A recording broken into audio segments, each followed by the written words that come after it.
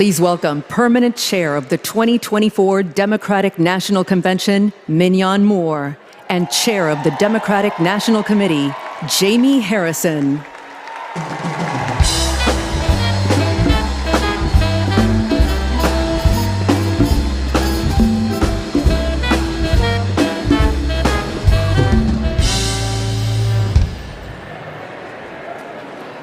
Hello, everyone. I am Mignon Moore, Permanent Chair of the Democratic National Committee. It is a pleasure to welcome you all to my hometown, Chicago. This convention is a celebration of our hard work and accomplishments and of the American spirit that makes this party and our country great. That's the spirit President Biden reignited when he told us we were in the battle for the soul of our nation. Throughout his term, he has brought us together and revived our country and our country's soul. And last month, in a true act of patriotism, he passed the torch to the next generation and the next President of the United States, Kamala Harris.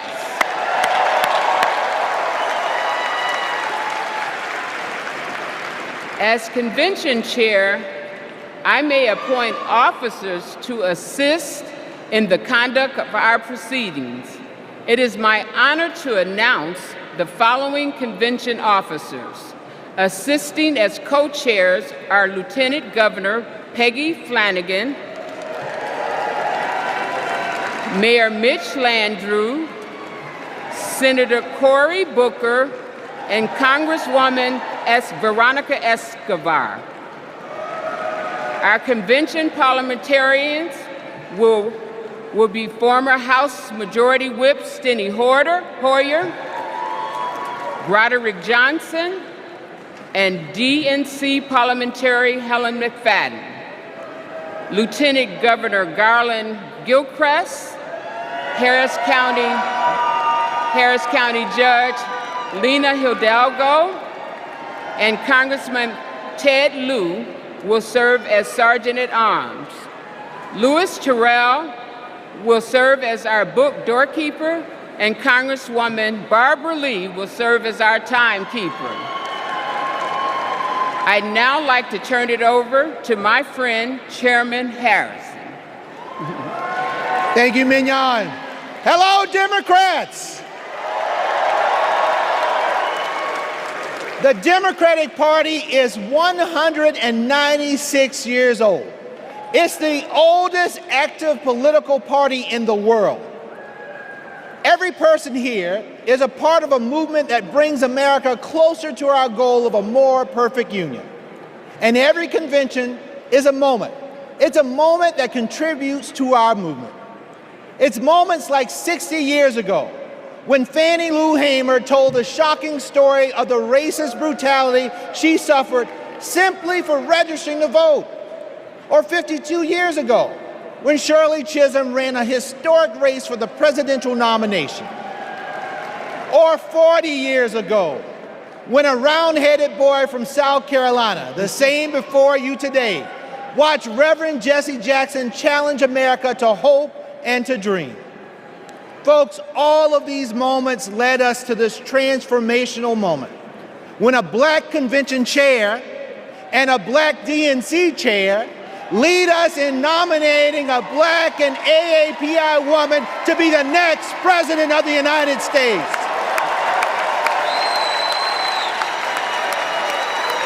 Folks, this is because the Democratic Party is and always will be for the people, for our future.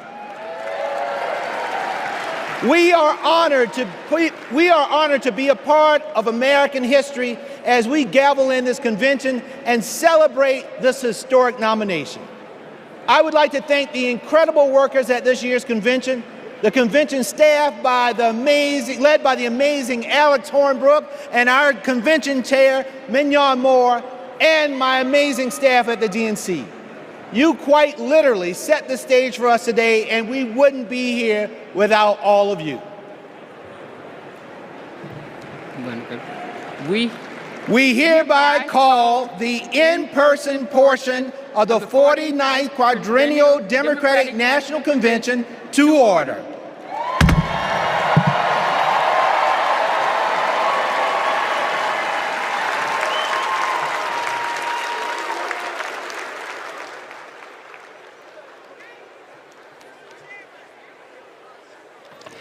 Please stand if you are able for this evening's invocation offered by Cardinal Blaise Joseph Supich, Archbishop of Chicago.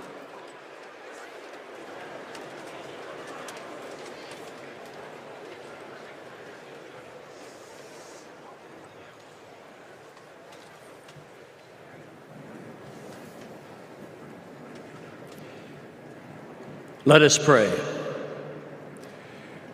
We praise you, O God of all creation. Quicken in us a resolve to protect your handiwork. You are the source of every blessing that graces our lives and our nation. We pray that you help us to truly understand and answer the sacred call of citizenship. We are a nation composed of every people and culture, united not by ties of blood, but by the profound aspirations of life and freedom, justice and unbound hope. These aspirations are why our forebears saw America as a beacon of hope. And with your steady guidance, Lord, may we remain so today. In every generation, we are called to renew these aspirations, to reweave the fabric of America. We do so when we live out the virtues that dwell in our hearts, but also when we confront our failures to root out ongoing injustices in our national life, especially those created by moral blindness and fear of the other. We pray for peace, especially for people suffering the senselessness of war.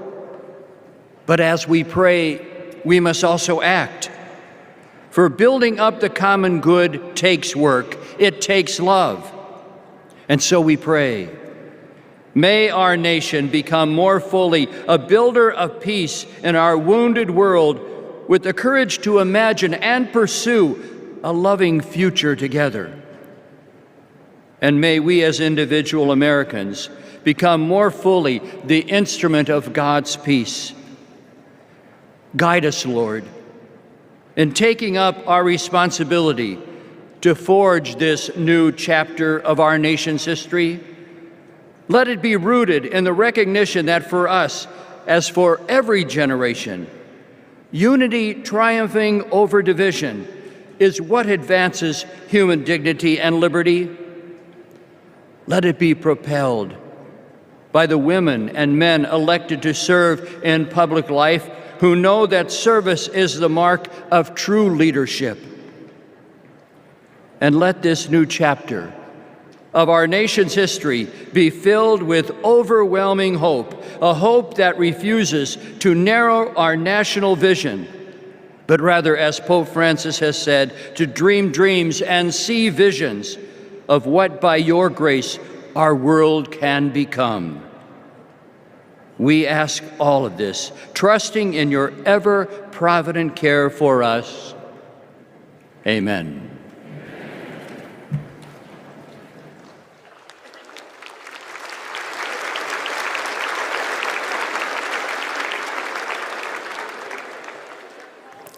Please welcome Prairie Band Potawatomi, Nation Tribal Council Vice Chair Zach Pamami, and Secretary Lori Melchior.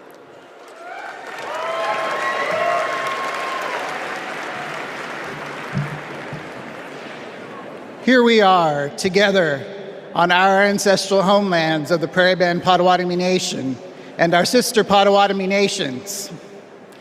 We also honor the spirit of the other tribal nations who traveled westward to this beautiful area.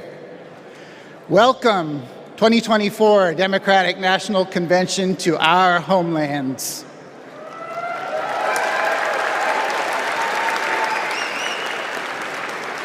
This land has and always will carry enormous importance to its original stewards, our ancestors, and our present-day communities. I am Vice Chairman of the Prairie Band Potawatomi Nation, joined by Secretary Lori Melchior,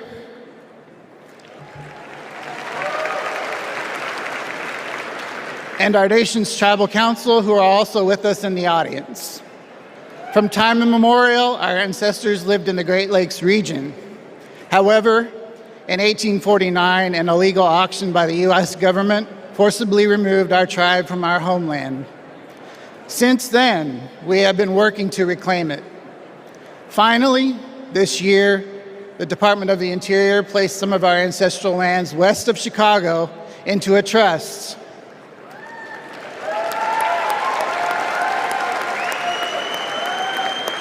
Thanks to the resolve of our tribal community and the Biden-Harris administration, we reclaimed a piece of our home. We became the only federally recognized tribal nation in Illinois in 175 years. Together, in our homelands, let's have a joyful, historic convention. Blessings to you all. Miigwech.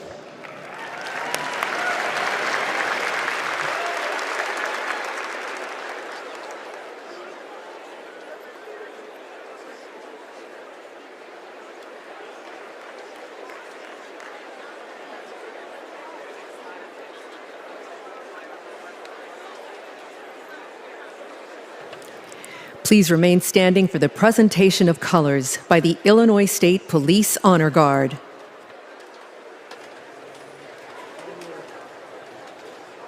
Detail. Attention. Carry. Colors.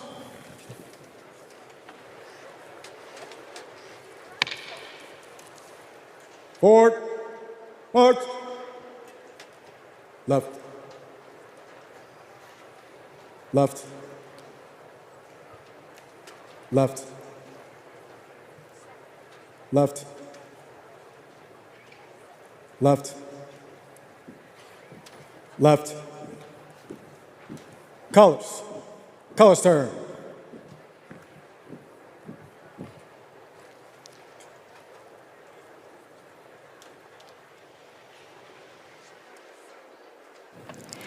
Please welcome William and Charles Harrison from South Carolina to lead us in the Pledge of Allegiance.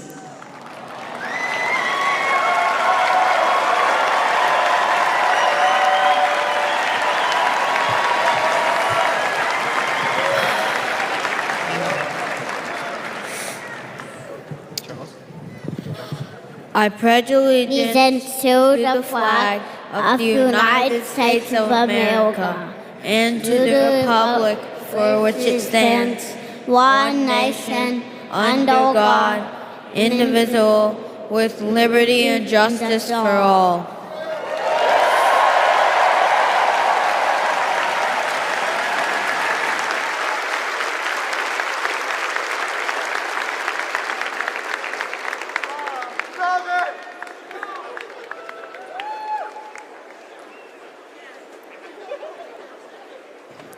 Please welcome the Soul Children of Chicago to sing our national anthem.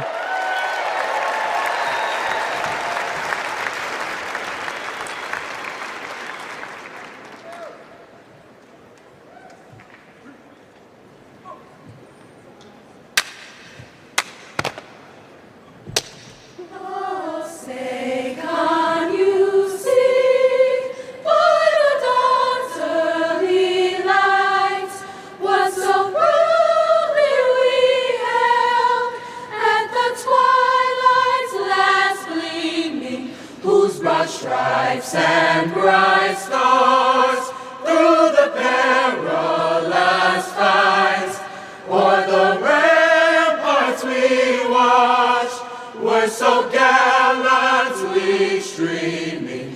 On the rockets sprinkling, the bombs bursting in air,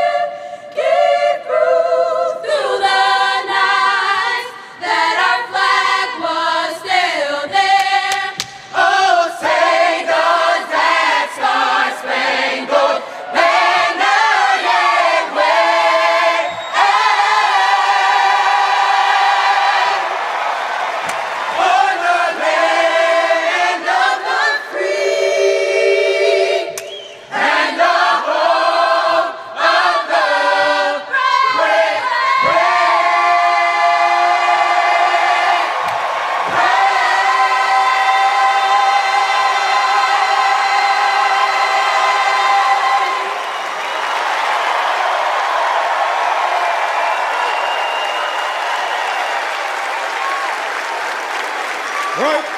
Peace. Forward. Forward.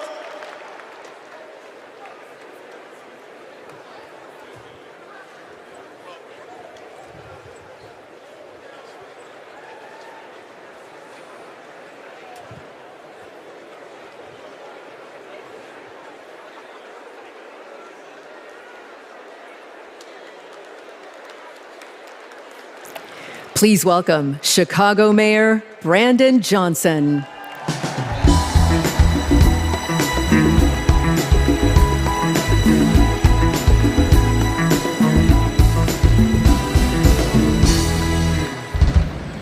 Welcome to the greatest city in the world, Chicago,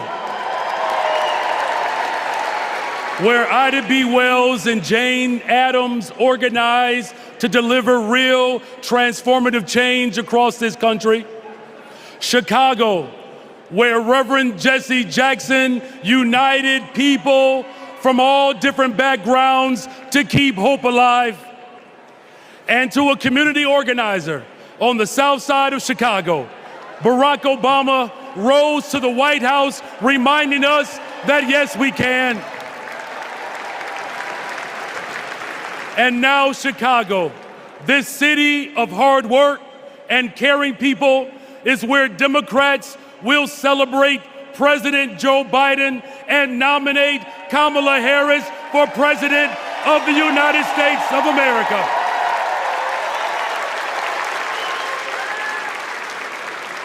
As the son of a family that worked to make ends meet, I know that Kamala Harris, the daughter of a mom who worked hard every single day, she is going to look out for the interest of everyday people. I know that as a fellow former social studies teacher, that Governor Tim Walz will never shrink from standing up for our democracy and for those most in need. And as a black man, raising a little black girl on the west side of Chicago, I know that my daughter Brayden will see not only a reflection of herself in the White House, but she will experience the deepest part of American values. Think about it. What will it take to build the middle class and make it easier for families not only to get by, but to get ahead? It will take someone with toughness to stand up for us. And let me tell you, America, Kamala's got it. What will it take to defend our fundamental rights and our freedoms? It will take someone with leadership who would fight for us. And let me tell you, America, leadership, Kamala, she's got it. And what will it take to defeat MAGA Republicans and move our country forward and not backwards? It will take everyone, and let me tell you all, Kamala, she's got us. From Mississippi to Pennsylvania to Delaware, Kamala Harris, she's got us. From Michigan to Wisconsin to Nevada to California and right here in Illinois, Kamala Harris, she's got us. To the child care workers, to the tip workers, Kamala Harris, she's got us. And to make sure that this country ensures that families will have access to real affordable housing to create a pathway to the American dream, Kamala Harris, she's got us. Together we can build a better, brighter future. And there's no better place to start that than right here in the greatest freaking city in the world, the city of Chicago. God bless you all. Thank you.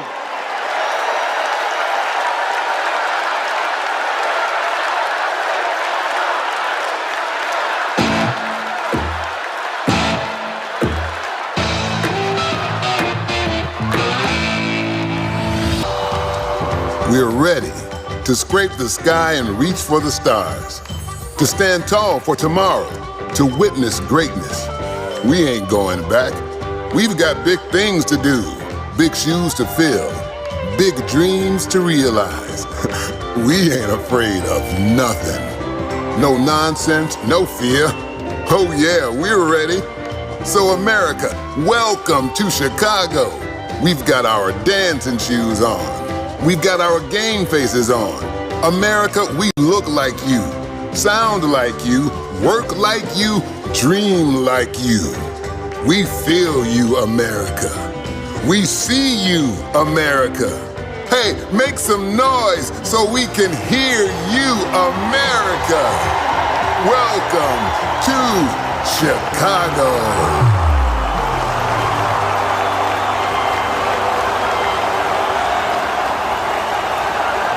Hello, my friends. My fellow Democrats. I started my journey to this stage in 1988. I was 12 years old, and my family was watching the Democratic National Convention. Now, to be honest, I wanted to watch something else. But we all knew when my grandfather sat in his chair, the TV was his. But folks, when Reverend Jackson came on, I paid attention. A black man from South Carolina, raised by a single mother. That was me. And as long as I live, I will never forget what he said. He challenged young people to hope and to dream. So that's exactly what I did. I dreamed big, I worked hard, and I never lost hope.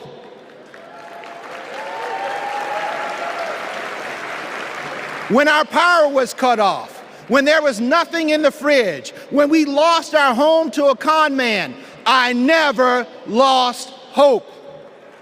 And now, my friends, I'm standing on the same convention stage that inspired me, and I'm the chair of the Democratic Party, the world's oldest political party. Folks, only in America. And that's the beautiful thing about this country that I love so much. Hope and hard work can take you anywhere. You can go to college, you can start your own business, you can even win the Olympics. That's the America Democrats believe in, and that's the America Democrats are fighting for. So 4 years ago, my friends, we were a country divided by fear. And we were stuck under a man who preached bigotry and hatred. Hope was lost. But my friends, we found hope in President Biden and Vice President Harris, and the 80 million Americans who stood by their side. And now we are united. We're united in our pursuit of progress because, my friends, they saw us. They fought for us. They heard us. And under their transformational leadership, we have forgiven billions in student loans. We have expanded access to health care, and we have strengthened the middle class. But the fight continues, and there is still more work to do. You know, I know that when we elect Kamala Harris and Tim Walz, they will build on our accomplishments, and they will create a country that works for every American. They will invest in our dreams and our futures, and hope will light our path forward. They will lead us in the fight for America, and believe me, when we fight, we win. And folks, we can never forget who we are fighting for.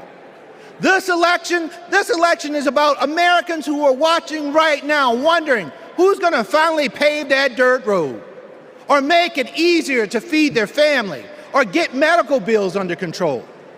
This election is about those who believe anybody can achieve their dreams if they work hard and trust in the endless possibilities of America. This election is about communities who need to see that hope and joy will always overcome fear and chaos.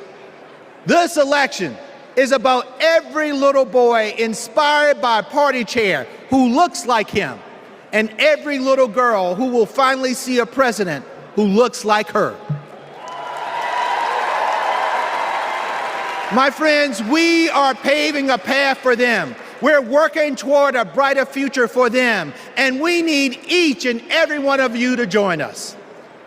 In my beloved home state of South Carolina,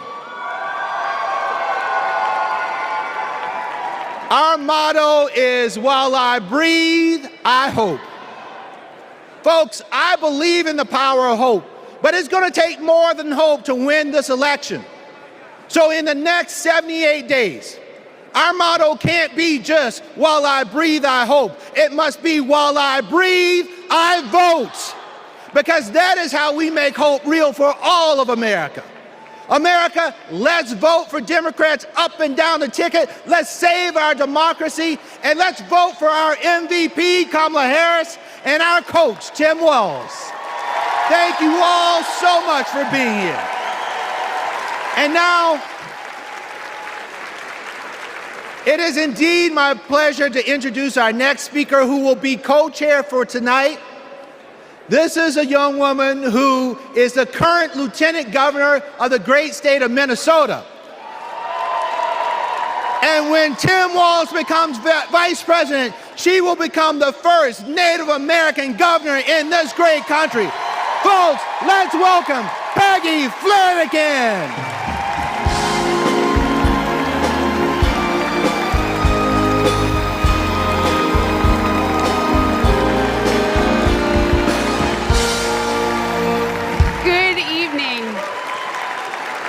Thank you, Jamie. As we gather together on this historic night, we remember those who came before us, who fought and prayed this moment into existence. The suffragists and the abolitionists, the activists who fought for our rights, the leaders who paved the way for us all. Their courage and conviction shaped the course of history. Their memory reminds us that the fight for freedom always passes from one generation to the next. We owe it to them and to ourselves to carry their legacy forward. Tonight we pay tribute to those who dared to dream of a country that truly stands for liberty and justice for all. Next, we'll hear from one of those people, a lifelong advocate for civil rights, Maxine Waters.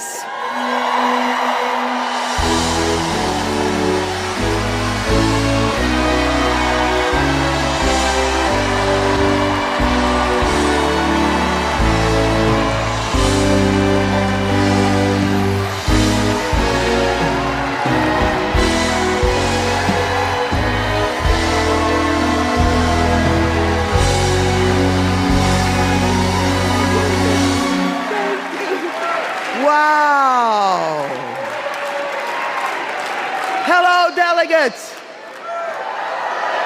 Now, you know, I've seen a lot in my lifetime.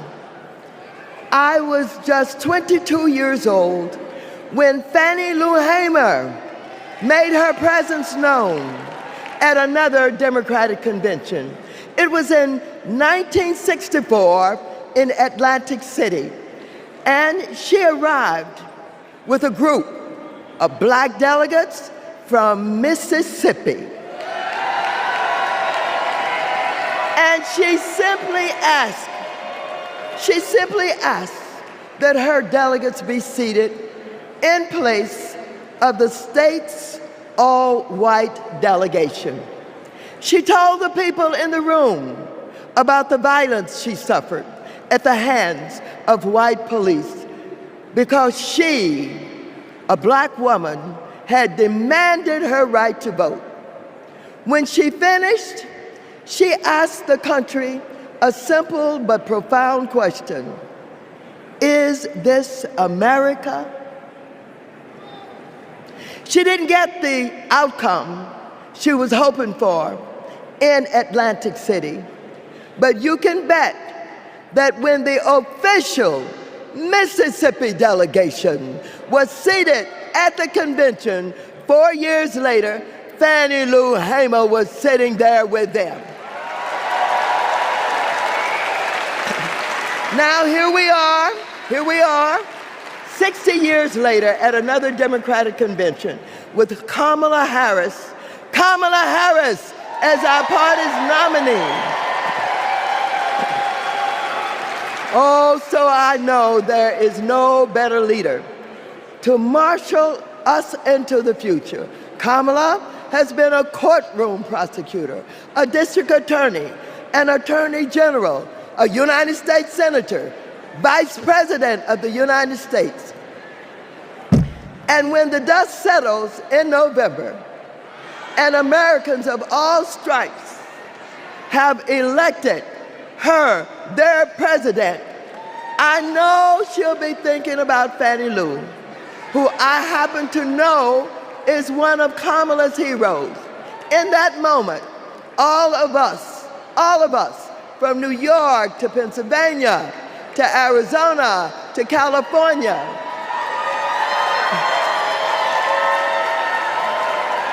we can ask ourselves, is this America? And we will be able to say loudly and proudly, you're damn right it is.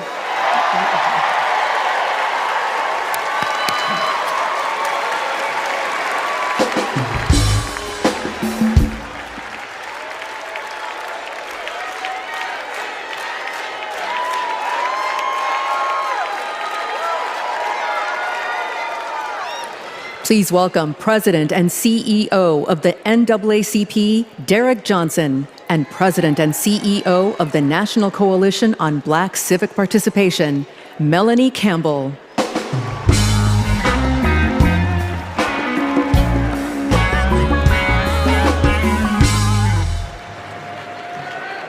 Good evening. I'm Derek Johnson, President and CEO of the NAACP, and I'm here to do my black job.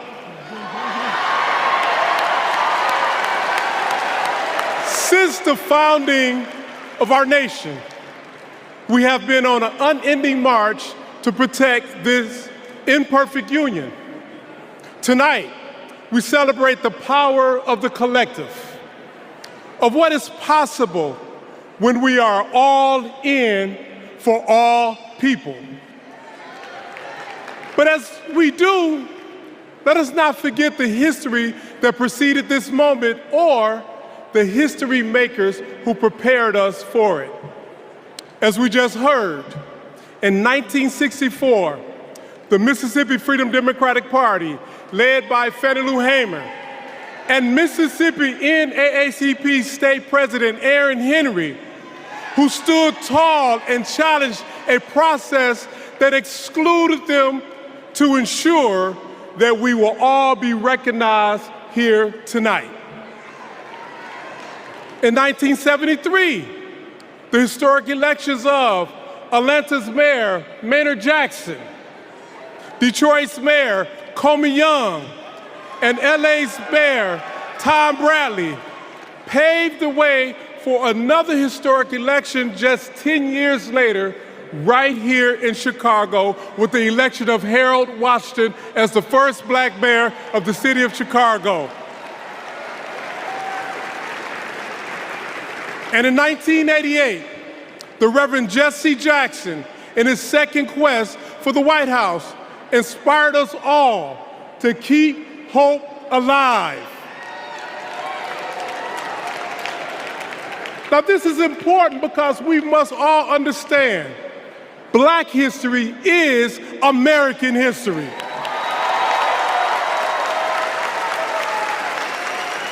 And in this historic moment, we will write the next chapter together.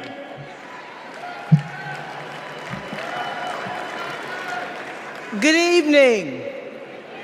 I'm Melanie Campbell, President and CEO of the National Coalition on Black Civic Participation and National Convener of the Black Women's Roundtable. We have come this far by faith. And for Black women, this moment has been a long time coming. Vice President Kamala Harris's path to becoming the Democratic nominee for President of the United States has been paved by the leadership, sacrifice, faith, and patriotism of generations of black women like Dr. Dorothy Irene Height, Diane Nash, Ella Baker, Amelia Boynton Robinson, Barbara Jordan, Shirley Chisholm, and Reverend Willie Barrow. Women whose optimism about what America could be and their fight to make that vision real redefined the leadership role that black women could play in moving our nation forward. As president, Kamala Harris will lead with power, brilliance, and strength from the highest office in the land.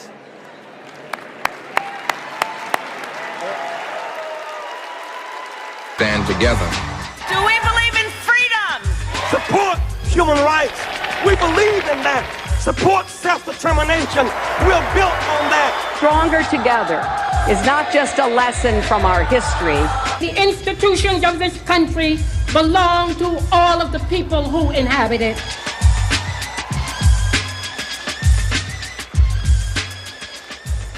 Jesse Jackson took to the stage at the Democratic National Convention in Chicago, knowing the uphill battle he would face in composing the score of a harmonious nation. Reverend Jackson started out very young. He opened the door, and he continues to do that even now, that all of us have a responsibility for other generations to come behind us. Jesse Jackson's candidacy in 1984 helped to pave the way for Barack Obama's presidency in 2008. His 1988 candidacy helped to reshape the Democratic National Committee. His candidacy was before its time.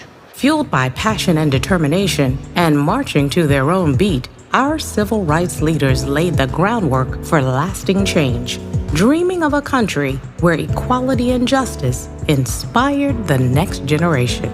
We need the energy of our young people. We need the wisdom of our elders. We all can be proud to say that we are truly a leading democracy and we respect people's ability to exist. America is not like a blanket, one piece of unbroken cloth, the same color, the same texture, the same size. America is more like a quilt, many patches, many pieces, many colors, many sizes. Standing on the shoulders of giants, Kamala Harris is the candidate who encompasses the brilliance, determination, analysis, and the action to carry the torch lit by the founders of the movement. There's only one choice to represent our collective voice. What kind of country do we want to live in? Value system of the modern Democratic Party has been shaped by the civil rights movement of the 1960s. There's a direct line from 64, the National Democratic Convention, where Fannie Lou Hamer asked to be seated, and 2024, where a black woman is the Democratic nominee. It's been a long struggle and a long journey, but Fannie's gonna be vindicated and Shirley Chisholm's gonna be vindicated in the 24 Democratic Convention. I wonder if I could sit in a room with Shirley Chisholm, with Rosa Parks, with Coretta Scott King. What would they say about what's happening today? The civil rights movement has been a key part of organizing the agenda, not just of the Democratic Party, but of democracy. This is the hope that runs through Kamala Harris's leadership, one where hope, change, and freedom are the drumline of our democracy. I stand before you today as a candidate for the Democratic nomination for the presidency of the United States of America. I stand before you today to proudly announce I am now officially the Democratic nominee for President of the United States. We must never surrender. America will get better. Keep hope alive. Keep hope alive.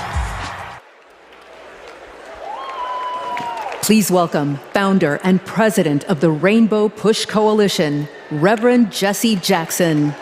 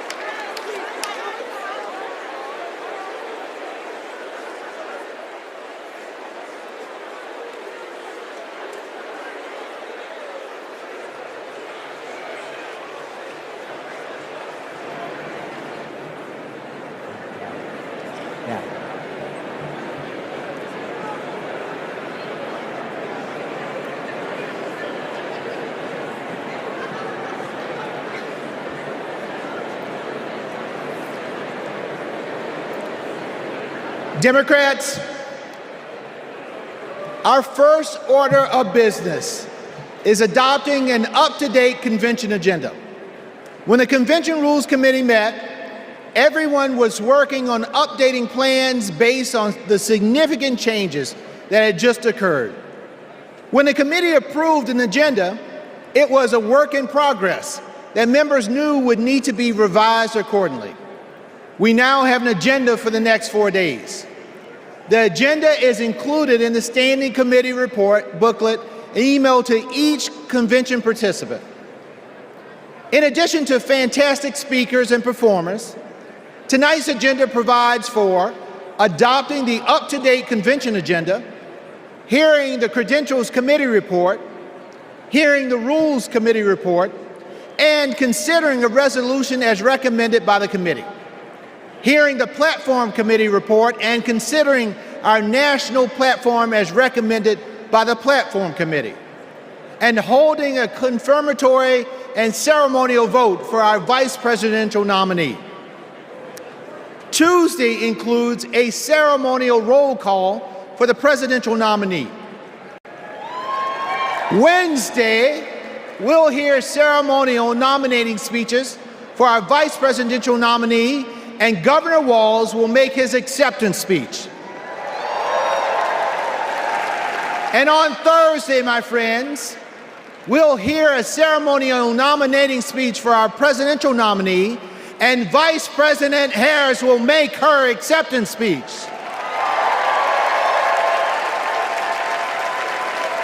So now, delegates, the chair will entertain a motion to approve the up-to-date agenda. Is there a second? All in favor of approving the convention agenda, please say aye. Aye. All opposed, say nay. The ayes have it.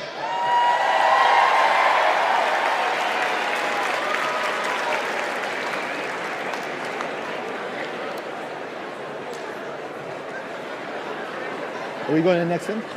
Please welcome Credentials Committee co-chairs, Secretary Marcia Fudge and James Roosevelt Jr.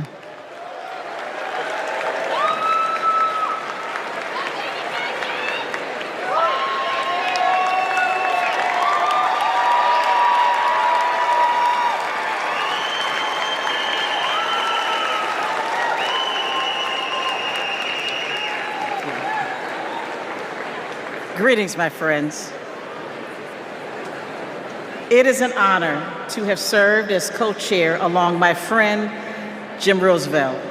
Pursuant to the call, the Credentials Committee met and adopted a resolution to credential the delegates and alternates to the 2024 National Convention. I am pleased to report that there were no credentials issues to be decided by the committee.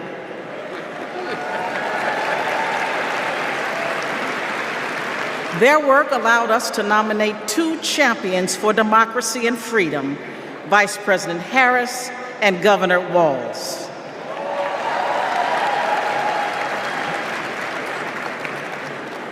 Our delegate selection process is designed to ensure every voice is heard and every vision is heard, and our delegates accurately represent their electorates. Diversity is our party's strength. And I'm so proud to see the wonderful representation of our party and democracy here today. I am pleased to share that the Credentials Committee report was adopted and all delegates have been fully credentialed. In memory of Marvin Turner, we are going to have a great convention and we are going to win. Thank you.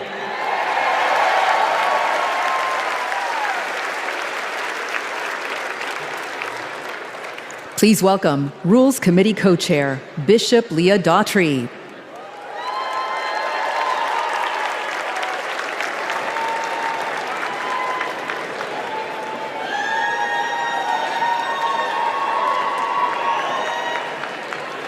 Hello, Democrats.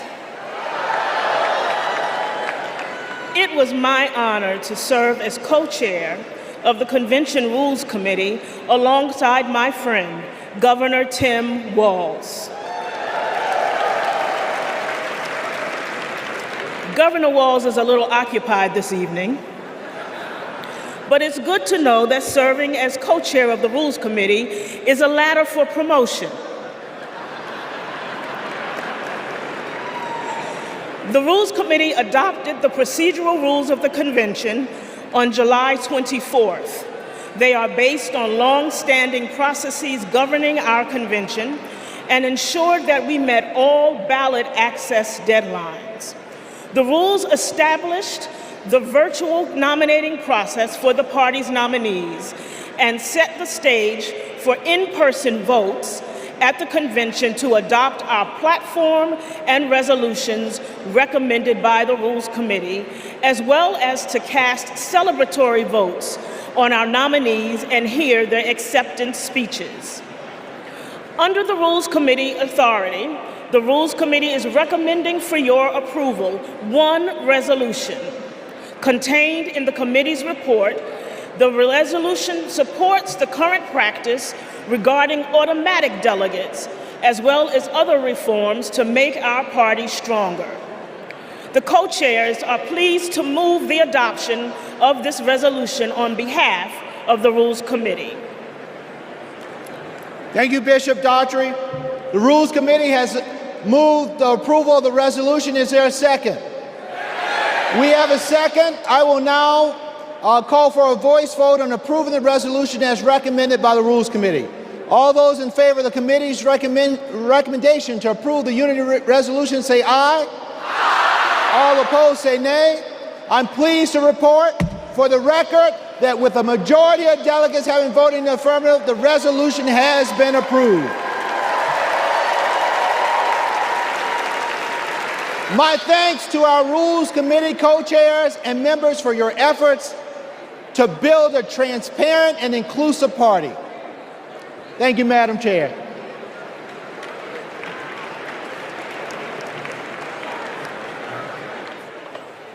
Please welcome Platform Committee co-chairs Mayor Mitch Landrieu and Mayor Regina Romero.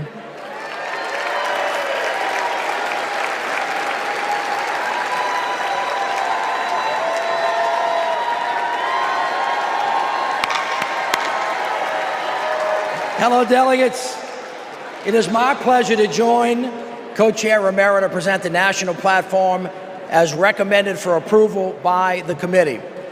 Our platform is grounded in our democratic values of hope, of progress, and love of our country. It makes a strong statement about the historic work that President Biden and Vice President Harris have accomplished hand in hand, and it presents a bold vision for our future. Kamala Harris will protect reproductive freedoms. Donald Trump will rip them away. Kamala Harris will lower costs for Americans, expand access to affordable health care, protect and strengthen Social Security and Medicare. Donald Trump will cut taxes for billionaires and big corporations, and he will pay for it by putting health care and Social Security on the chopping block. Kamala Harris is going to defend our democracy. Donald Trump is going to undermine it. The choice before us is clear, and the stakes could not be higher. Buenas noches, demócratas. Mayor Landrieu, it was a pleasure to serve as your co-chair. I also want to recognize Louisa Terrell and the drafting subcommittee for their work. This platform was passed by the Platform Committee on July 16, prior to the President passing the torch in an act of love and patriotism. And it's the product of a comprehensive process to engage with leaders from all corners of our winning coalition. Hundreds of submissions, hours upon hours of hearing and testimonies, countless conversations with community leaders and grassroots Democrats. All were essential to producing a forward-looking vision for our party that echoes the voices of all. Vice President Harris is now carrying the torch. And she and Governor Walz are committed to delivering results for the American people. Then you have Donald Trump. His extreme agenda is working against everyday Americans. He is fighting for big oil, big pharma, big banks. But most of all, my fellow Democrats, he is fighting for himself. This November, we need to keep Democrats in office and elect Kamala Harris and Tim Walz so we can implement an agenda that works for everyone. Cuando luchamos, ganamos. And with that, on behalf of the Platform Committee, we are pleased to move the adoption of the 2024 Democratic National Platform. Thank you. The co-chairs have moved the approval of the national platform. Is there a second? We have a second. I will now call for a voice vote to approve the platform as recommended by the Platform Committee. All those in favor of approving the platform, please say aye. All opposed say no. Co-chairs, I am pleased to report for the record that with a majority of the delegates having voted in the affirmative, the platform has been adopted. Once again, thank you to our Platform Committee co-chairs and members, as well as the Platform Drafting Committee and its chair, Louisa Terrell.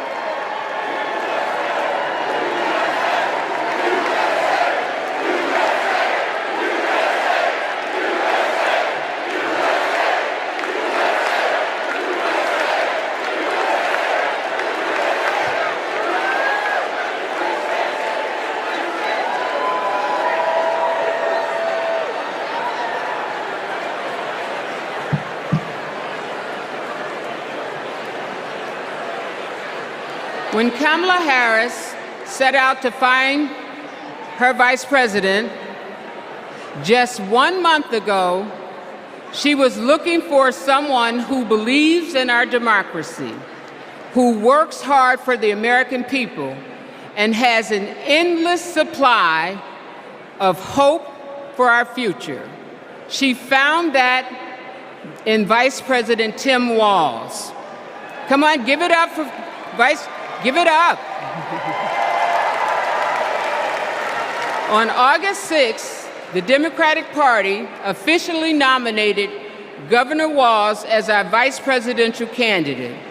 While Governor Walz's nomination has already been certified, we couldn't miss the opportunity to celebrate this future vice president's integrity, commitment, decency, and service to our nation.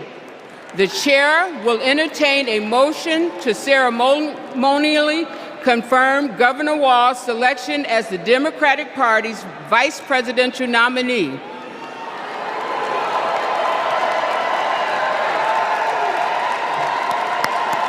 We have a motion. Is there a second?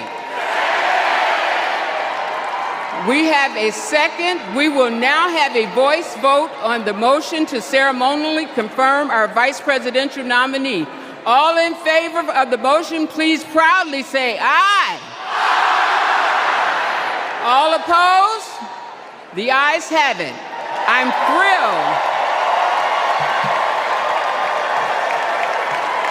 thrilled to proudly reaffirm Tim Walz as our Democratic nominee for vice president.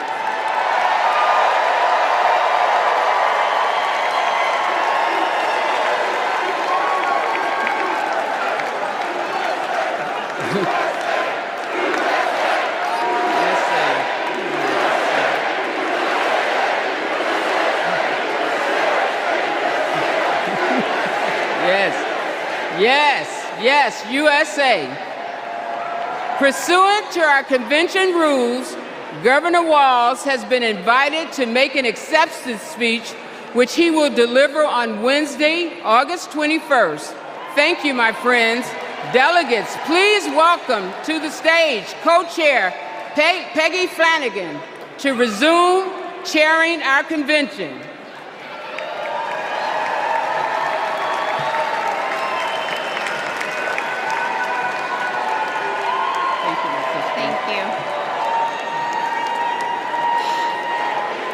Thank you. Thank you. Well, good evening, and welcome to the first night of the Democratic National Convention.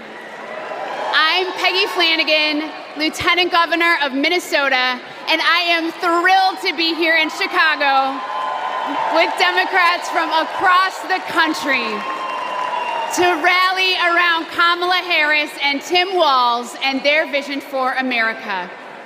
It's been 8 years since we last came together as a party, and I can feel the excitement in this arena. It's filled with energy and with joy. Our theme tonight is for the people. We'll hear from union leaders, civil rights advocates, and our fellow citizens. And we'll hear from our president, Joe Biden, who has been a champion for the people for his entire life. My name in the Ojibwe language is Gigi Wewedam Ukwe, or in English, speaks with a clear and loud voice woman. I'm a member of the White Earth Nation, and my family is the Wolf Clan. And the role of our clan is to ensure that we never leave anyone behind.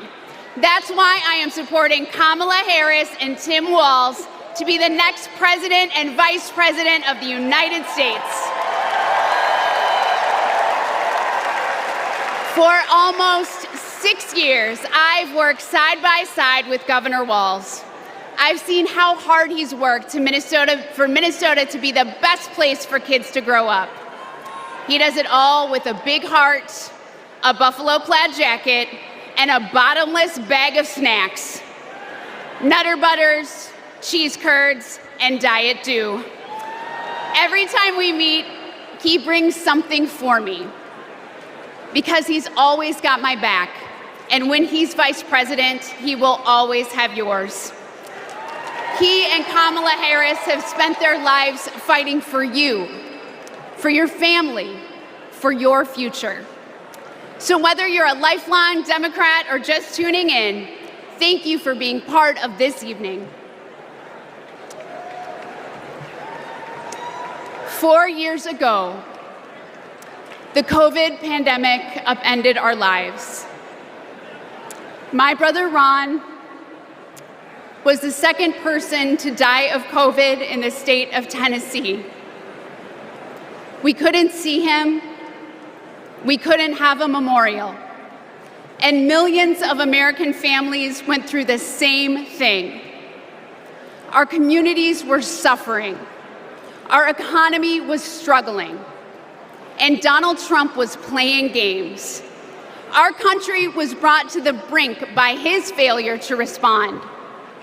But the Biden-Harris administration stepped in with quick and decisive action. They contained the virus, created millions of jobs, and invested in our nation's future. Under their leadership, America began to heal.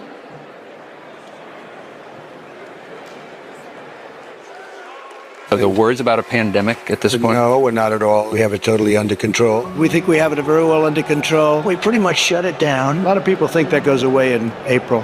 With the heat, we're in very good shape. Because of all we've done, the risk to the American people remains very low. View this the same as the flu. It's going to disappear. One day, it's like a miracle. It will disappear. We all together have done a very good job. We think the death will be at a very low number. I see the disinfectant. Is there a way we can do something like that? By injection inside or almost a cleaning. I'm taking it. Hydroxychloroquine. When? Right now, yeah. You can test too much. You do know that. Who says that? Oh, just read the manuals, read the books. Manuals? Read the books. Manual? I think it's under control. I'll tell you what. How? 1,000 Americans are dying a day. They are dying. That's true. It is what it is. Help is on the way, and it is long overdue. The $1.9 trillion COVID relief bill to get stimulus aid directly to struggling Americans. Our plan is about what we need to do around a national strategy for contact tracing, for testing, for administration of the vaccine, and making sure that it will be free for all. Tonight, the U.S. is nearing a major milestone in the fight against the coronavirus.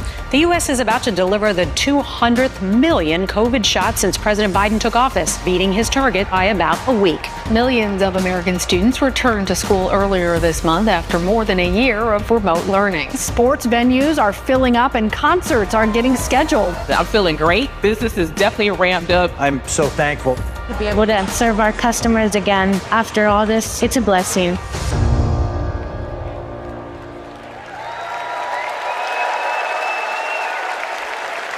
Please welcome Illinois Representative Lauren Underwood.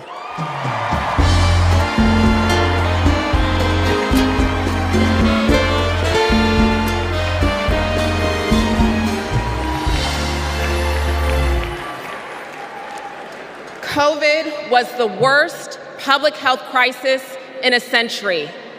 Donald Trump failed us. But Joe Biden and Kamala Harris got it under control.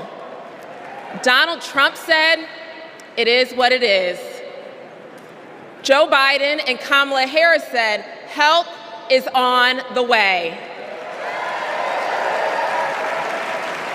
Democrats in Congress tried to lower the cost of health care.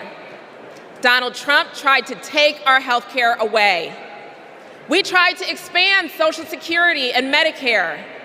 Donald Trump tried to cut them year after year after year. He took the COVID crisis and turned it into a catastrophe. We can never let him be our president again.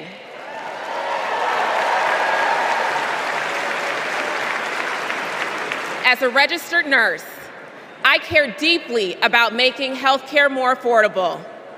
As someone with a pre-existing condition, I am determined to protect the people who are most at risk. And as the youngest Black woman ever elected to Congress, I am painfully aware that Black women, especially pregnant women and new moms, were more likely to die from COVID. I wrote the Momnibus to protect those women and to address the maternal health crisis. And that bill was introduced and championed by Senator Kamala Harris.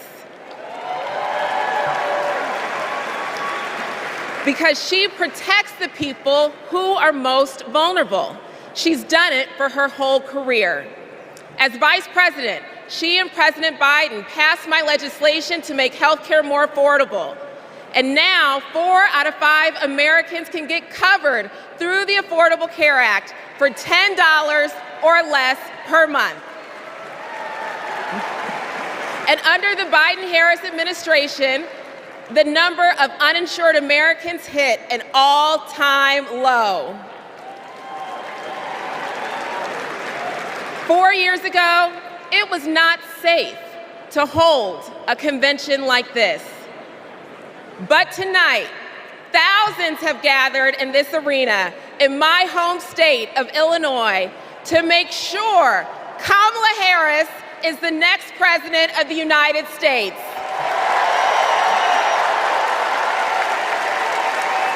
We have come so far these past 4 years, and we're not going back. Thank you.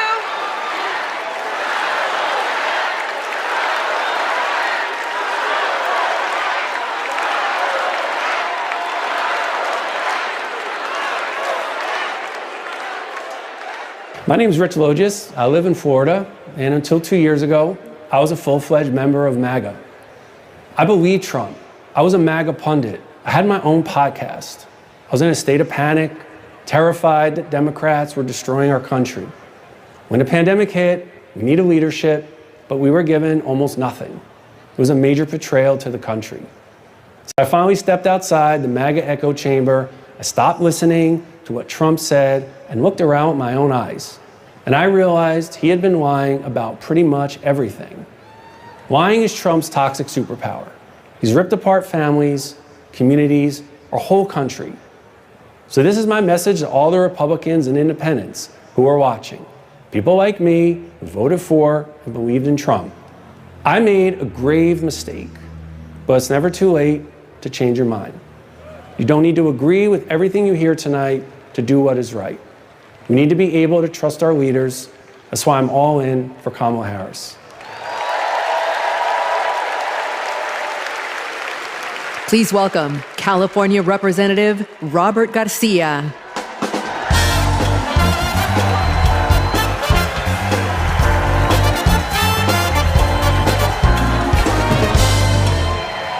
Thank you. Thank you. We all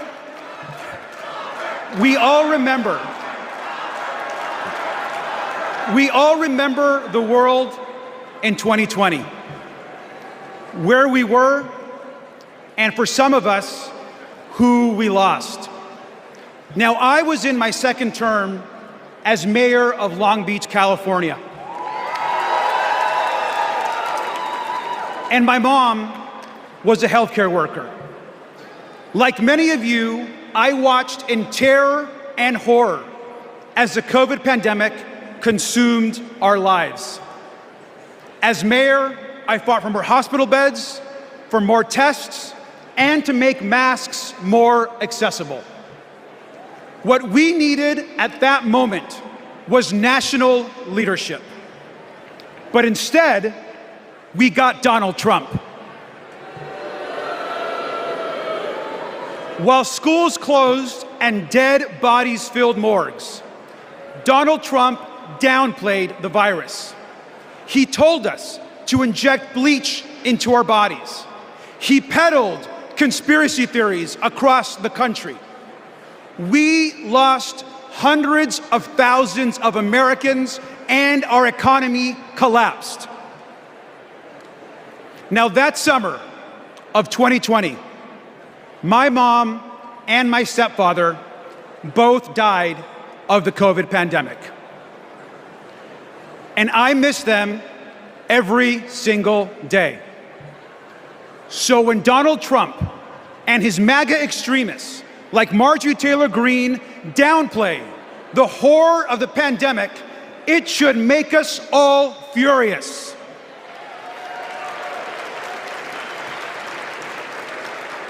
Now, I will never forget when Kamala Harris called me after my parents died. She told me about her own story, about losing her own mother, and that she was praying for me at that very moment. Now, we all know that later that year, Joe Biden and Kamala Harris were elected president and vice president. And what a difference they made together. They got people vaccinated. They got the virus under control. They safely reopened our schools. And they passed the American Rescue Plan. A historic economic package that helped small businesses and created jobs all across the country. Thank you, Joe Biden and Kamala Harris.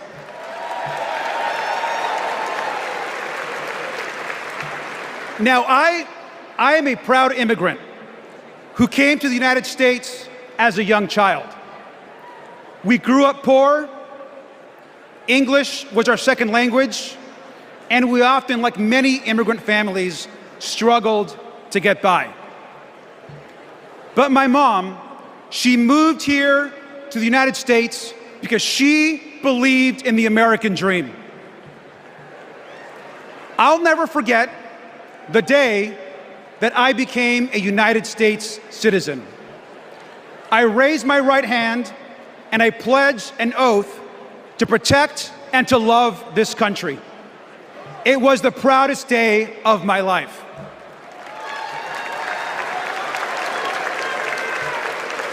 My mom taught me to love this country.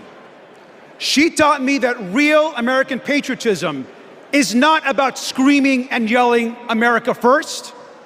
Real American patriotism is loving your country so much that you want to help the people in your country. That is American patriotism. And we all know that Kamala Harris understands and knows this as well. Kamala Harris is ready to lead this country.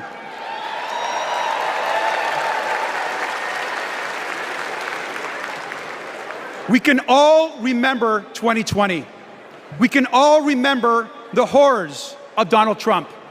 But let's remember, most importantly, tonight and every single day this week, that we are not going back. Thank you.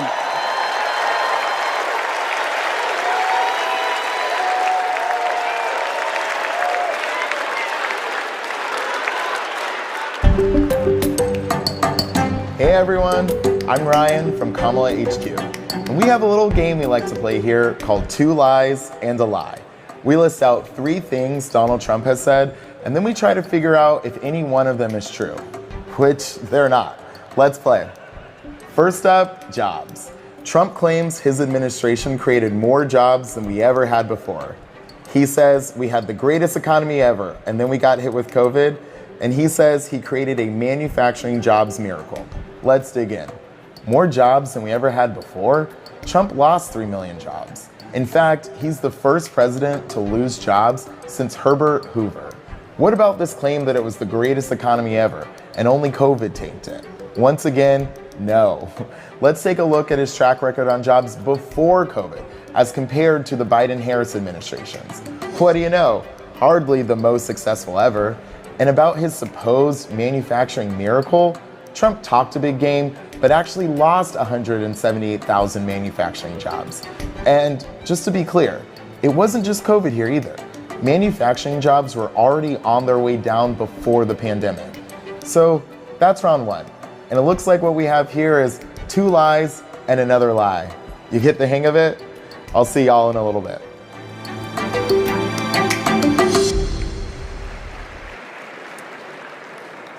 Donald Trump downplayed COVID while Americans were living in fear. He lied about creating jobs while our communities were fighting to survive. But the Biden-Harris administration stepped up. They actually took decisive action to create jobs, support small businesses, and rebuild a stronger and more resilient economy. Kamala Harris is a leader we can trust, even in our most challenging moments, especially in those moments. Donald Trump dithers, Kamala Harris delivers.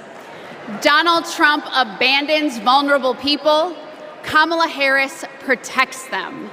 Donald Trump bullies scientists, Kamala Harris believes them. Our next 2 speakers will tell us why that's so important. Please welcome Brian Wallach and Sandra Abravaya.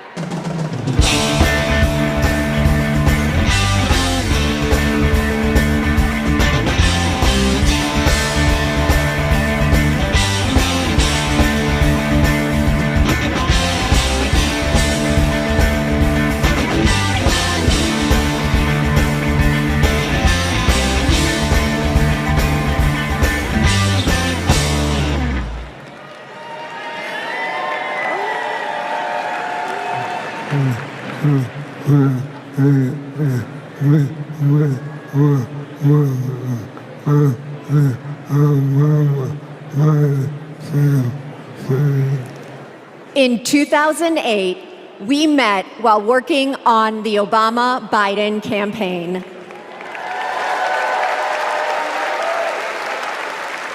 We found our way there because we believe in the power of organizing.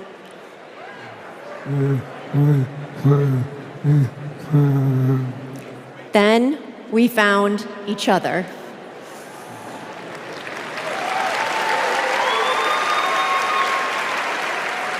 The day we brought our second daughter home from the hospital, Brian was diagnosed with ALS. I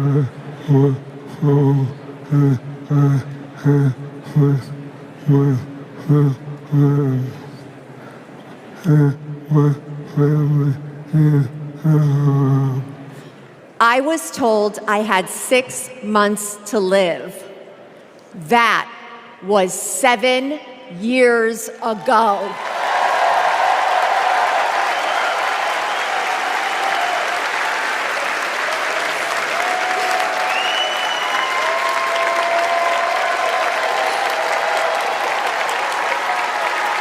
We could not change Brian's diagnosis, but we knew how to organize. So we co-founded a nonprofit called I Am ALS, and thousands of terminally ill patients fought for new therapies, $1 billion to fund ALS research, and earlier access to treatments, all of which President Biden signed into law.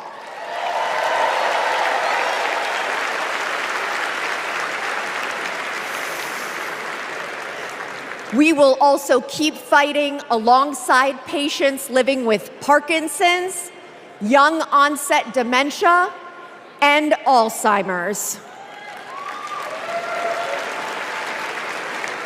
We've seen just how relentless activism can beat the odds, just like what Brian has been doing for 7 years.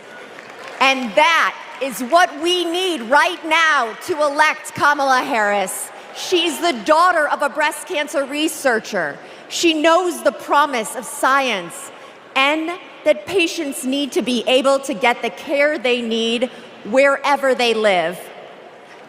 We all want to make life better for the next generation and believe that people like Brian can be the first generation of survivors.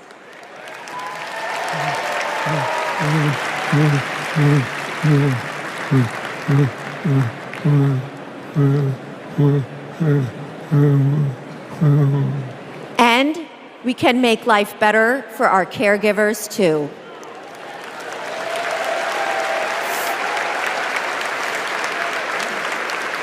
Brian and I are still driven by hope and by faith in what we can do collectively, and that includes the power of our vote. This November, we are voting for our future.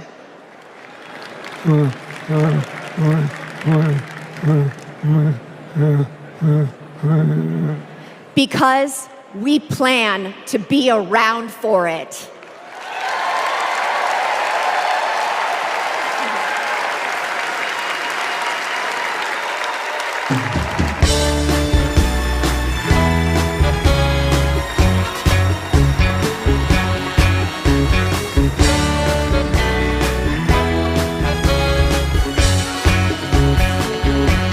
Please welcome Illinois Senator Dick Durbin.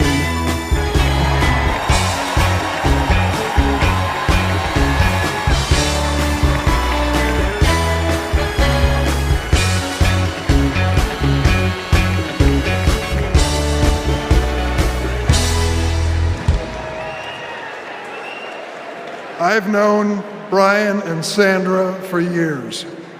In fact, Sandra was my personal press secretary. You will not find a more courageous couple. Let's give Brian and Sandra another round of applause.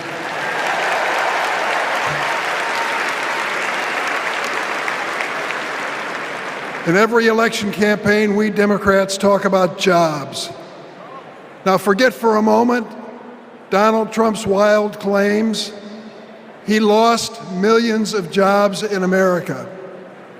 He promised to bring back manufacturing jobs, but he failed. He promised to deliver infrastructure, but he failed. His record was defined by failure. To put it another way, Donald Trump is like a bad boss. You want time off to take care of your sick parents? Ask Donald Trump. Denied. In Donald Trump's America, there is no paid family leave. Want to have a child? but need IVF? Too bad. That's shut down too. Want a pay raise? Too bad. The boss just gave himself one, so there's nothing left for you. Donald Trump reminds us of a boss we all had. The guy who thinks he's a very stable genius, but is driving the company into the ground. Now get this. Donald Trump did make history. Let's give him credit. He is one of only 2 presidents in the history of the United States to leave office with fewer Americans working than when he started. Now he wants a chance to make America unemployed again. On the other hand, let's take a look at the record of Joe Biden and Kamala Harris. They recovered all those millions of jobs that Trump watched slip away. They added over 6 million jobs on top of that. 16 million jobs in total. 16 million. Today, more roads are getting fixed, more factories are being built, more Americans are working construction, and more auto workers are making cars than on any month when Trump was president. And we know behind every job is a person or community forever changed. Data centers in Wisconsin, semiconductors in Pennsylvania, electric vehicles in Michigan. Yes. Hello, Michigan. These investments mean strong economy, growing public schools, and well-funded, well-staffed first responders. These investments mean hope. That's what Kamala Harris and Tim Walz are fighting for. They'll fight for the places that are too often left behind. Fight to change lives and uplift communities. Fight to bring back American manufacturing. My friend, Ed Smith, a giant of the Illinois laborers, he's a great fellow. We lost him this year. But Ed Smith told us there's joy in this battle. When we win, we help people buy their first homes, send their kids to college, and retire with dignity. Incidentally, that happens to be my family's story too. My mom and dad worked for the railroad, and because we were a strong union family, we were able not just to get by, but to get ahead. That's the American economy Kamala Harris and Tim Walz are fighting for. Let's join that fight and build it together.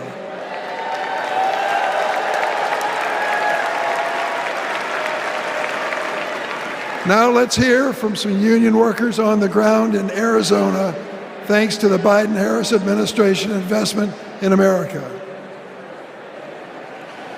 Welcome to Phoenix. Donald Trump said he'd bring back American manufacturing, but Joe Biden and Kamala Harris actually did it. Thanks to them, plumbers and pipe fitters like us are building the factories, semiconductor plants, and data centers of the future. We are hard at work in Phoenix, Mesa, Goodyear, Chandler, and more. Our neighborhoods, schools, and local businesses are growing. Sometimes we have so many projects that we send fabrication out to other states. Our local union is now up to 4,800 trades members. That's up from 2,800 in 2020, thanks to Joe and Kamala. And it's an exciting time for us in the next generation.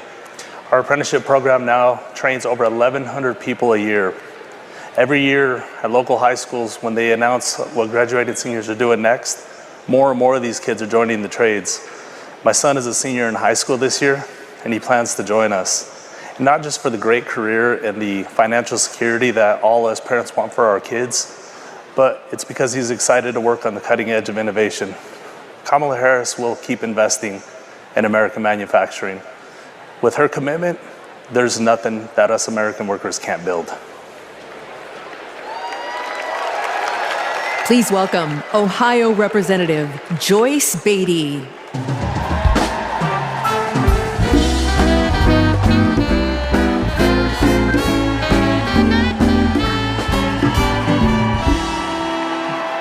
Good evening. I'm Joyce Beatty, and I'm proud to represent Ohio in Congress. I was born in the Buckeye State, and I've never left. Now, J.D. Vance likes to talk about how he's from Ohio, but as soon as he could, he ran away to Yale and Silicon Valley, cozying up with billionaires while trashing our communities. JD has been our senator for 18 months.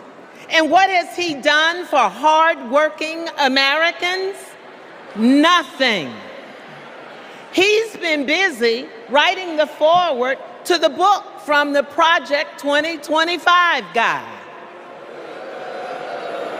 While JD and Donald Trump have been sharing conspiracy theories from the darkest corners of our internet, Kamala Harris and Joe Biden have been busy expanding access to the internet, while the other guys have been criticizing women without children. Joe and Kamala have been expanding the child tax credit. And let me just tell you, cutting the poverty rate for our children. Kamala and Joe Biden have been also at the same time reducing the price of health care for our seniors. And yes, securing a cap of $35 on insulin. And as JD and Trump, they want to take us back to the past. Kamala and Joe have been bringing the jobs of the future to America today. With the CHIPS Act, a $280 billion investment. And that's not just a big number. It means new semiconductor plants and thousands of good-paying jobs. You see, I worked with Kamala to pass it, and I saw her leadership style up close, a rare combination of brilliance, legal expertise, and patience. You see, it's simple. JD and Trump like to talk about states like Ohio, but Kamala and Joe actually get stuff done for us. And so does our next vice president and my good friend, Governor Tim Walz. America, are you ready to build on our progress?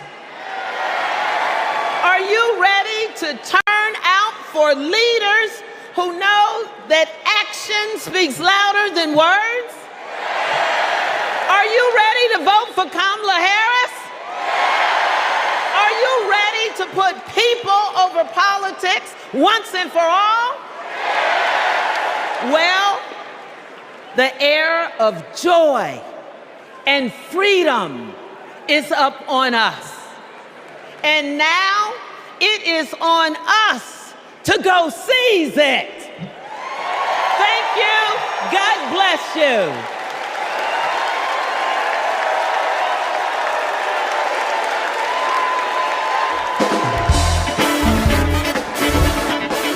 Please welcome AFSCME President Lee Saunders, SEIU President April Barrett, LIUNA General President Brent Booker, IBEW International President Ken Cooper, CWA President Claude Cummings, and AFL-CIO President Liz Schuler.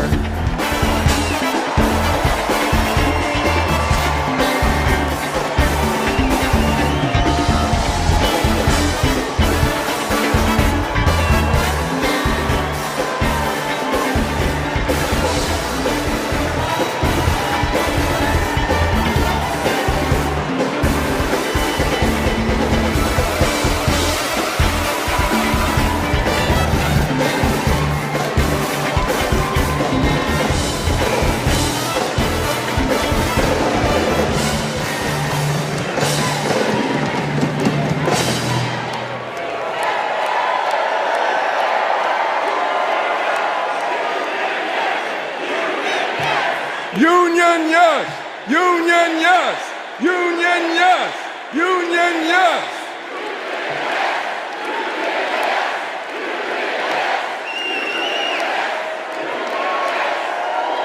All right.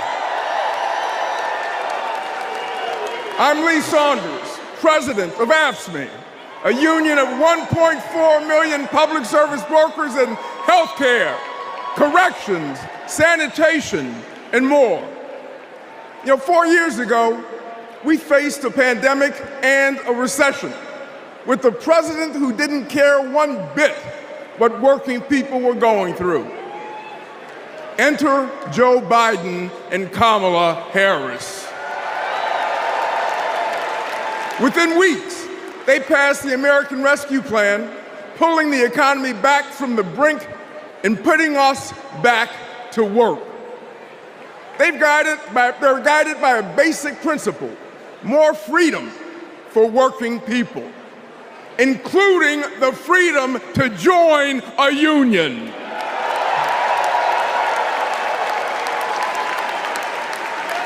So this November, we're moving forward with Kamala Harris as our president.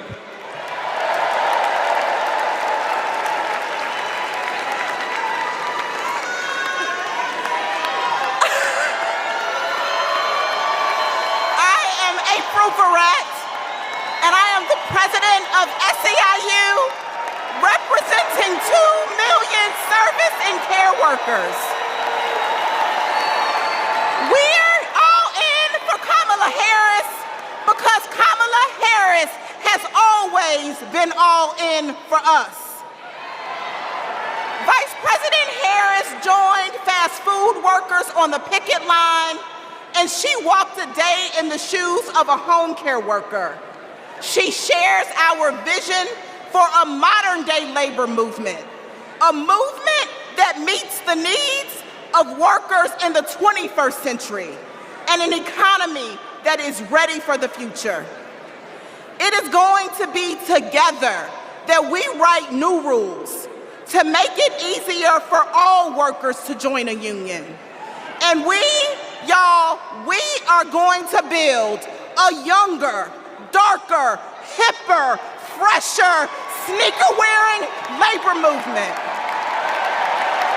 A movement that is going to be more inclusive and built for the middle class. And we are going to end poverty wage work for once and for all.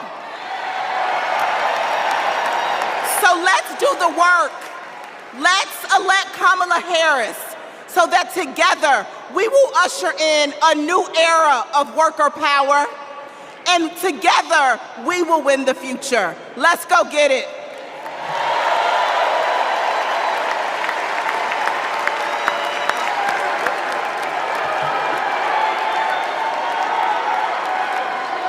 I'm Brent Booker,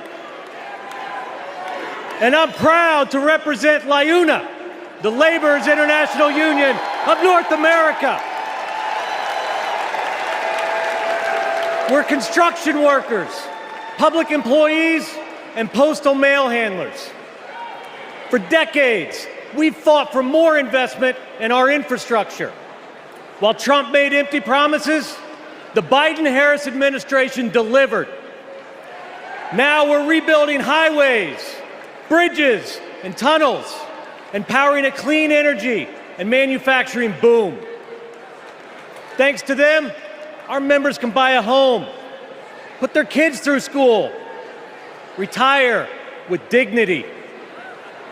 As president, Kamala Harris will keep fighting for workers who are building America.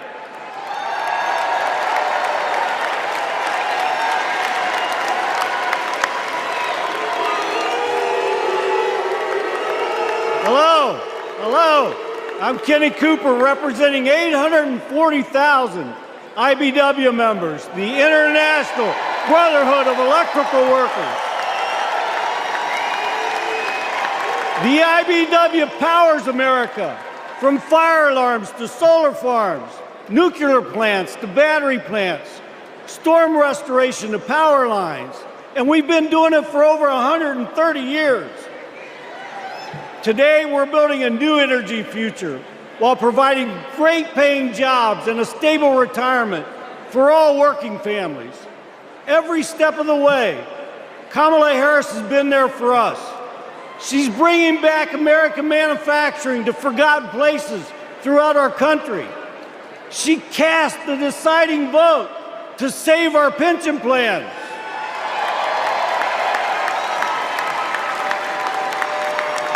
She's lifted our apprentices up all over the nation. And guess what?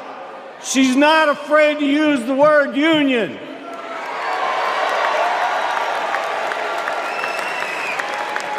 She has came through for all of us, and it's our turn to come through for her. Thank you.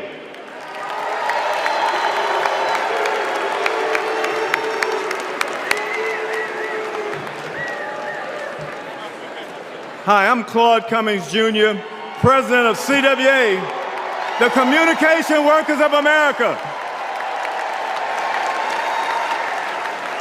We all saw the digital divide during the pandemic. Millions of American families didn't have access to high-speed internet at home. Too many kids were forced to go online class in McDonald's parking lots. But as Vice President, Kamala Harris helped pass the largest investment in broadband ever. She gave CWA members a seat at the table so we could work to connect every household to the internet while creating good union jobs. Listen, we don't play at CWA. And we're fired up. Are you fired up tonight? Are you fired up? Are you fired up? We're fired up to work with our next president, Kamala Harris.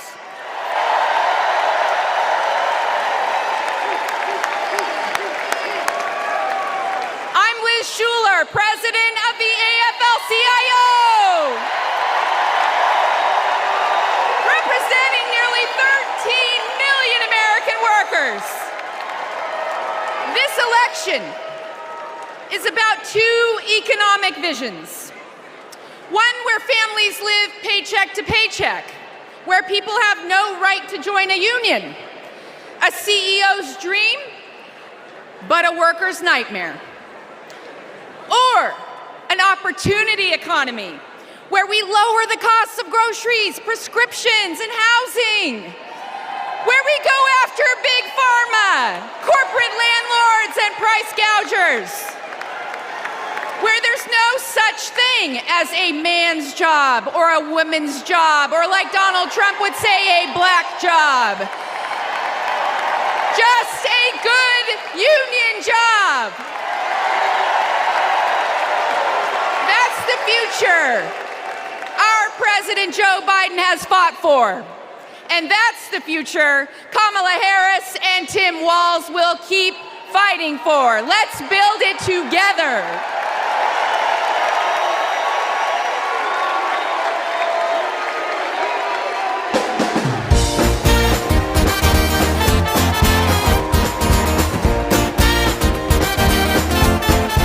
Please welcome Los Angeles Mayor Karen Bass.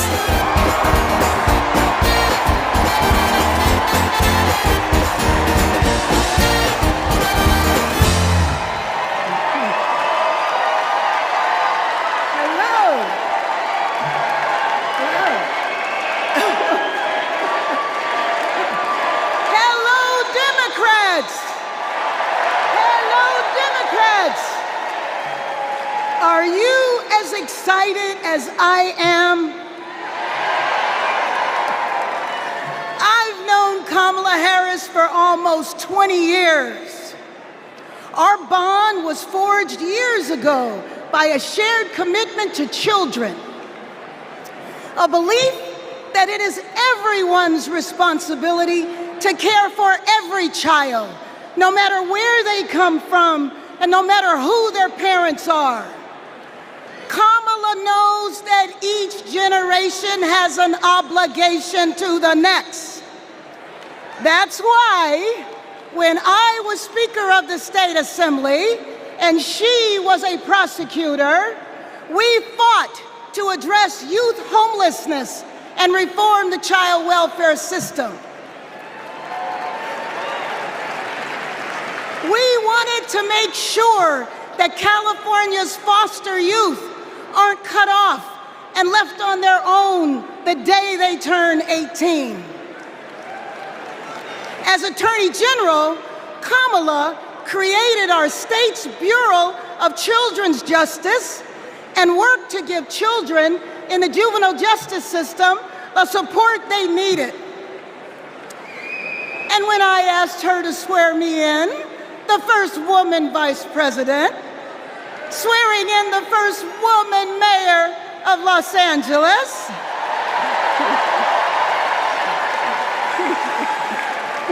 we knew we were sending a message to young girls everywhere that they too can lead. Now, I know Kamala, and she feels the importance of this work in her bones. When Kamala meets a young person, you can feel her passion. You can feel her heart, and you can feel her fearlessness. That is what defines a commitment to children, being willing to fight fiercely for every child. And trust me, Kamala has done that her entire life. So this November, we're gonna fight to elect Kamala Harris as the next president of these United States.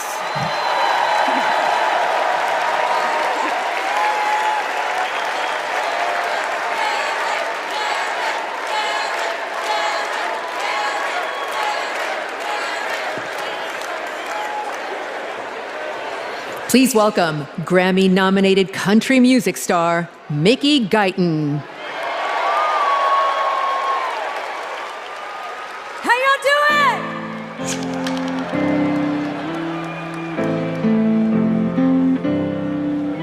Where the lines on the interstate, the dust on the back road, we're a Friday night football game, the lighters at a rock show.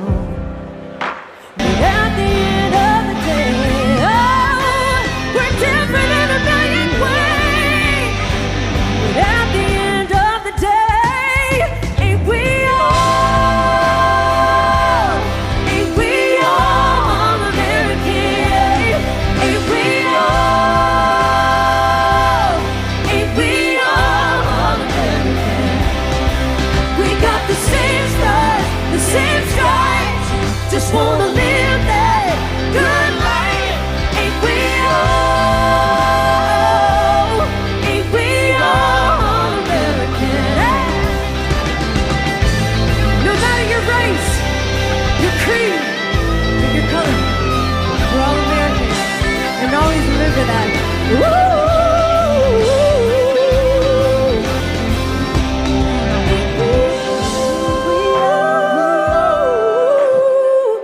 All American. Thank you so much.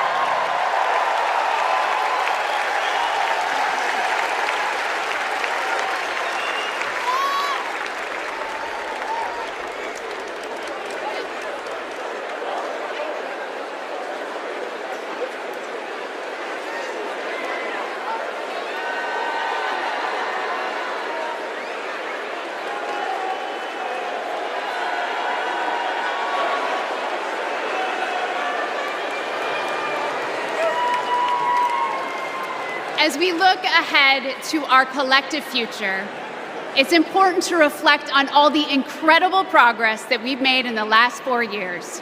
The Biden-Harris administration laid the groundwork for a stronger, more resilient nation. They invested in critical infrastructure, delivered relief when disaster struck, and made healthcare more affordable. Kamala Harris cares. And unlike Donald Trump, she has a plan. not just for the next 4 or 8 years, but for generations to come. Now, let's hear from some of my fellow state executives about how Kamala Harris and Tim Walz are investing in the long-term future for our nation. Okay, go.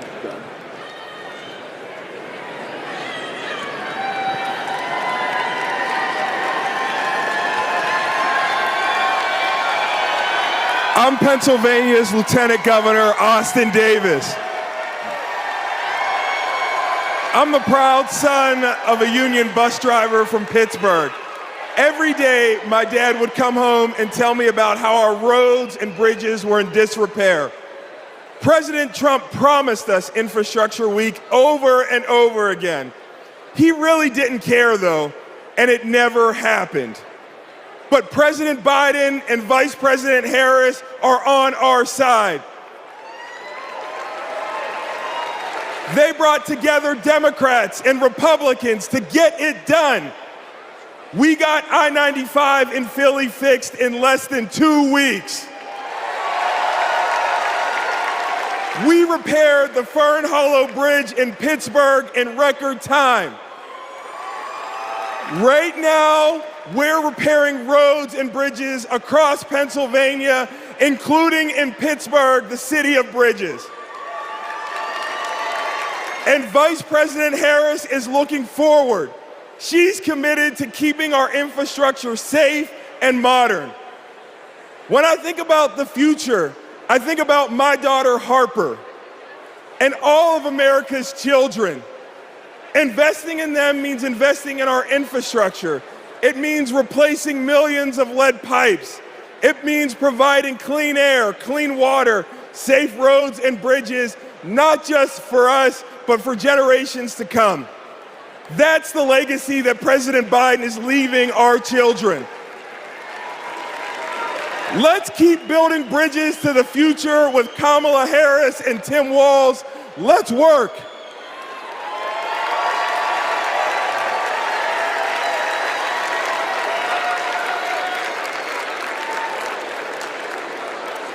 In Wisconsin, we also need leaders by our side.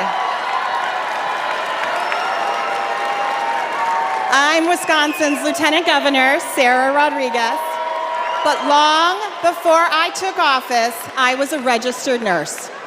I served in the Peace Corps at the height of HIV/AIDS and in Baltimore emergency room. During the COVID pandemic, Trump and Wisconsin Republicans failed to protect our health. That's why I ran for office and flipped a red district blue. Because once a nurse, always a nurse. Now Trump is promising to terminate the Affordable Care Act, meddling in personal decisions between a woman and her doctor, and threatening to slash Medicare. Vice President Harris fights for our health.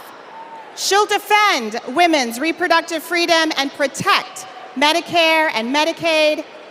Thanks to the Biden-Harris administration, insulin is capped at $35 a month for seniors.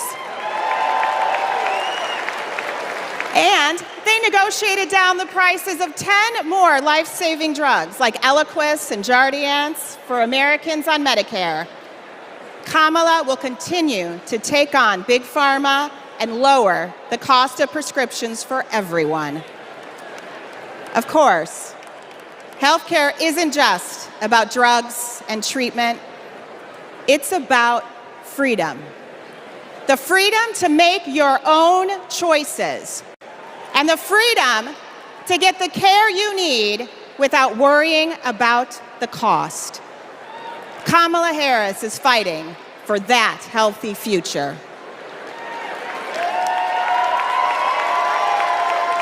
Let me tell y'all about Texas leadership.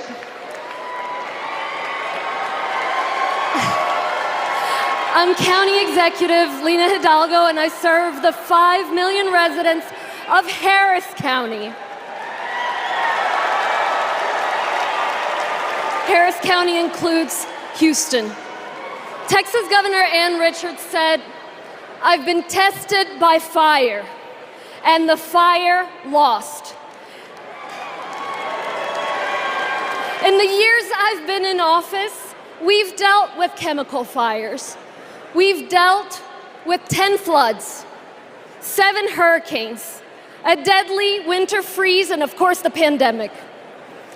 When that last disaster struck, Donald Trump abandoned us. He spread misinformation that cost lives. Compare that to 2021, when the Texas power grid went dark. Kamala Harris didn't just put out a tweet, she called me to make sure we had what we needed.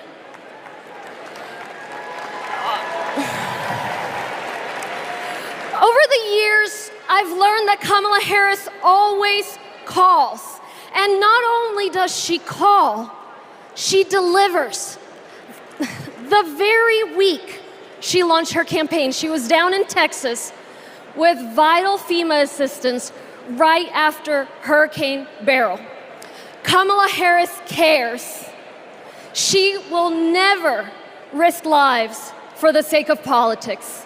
And she's leading the charge to protect our communities from extreme weather. The Biden-Harris administration have announced at least $1 billion to help us with just that, and Houston is thriving. We deserve leaders who acknowledge the threats, heck, the existence of climate change. We deserve tough leaders who have our backs. We deserve compassionate leaders ready to help. That's Kamala Harris and Tim Walz. I can personally attest that Kamala is a leader who has our back. I'm California's Lieutenant Governor Eleni Kounalakis, but I hold another title just as dear to me, Kamala Harris's friend. I met her when we were both young women trying to navigate the halls of power. I worked in housing. She had just been elected district attorney. We got frequent lunches together, and she was funny and fun. She was also a great mentor. Once, I told her about a professional experience of being minimized because I was a woman. She put her fork down and said, "Eleni, never let anybody make you feel small." I saw her put that creed into action. When Wall Street foreclosed on millions of homes, Washington wisdom was that $4 billion was the best you could do. Other attorneys general agreed. But because Kamala Harris grew up in a middle-class home, she knew that wasn't enough for all the working families who got screwed over. So she put her foot down and refused to settle for less. Kamala Harris won $20 billion from the big banks for California homeowners. And that's because she cares. She cares so much that if you're lucky enough to be her friend, she calls you on her birthday, and sometimes she sings to you. She called me on mine right when I had decided to run for lieutenant governor. She asked tough questions. I promised I'd follow her lead and invest in the future. Together, we shattered that glass ceiling, California, and got to work. I am so glad the country is getting to see the Kamala that I've known for decades. For Californians and Pennsylvanians, for Texans and Wisconsinites, for states red and blue and everything in between. President Biden and Vice President Harris have been investing in our future and are on our side, and we are not going back.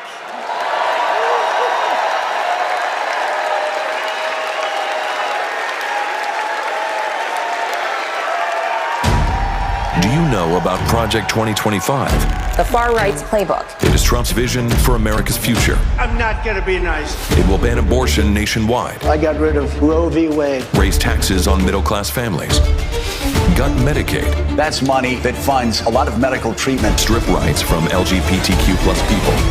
Wait a minute, I'm not finished. Cut overtime pay. It is going to affect workers' bottom lines. Give him unchecked power. And I will wield that power very aggressively. And it begins his first day back in office. In an exclusive undercover video, a co-author of Project 2025 saying that Donald Trump, quote, blessed the work he's doing now. He's been at our organization. He's raised money for our organization. He's blessed it.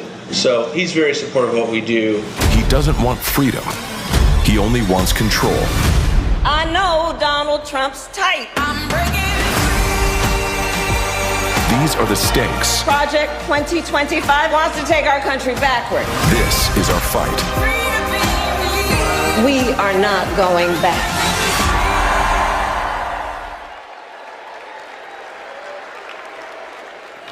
Please welcome Michigan State Senator Mallory McMorrow.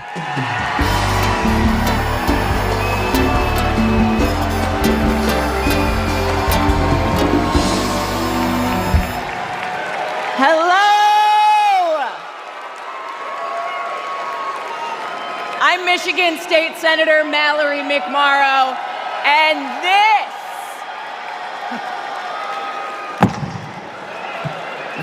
is Project 2025.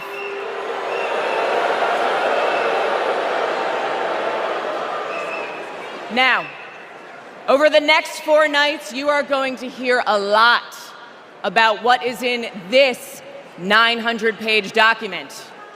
Why? Because this is the Republican blueprint for a second Trump term. That's right. They went ahead and wrote down all the extreme things that Donald Trump wants to do in the next 4 years.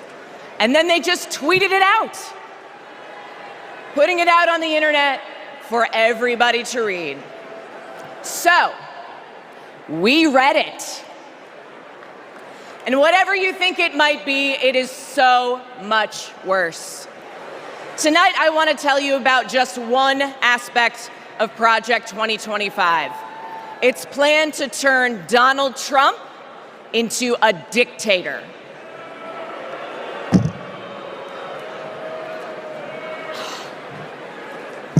Okay, right here on page 535, it says, quote, reissue Trump's Schedule F executive order to permit discharge of non-performing employees. Now that doesn't sound that scary, right? But here's what it actually means in plain English. If Donald Trump gets back into the White House, he's going to fire civil servants like intelligence officers, engineers, and even federal prosecutors if he decides that they don't serve his personal agenda.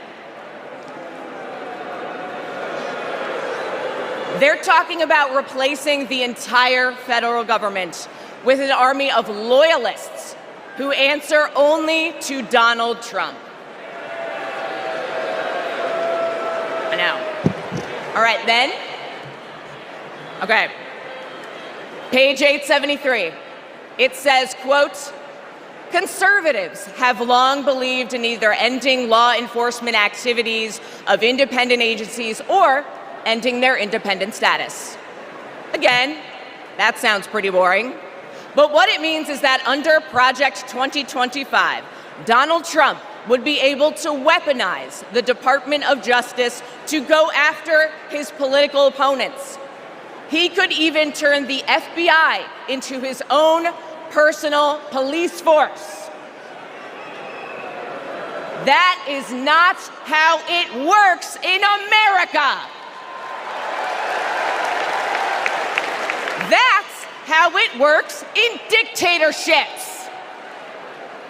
And that's exactly what Donald Trump and his MAGA minions have in mind: an expansion of presidential powers like no president has ever had or should ever have.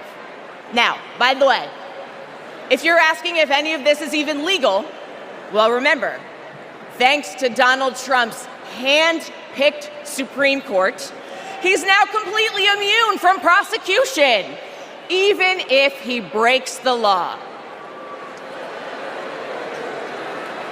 But that's not who we are, because we believe in a government of the people, by the people, and for the people.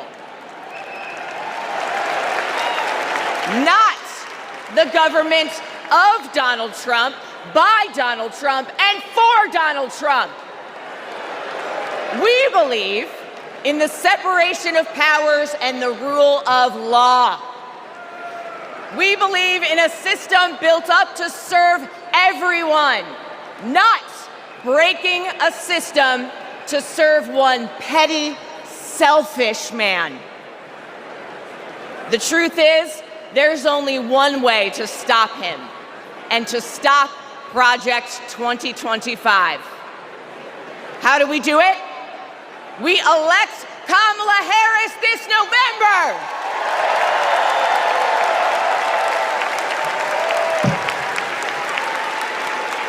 We'll be back tomorrow night to tell you what Project 2025 means for your pocketbook.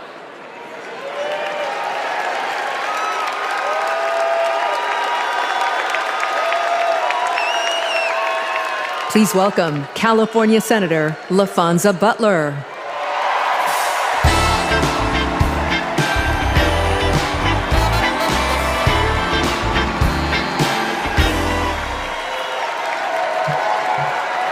Hello, Democrats. California delegates, make some noise. It's great to see so many familiar faces.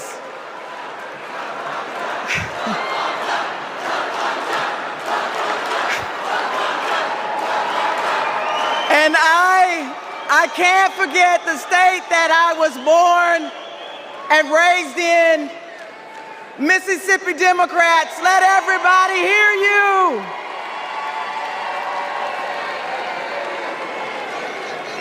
Democrats, before I joined the Senate, I was a leader in the labor movement. So I know a champion for the people when I see one. I met Kamala Harris when she was district attorney, and I was president of a large care workers union. We hit it off right away. What really impressed me was how well she got to know my family. My wife, Naniki, but especially our daughter, Nyla. And as soon as Nyla heard that Miss Kamala was running for president, she asked if she could be vice president. So, no disrespect to Governor Walz, but Nyla put her name in first. Vice President Harris and I share a lot in common. We both graduated from historically black colleges. Me from Jackson State University. The Vice President from Howard University. We were both raised by mothers who worked fiercely to provide for us. And we both believe that every single one of us has the power to change the world when we choose to do it together. You see, Kamala Harris has always understood the assignment. No matter if she were the underdog, no matter the bullying or the name calling, she never doubted that our best was still ahead. She knew a better future was possible if we stood side by side with our neighbors and we fought for it. No matter what language they spoke, no matter what country they came from, no matter the size of their bank account. And that's what she did. As a prosecutor, together with law enforcement, she prioritized holding criminals accountable and protecting public safety. As state attorney general, together with students, she put a scam college out of business. After the mortgage crisis, together with families who lost their homes, she took on the biggest banks in the world and won a settlement 5 times what was initially offered. Every time she walked into a courtroom, she would simply say, "Kamala Harris for the people." For her, it wasn't just a professional oath. It was a battle cry. And let's be clear, to her opponents, this way of seeing the world, the idea of fighting for someone other than yourself, is unthinkable. But let me tell you, Democrats, what's really unthinkable. Conning young people who simply want a good education is unthinkable. Stiffing hardworking laborers like Donald Trump did in Atlantic City is unthinkable. Bragging about having ripped away a woman's freedom to choose what she does with her own body is unthinkable. And Democrats, Americans, we deserve better.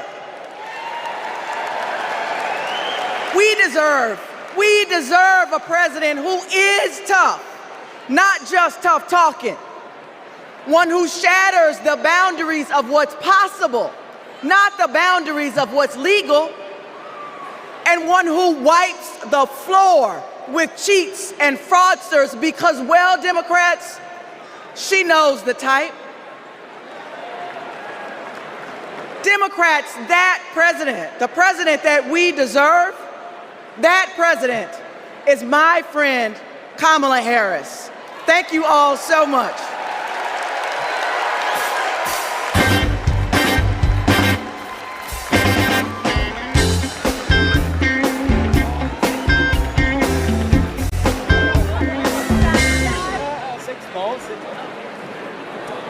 Hi, everyone. I'm Deja Fox, and I'm so excited to be here today from Arizona. That's right. That's where I was born and raised by a single mom. I was a free lunch kid, raised in public housing, and I got my health care at Planned Parenthood. Because of policies that lift people up, I walked through the gates of my dream school as a first-generation college student. People my age are making big decisions about our lives, and we deserve a president who has our back. Not some power-hungry millionaire reality TV personality who only cares about himself. We need Kamala Harris. She'll deliver a future where we can decide if and when to start a family. A future where we can afford rent and groceries. A future where we're not crushed under student debt. A future where any free lunch kid can walk through the gates of their dream college. For young people, this is a fight for our future. We have a responsibility to do this, and we have a responsibility to do it right, and that's why we're gonna show up for Kamala Harris and Tim Walz.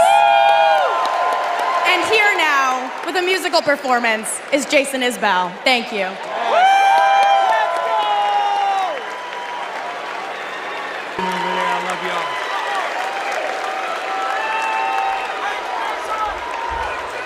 Kamala Harris worked hard to achieve her goals. Raised by a working mother, I had a summer job at McDonald's. Donald Trump worked hard to spend his daddy's fortune. She believes in working hard for the American people. When the middle class is strong, America is strong. Donald Trump believes in working hard for his billionaire friends. I don't care about you. I just want your vote. I don't care.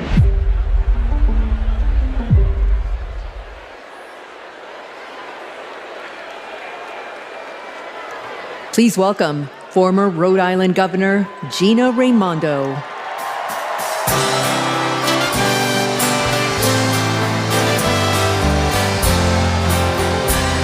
evening.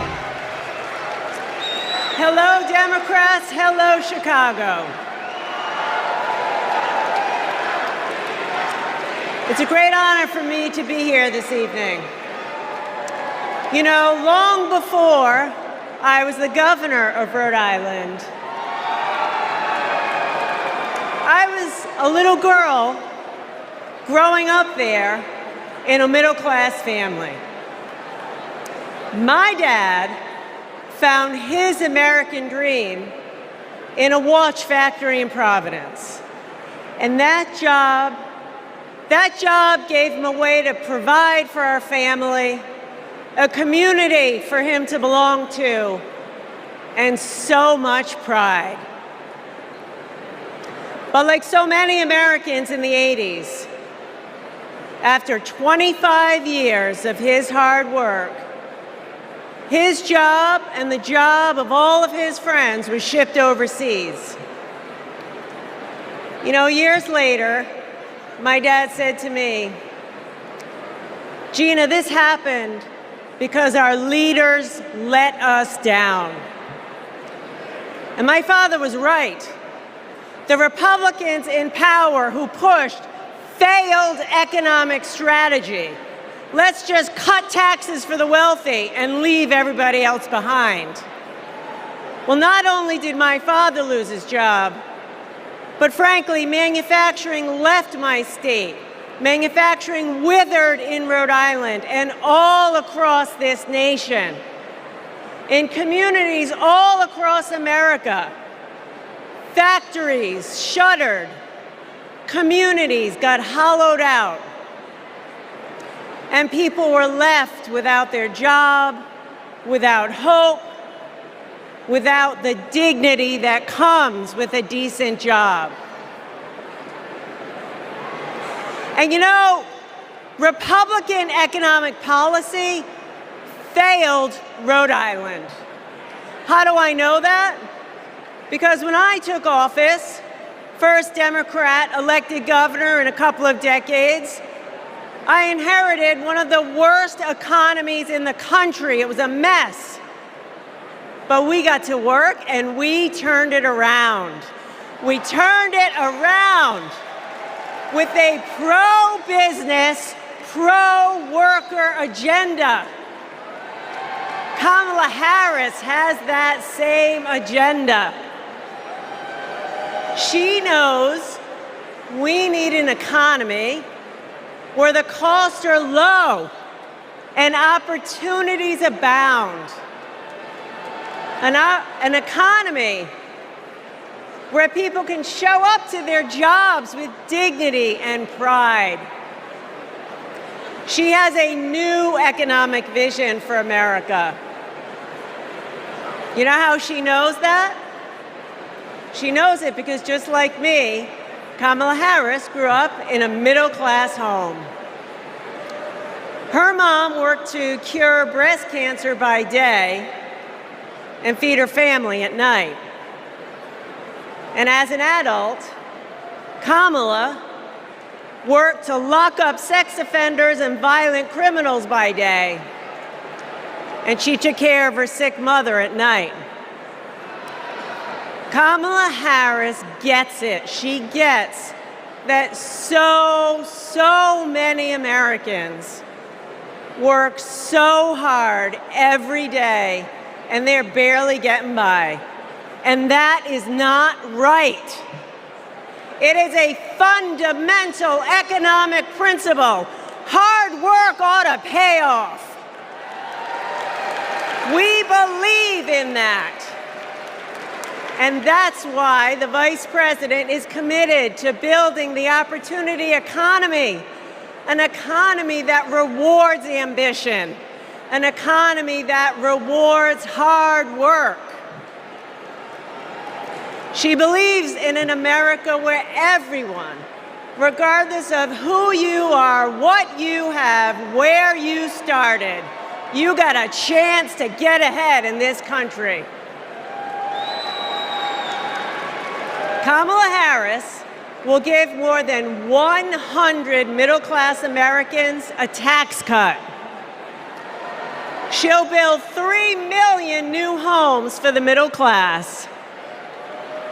And she's going to forge an economy with fair competition, free from monopolies. Monopolies that crush workers and small businesses and startups. Kamala Harris will make building up the middle class a defining goal of her presidency. Meanwhile, Donald Trump, he's going to double down on his worst economic ideas. The same ideas that shipped my dad's job overseas. Ideas that don't work. We know they don't work because they never have. He wants another huge tax cut for the wealthy. He wants to put his corrupt buddies in charge of the economy. And he wants a sales tax that's going to supercharge inflation. We cannot afford Donald Trump's failed economic ideas. But here's the thing, the most important thing. Kamala Harris works for the people. Kamala Harris works for you. And Donald Trump is in it for himself. As our president, Kamala Harris will build an economy where everyone, and she means everyone, can find and live their American dream. So let's put her in the Oval Office. Thank you.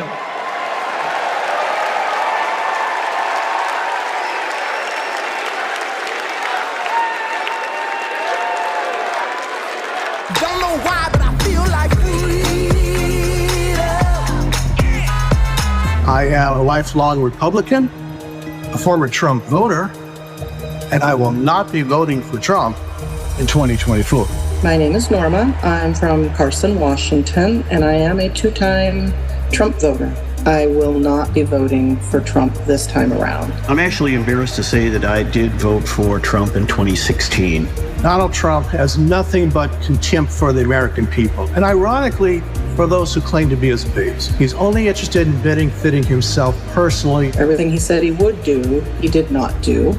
I do not trust that he can do the right thing anymore. We've seen what Donald Trump really is, and it disgusts me to my core. I don't think the man can be trusted. He talks out of both sides of his mouth. He's a very dishonest person. I hate the way he disrespects women. Voting against Trump and for Kamala Harris. Please welcome New York Governor Kathy Hochul.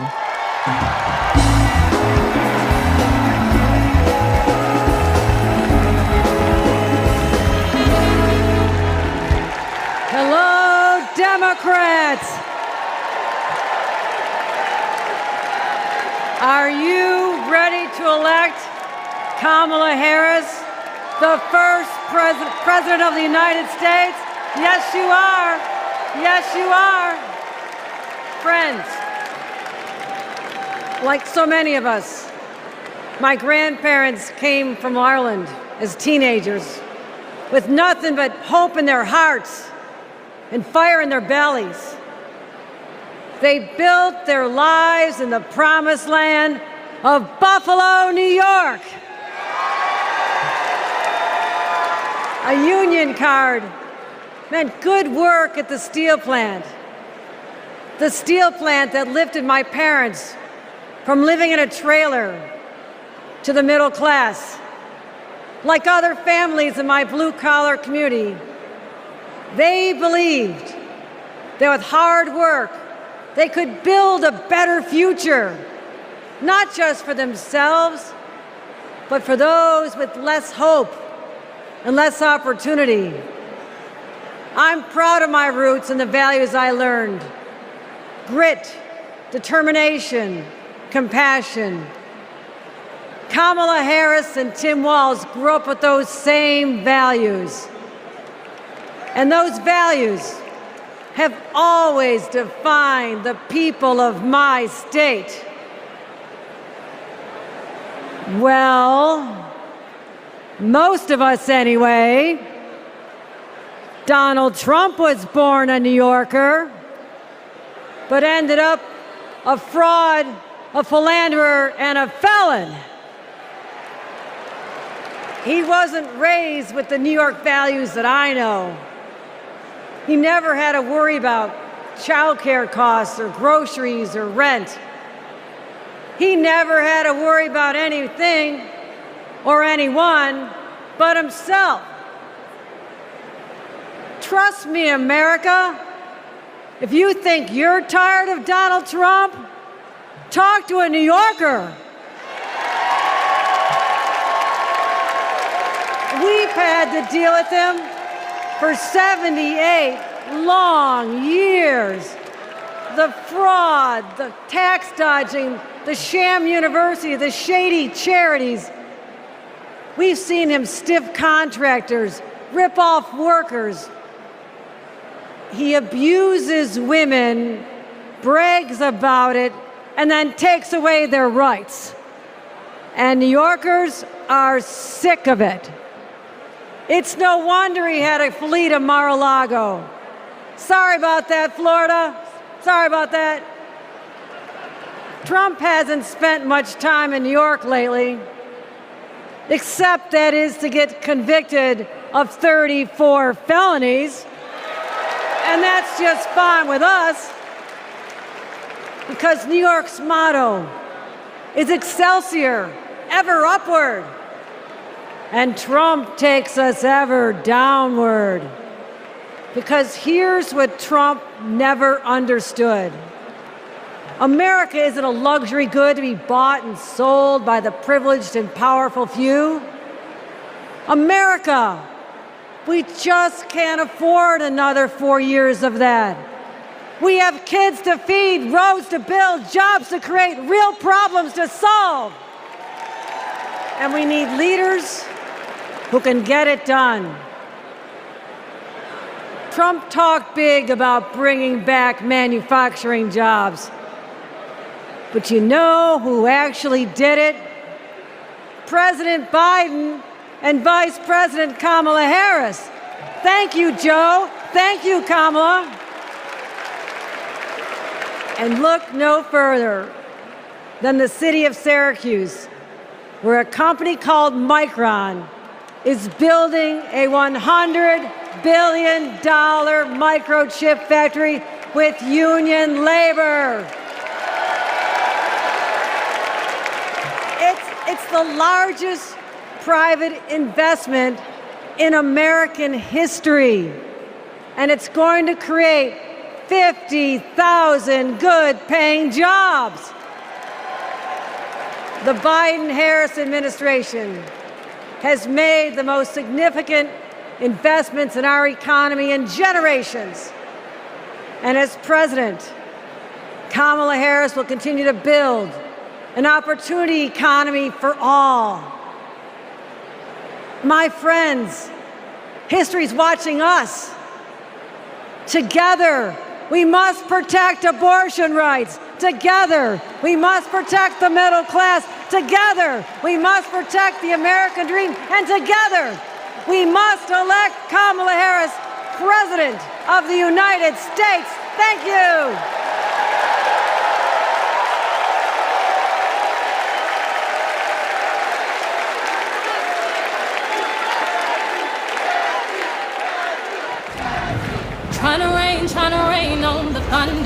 Tell the storm I'm new. I'm a wild, come a march on the regular, painted white flags blue. What kind of America do we want? One where we're divided, angry, depressed? Come on, we're Americans. Fascism, we conquered it. The moon, landed on it. The future, building it. Freedom, nobody loves it more. And we... Extremists want to take us back, but we are not going back. I'ma keep running 'cause the winner don't quit on themselves. We go forward. That's American. And we need a leader who is for the people. Ours is a fight for the future. Kamala Harris, protecting people from predators and big drug cartels, holding Wall Street banks accountable. A crime perpetrated against our middle class. Standing up to dictators and fighting for all of us. I say we fight. That's our choice. A prosecutor or a felon. Are you ready to make your voices heard? Of America. And are we ready to fight for it? I'ma keep running 'cause the winner don't quit on themselves.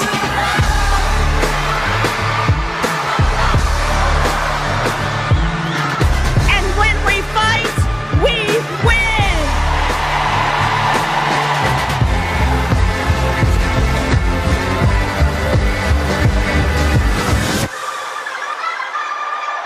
Evening.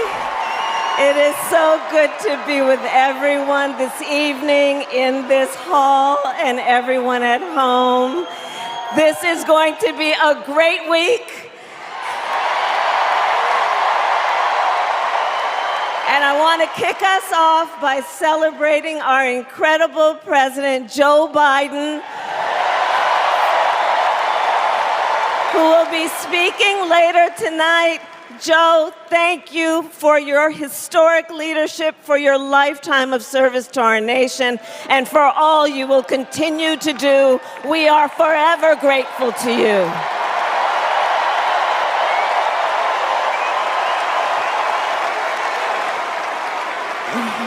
Thank you, Joe.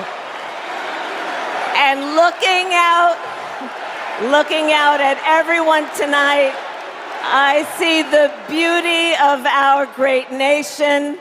People from every corner of our country and every walk of life are here, united by our shared vision for the future of our country. And this November, we will come together and declare with one voice, as one people, we are moving forward.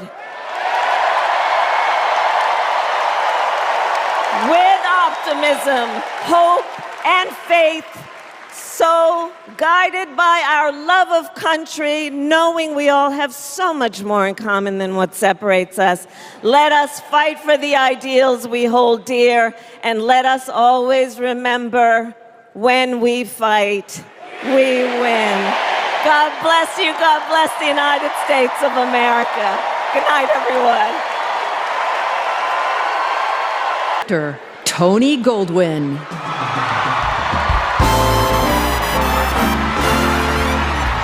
Hello, Chicago.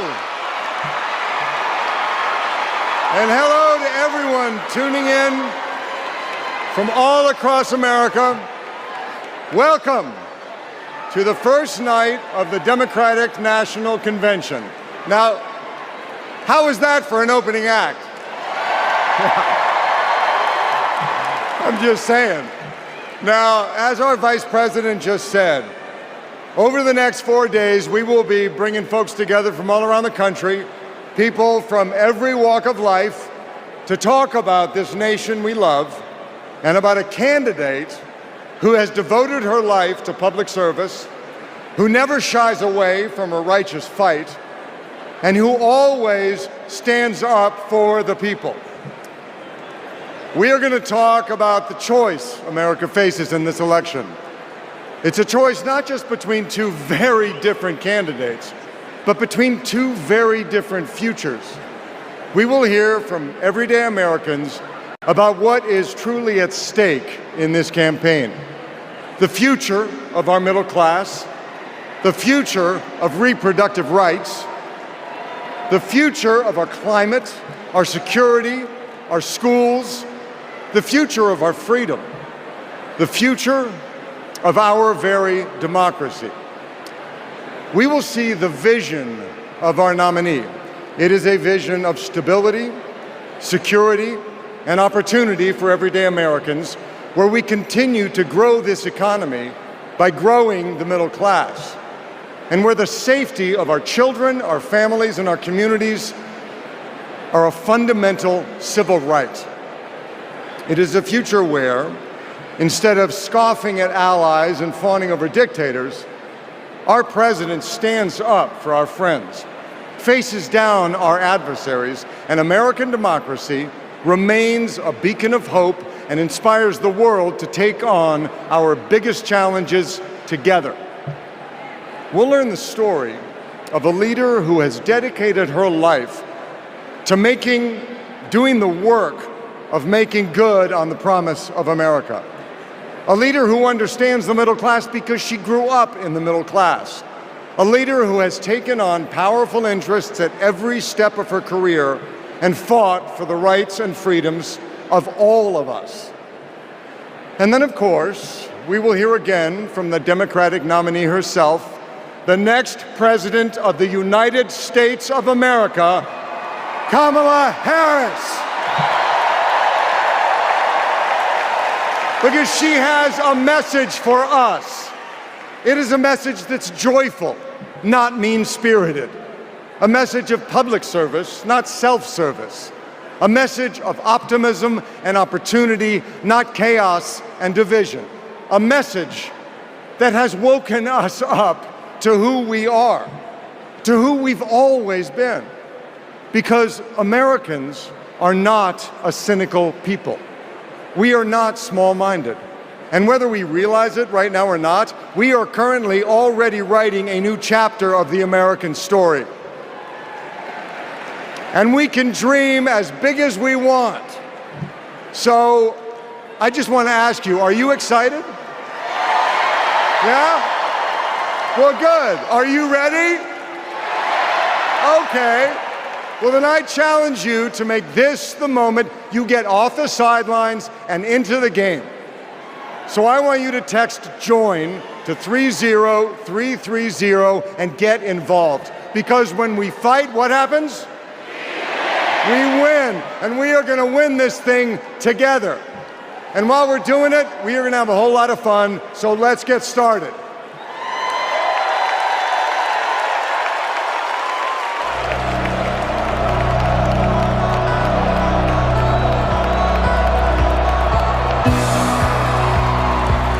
Please welcome 9-time NBA champion and coach of the 2024 Olympic gold-winning men's basketball team, Steve Kerr.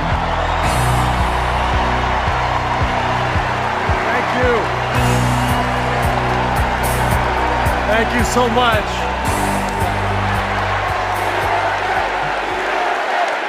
Thank you. It is so fun to be back here in the United Center. And as you guys know, a lot of good stuff has happened in this building, especially in the 90s. You young people, Google Michael Jordan and you can read all about it, okay?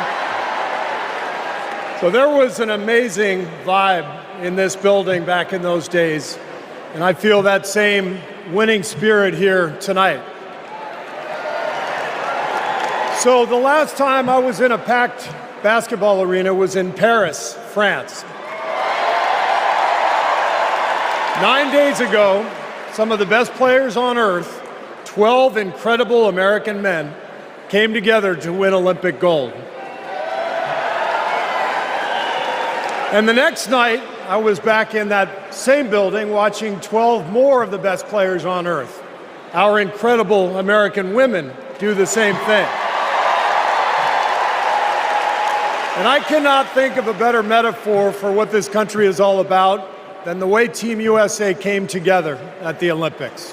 We had players from across our wonderful country, players who have trained and fought relentlessly, shed tears trying to beat one another throughout their careers, joining forces to wear the red, white, and blue. And when we won, the American flag raised to the rafters, the national anthem playing, gold medals draped around the necks of our players, whose hands were held over their hearts.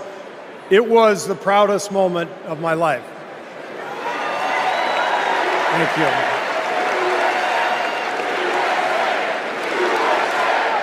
Thank you. Now, I could never have imagined that a few days later I would receive an invitation to step into a different kind of arena. And so here I am. I know very well that speaking out about politics these days comes with risks. I can see the shut up and whistle tweets being fired off as we speak. But I also knew as soon as I was asked that it was too important as an American citizen not to speak up in an election of this magnitude. The reason I said yes to speaking here tonight is that as a coach and former player, as a husband, a son, a father, even a grandfather, and as an American, I believe in a certain kind of leadership. I believe that leaders must display dignity.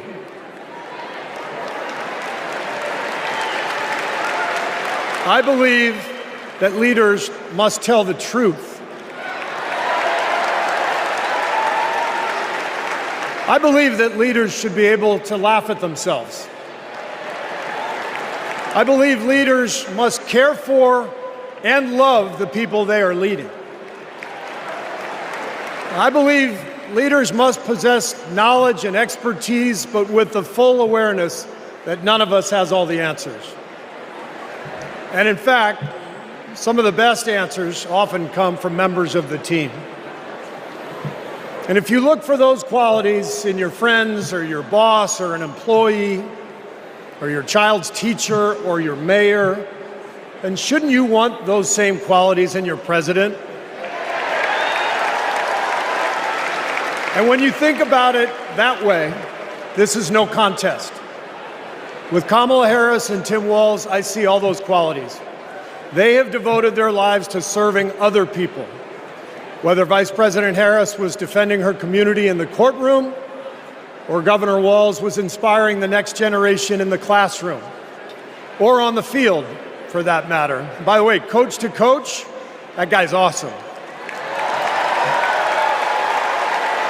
Although, I have to say, Coach Walz, way too much reliance on the blitz in '99 against Mankato East. You had a strong defensive line. I would have played more press coverage with your corners and then dropped the safeties into a Tampa 2. But that's just me. Sorry. I wanted you to know how I feel every day of the NBA season, all right? But listen, the joy, the compassion, the commitment to our country that we saw at the Olympics, that is what Kamala Harris and Tim Walz have. And it is what our country needs. Leadership, real leadership. Not the kind that seeks to divide us, but the kind that recognizes and celebrates our common purpose. Think about what our team achieved with 12 Americans in Paris, putting aside rivalries to represent our country. Now imagine what we could do with all 330 million of us playing on the same team. Not as Democrats, not as Republicans, not as libertarians, but as Americans who know the greatness of this nation doesn't come from any one of us, but from each of us doing our part to build a more perfect union. That vision is what this campaign is all about. It's why I'm here tonight. And it's why I'll be getting out every day to help people get out and vote on November 5th and elect Kamala Harris and Tim Walz as the next President and Vice President of the United States.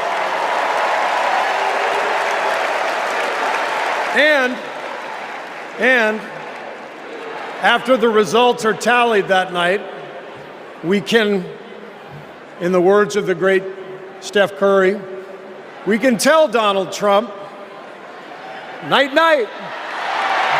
Thank you.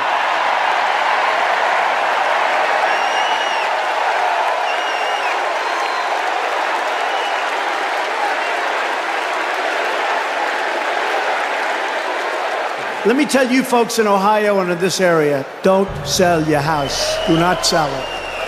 We're going to get those jobs coming back, and we're going to fill up those factories. That's what's going to happen. But Trump lied and abandoned Lordstown. This is about a community. It's going to be a big change to go somewhere else. The GM factory in Lordstown did close, putting thousands of people out of work. Because Donald Trump doesn't care about our communities. All those jobs went away, and he did nothing. He did not do one thing for those workers there. He didn't come and make promises. He came and made false promises. Kind of lost hope in everything. I don't really want to leave. But then something changed. Instead of lies and broken promises, Joe Biden and Kamala Harris got to work and brought U.S. manufacturing jobs back, including to Lordstown. Kamala will continue to have workers' backs and get the job done. American workers deserve a fighter, and that's exactly what Kamala Harris is. Do we believe in opportunity? Are we ready to fight for it?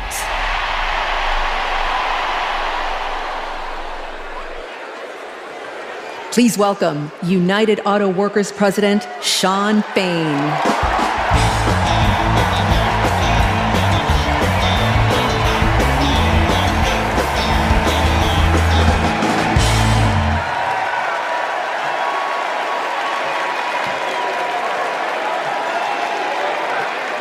All right.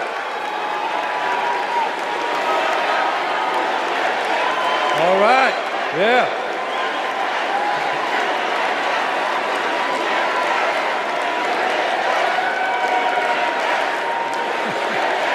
Thank you. Good evening, America, and good evening to the people that make this world move, the working class.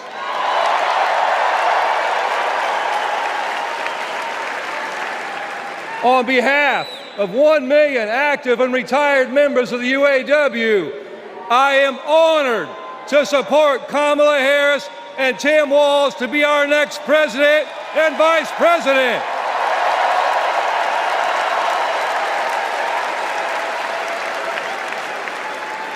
And I want to say thank you to Joe Biden for making history by walking the picket line with the UAW.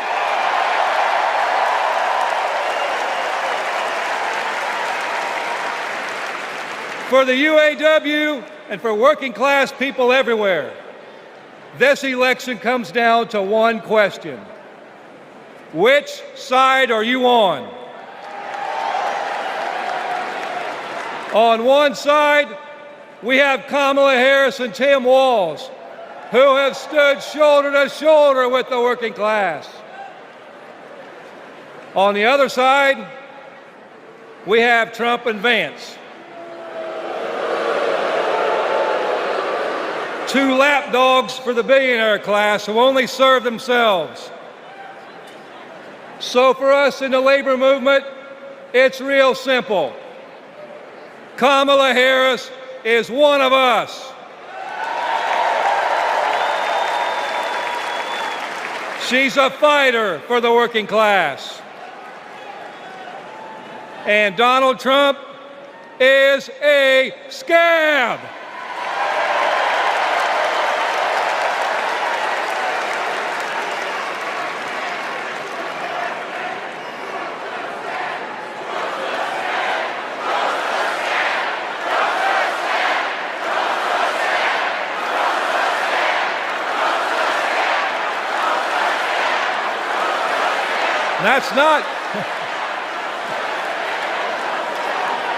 That's not just my opinion, that's a fact. All we have to do is look at the track record. When Donald Trump was president, corporate America ran wild. Donald Trump did not bring back the auto industry. When Donald Trump was president, auto plants closed. Trump did nothing. Trump told workers in Lordstown, Ohio, that he would be bringing all the auto jobs back. And Trump did nothing. In 2019, General Motor workers went on strike for 40 days for good jobs and a better life. And Trump did nothing. Talk is cheap. But in 2019, you know who was on the picket line standing shoulder to shoulder with auto workers? I'll give you a clue. Her initials are Kamala Harris. In 2023, who helped bring jobs back to Lordstown, Ohio? Kamala Harris. And in 2024, who will stand with the working class in our fight for justice? Kamala Harris. And that's the difference. Donald Trump is all talk, and Kamala Harris walks the walk.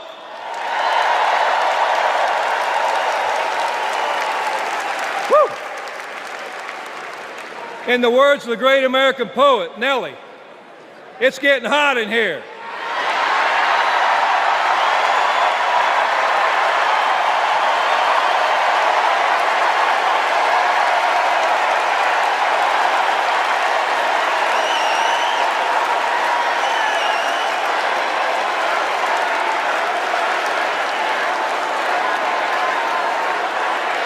It's hot in here.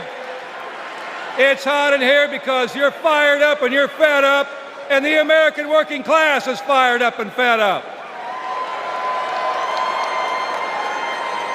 The American working class is in a fight for our lives.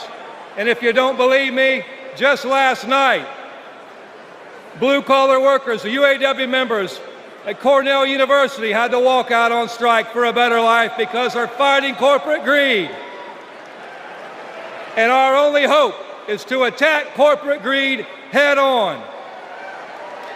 Corporate greed turns blue-collar blood, sweat, and tears into Wall Street stock buybacks and CEO jackpots. It causes inflation. It hurts workers. It hurts consumers, and it hurts America. And corporate greed is alive and well in the auto industry. You know, last fall, we achieved life-changing gains in our strike at the Big Three. We even won a commitment to reopen a closed plant not too far from here.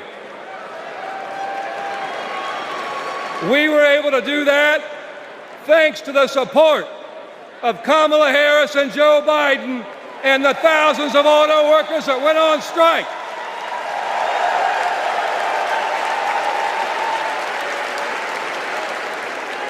But a year later, one company wants to go back on their commitments in our contract. And let me be clear, Stellantis must keep the promises they made to America in our union contract. And the UAW will take whatever action necessary at Stellantis or any other corporation to stand up and hold corporate America accountable. And when the UAW stands up, we know who stands with us and who stands against us. Donald Trump laughs about firing workers who go on strike.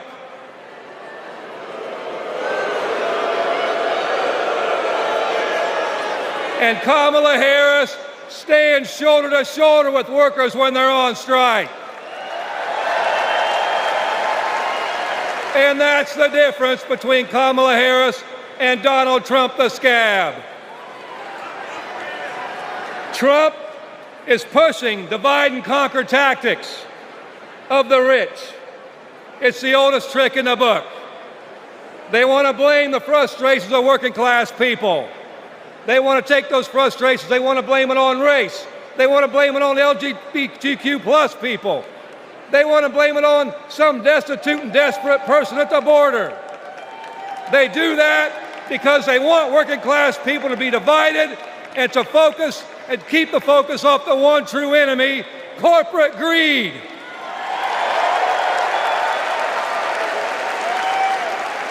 The rich think we're stupid, but working class Americans see this for what it is. This is our generation's defining moment. So I have a question for you. Are you ready to stand up, speak up, and show up and put Kamala Harris and Tim Walz in the White House?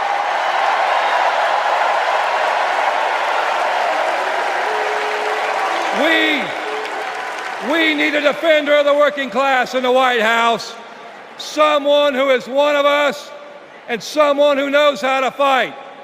And that fighter is the next President of the United States, Kamala Harris. Thank you.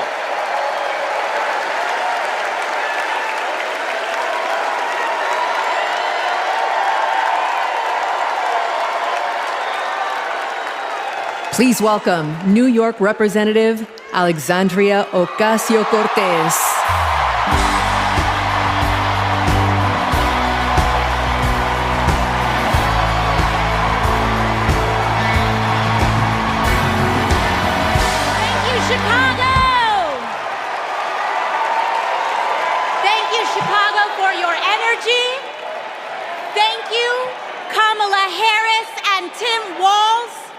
For your vision.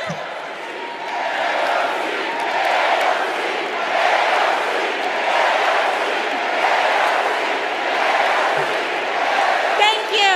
Thank you. Thank you.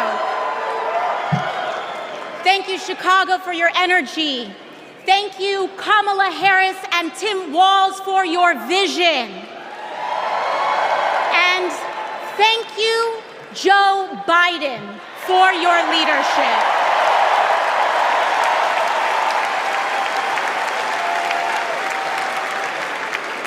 You know, 6 years ago, I was taking omelet orders as a waitress in New York City. I didn't have health insurance.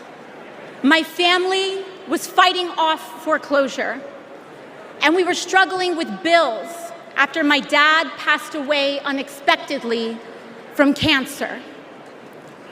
Like millions of Americans, we were just looking for an honest shake. And we were tired of a cynical politics that seemed blind to the realities of working people. It was then, only through the miracles of democracy and community, that the good people of the Bronx and Queens chose someone like me to elect them in Congress.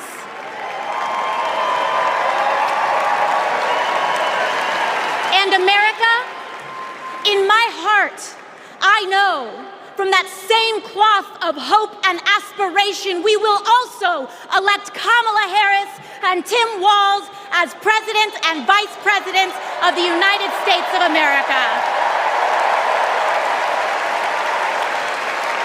Here tonight because America has before us a rare and precious opportunity. In Kamala Harris, we have a chance to elect a president who is for the middle class because she is from the middle class. She understands the urgency of rent checks and groceries and prescriptions. She is as committed to our reproductive and civil rights as she is to taking on corporate greed. And she is working tirelessly to secure a ceasefire in Gaza and bringing hostages home.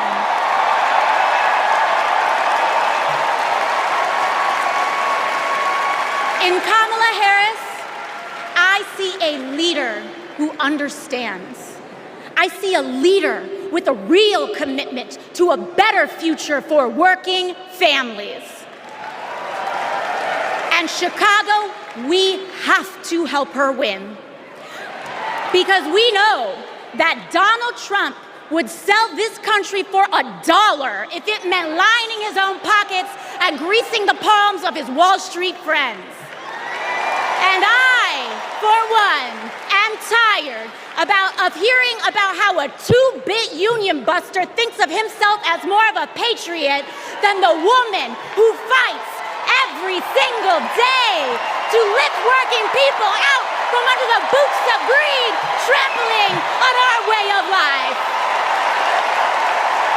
The truth is, Don, you cannot love this country if you only fight for the wealthy and big business. To love this country is to fight for its people, all people, working people, everyday Americans like bartenders and factory workers and fast food cashiers who punch a clock and are on their feet all day in some of the toughest jobs out there. You know,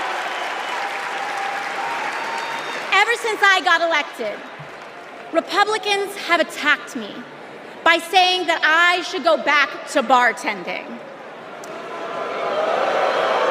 But let me tell you, I'm happy to any day of the week because there is nothing wrong with working for a living.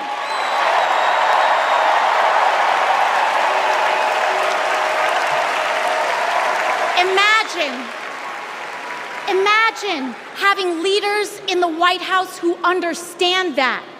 Leaders like Kamala and Tim. But Chicago, just because the choice is clear to us does not mean that the path will be easy. Over the next 78 days, we will have to pour every ounce, every minute, every moment into making history on November 5th.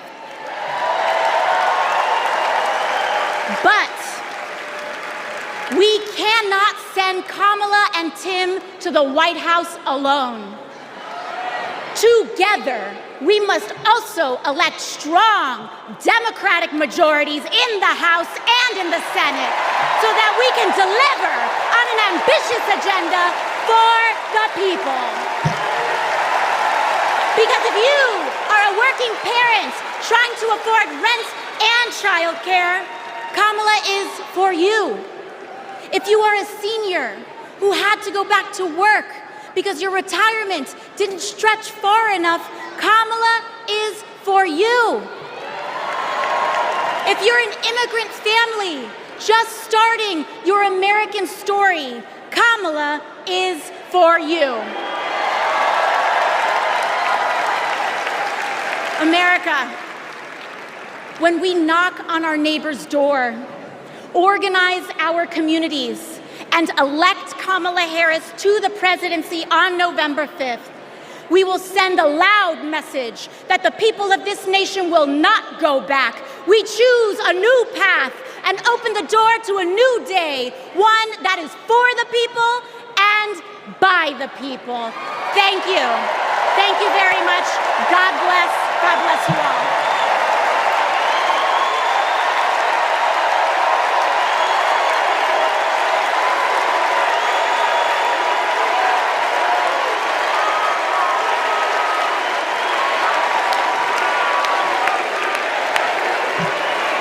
Wow. How about that AOC? Good Lord. So Kamala Harris's story begins in a middle-class neighborhood in the East Bay. Yeah. In a modest apartment above a nursery school in a close-knit community where people looked out for one another, with a mother who instilled in Kamala Harris the core principles that have defined her life in public service. These are the experiences that made her the leader she is today.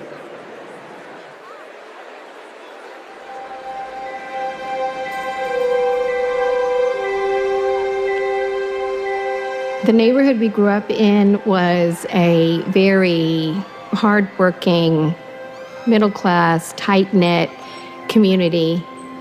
Families going to church on Sunday, kids playing in the front yard. Mommy got us these bright blue matching bikes with banana seats, and we were surrounded by caring adults. This neighborhood on Bancroft Way, we've spent so much time here. Behind me is where it all began. Her mom, Shamala, rented the apartment that was above the Shelton's nursery. So in the beginning, Mrs. Shelton used to babysit the girls. Shama was a single mom.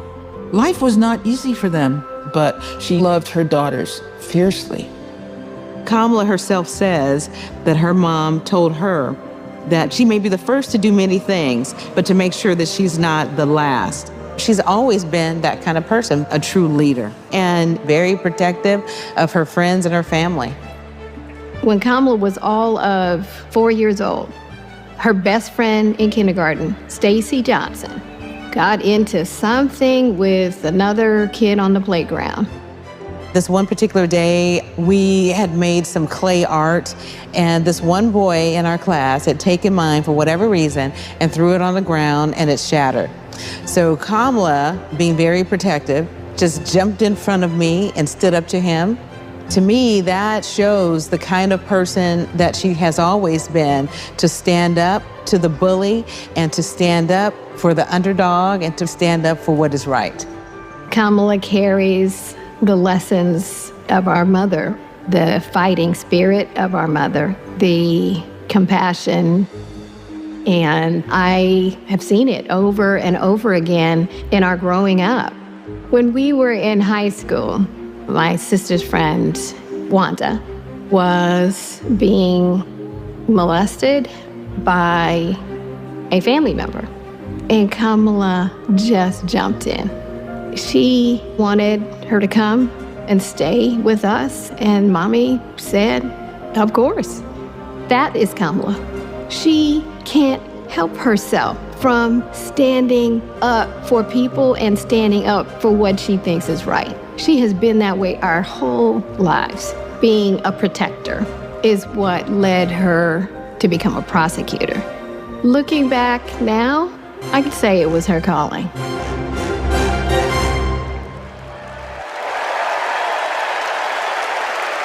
Please welcome Stacey Johnson Batiste and Doris Johnson.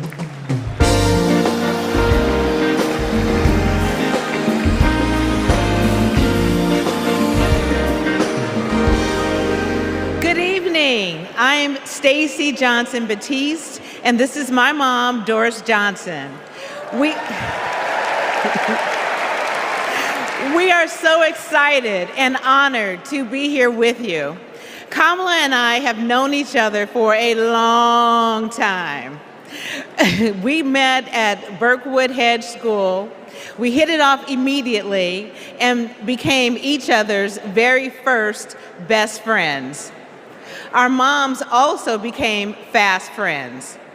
And on weekends, we would pile into my 1966 Mustang, and Kamala's mom, Shamala, would sit in the front with me, and Kamala and Maya and Stacy would sit in the back, and off we would go to a movie or some adventure. My mom still has that Mustang. I do. Kamala and I both get our grit from our mothers. Kamala has always been a protector. One day at school, we made clay art projects during story time when they were outside on tables to dry. For whatever reason, a boy in our class took mine, threw it on the ground, and it shattered. Kamala jumped in between him and me and said something that made him so mad, he picked up a rock or something and hit her on the head. Blood came streaming down. The school called Shamala to come take her to the hospital. The stitches she got left a scar over one of her eyes. She still has it. That's the kind of person Kamala has always been from the very beginning. Someone who doesn't hesitate to stand up for what's right, to take up for the underdog, and to stand up to bullies.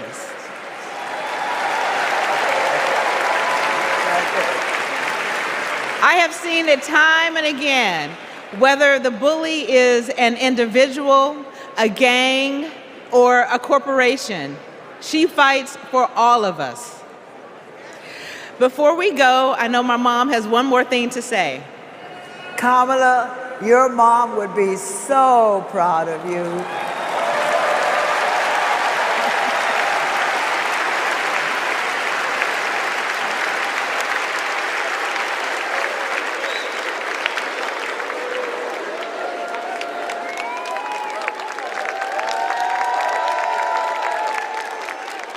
Please welcome former Secretary of State Hillary Clinton. Thank you.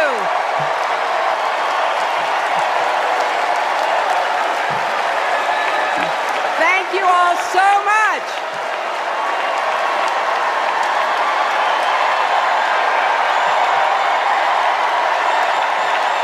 Thank you.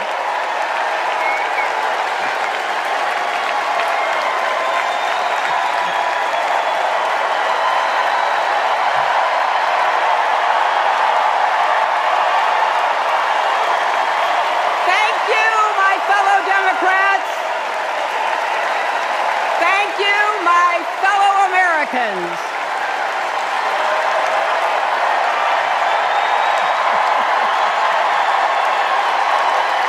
Thank you so much. You know,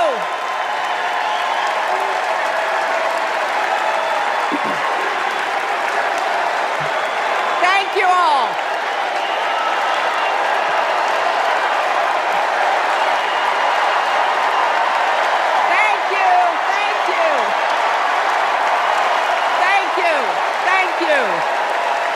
Thank you so much. Wow. There's a lot of energy in this room, just like there is across the country.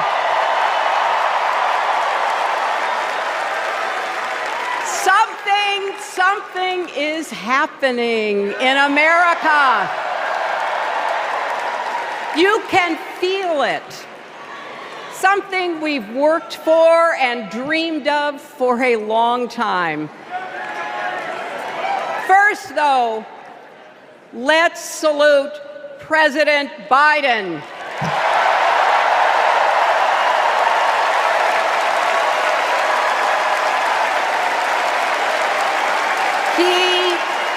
He has been democracy's champion at home and abroad. He brought dignity, decency, and competence back to the White House. And he showed what it means to be a true patriot. Thank you, Joe Biden, for your lifetime of service and leadership.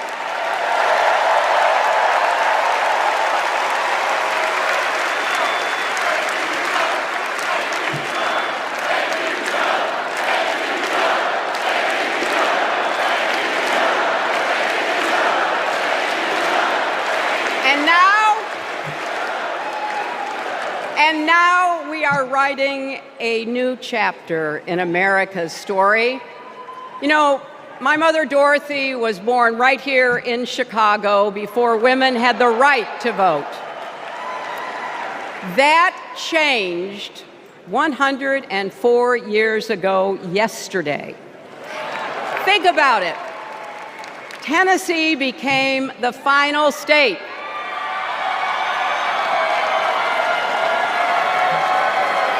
to ratify the 19th Amendment to the Constitution. The state legislature was deadlocked until one lawmaker's mother, a widow who read 3 newspapers a day, sent a letter to her son. "No more delays," she wrote. "Give us the vote." And since that day, every generation has carried the torch forward. In 1972, a fearless black congresswoman named Shirley Chisholm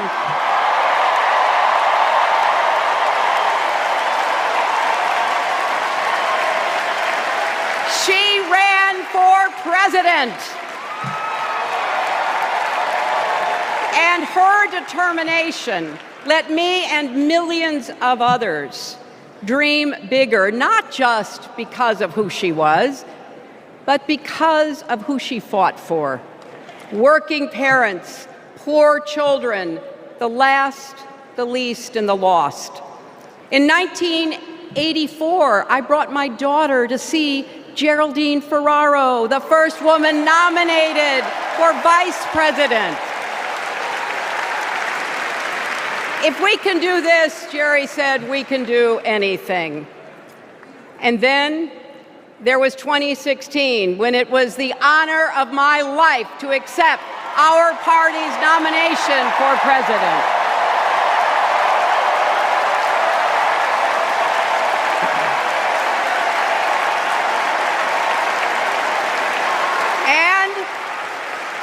And nearly 66 million Americans voted for a future where there are no ceilings on our dreams.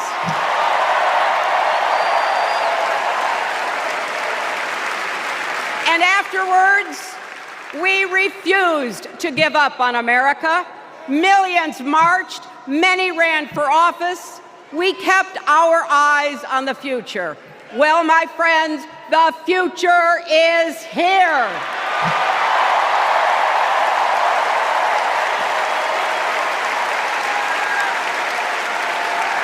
I wish my mother and Kamala's mother could see us. They would say, keep going. Shirley and Jerry would say, keep going.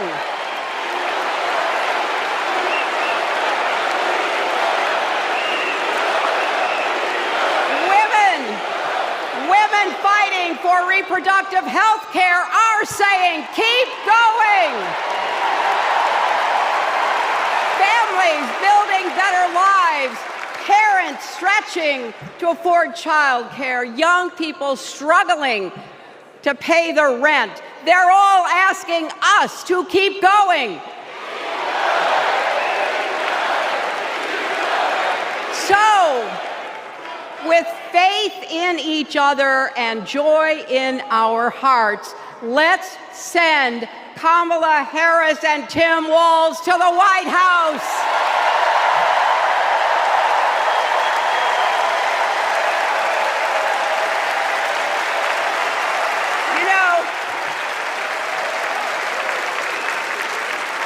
The story of my life and the history of our country is that progress is possible, but not guaranteed. We have to fight for it and never, ever give up. There is always a choice. Do we push forward or pull back? Come together as we the people, or split into us versus them? That's the choice we face in this election. Kamala has the character, experience, and vision to lead us forward.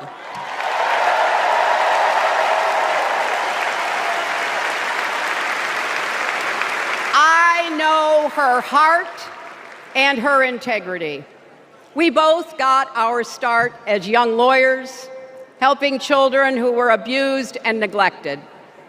That kind of work changes a person. Those kids stay with you.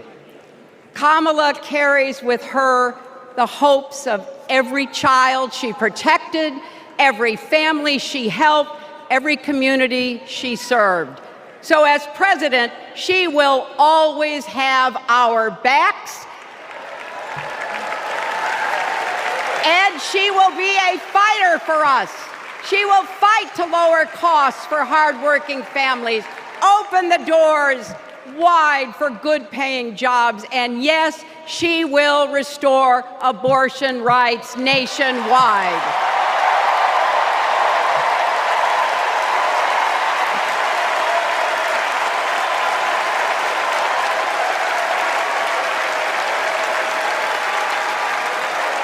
As a prosecutor, Kamala locked up murderers and drug traffickers. She will never rest in defense of our freedom and safety. Donald Trump fell asleep at his own trial, and when he woke up, he made his own kind of history, the first person to run for president with 34 felony convictions.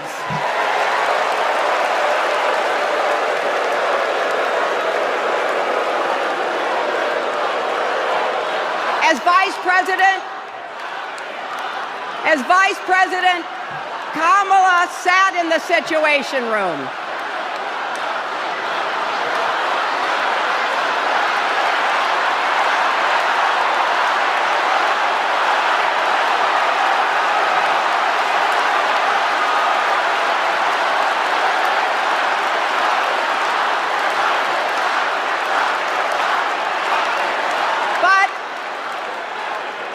We also know, as Vice President, Kamala sat in the Situation Room and stood for America's values.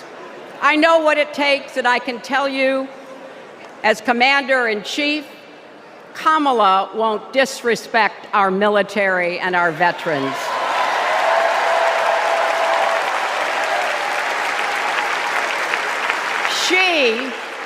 She reveres our Medal of Honor recipients. She won't be sending love letters to dictators. She will defend democracy and our Constitution and will protect America from enemies, foreign and domestic.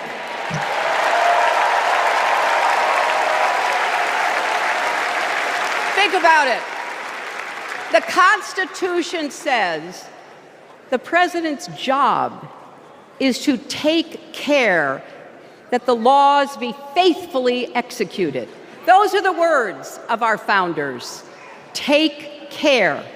Just look at the candidates. Kamala cares about kids and families, cares about America. Donald only cares about himself. On her first day in court, Kamala said 5 words that still guide her. Kamala Harris, for the people. That is something that Donald Trump will never understand. So it is no surprise, is it, that he is lying about Kamala's record. He's mocking her name and her laugh. Sounds familiar. But we have him on the run now.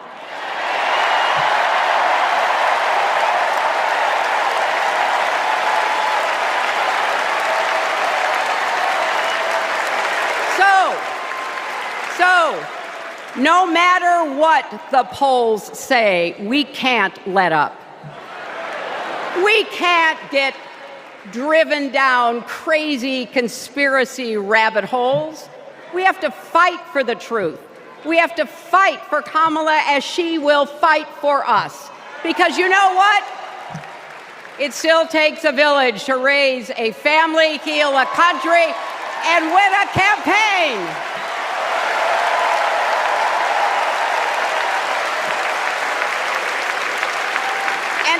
America needs every one of us, our energy, our talents, our dreams. We're not just electing a president, we're uplifting our nation. We're opening the promise of America wide enough for everyone. Together, we've put a lot of cracks in the highest, hardest glass ceiling. And tonight, so close to breaking through once and for all, I want to tell you what I see through all those cracks and why it matters for each and every one of us. What do I see? I see freedom.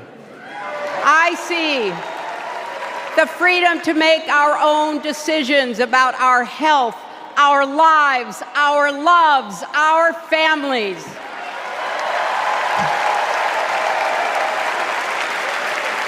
The freedom to work with dignity and prosper, to worship as we choose or not, to speak our minds freely and honestly.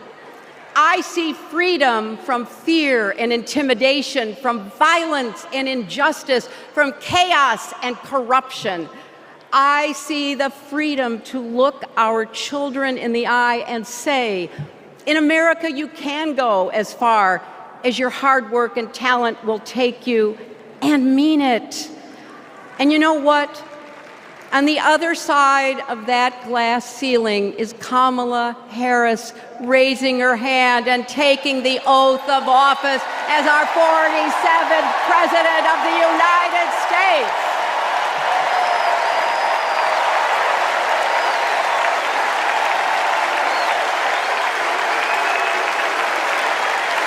Because, my friends, when a barrier falls for one of us, it falls. It falls and clears the way for all of us. So for the next 78 days, we need to work harder than we ever have.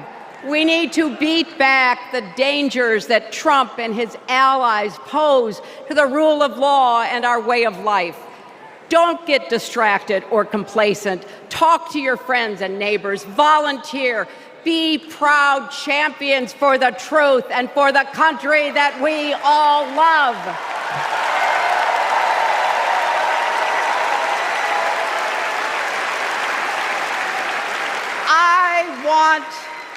I want my grandchildren and their grandchildren to know I was here at this moment, that we were here, and that we were with Kamala Harris every step of the way.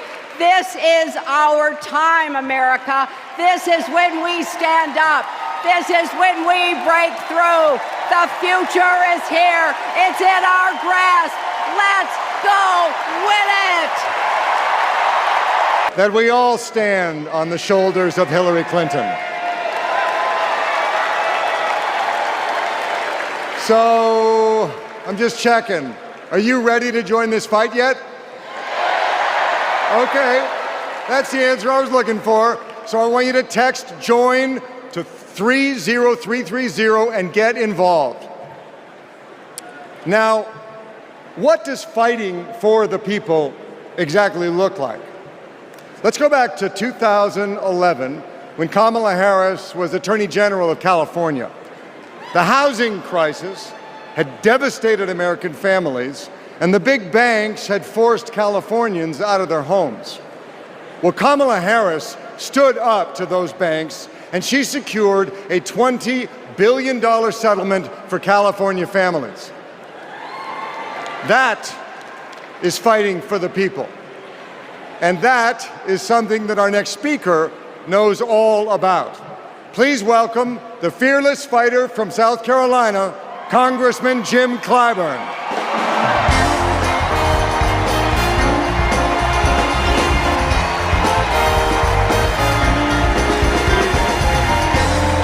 Thank you.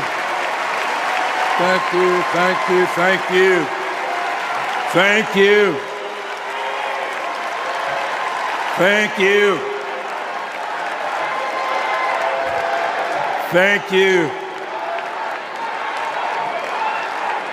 Thank you, and good evening.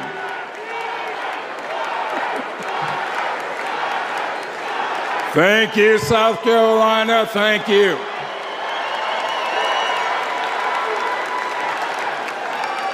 Four years ago, Americans were experiencing high anxieties and great uncertainties. A deadly virus raged, schools closed, businesses shuttered. Donald Trump mismanaged the crisis from day one, looking out for himself instead of the country.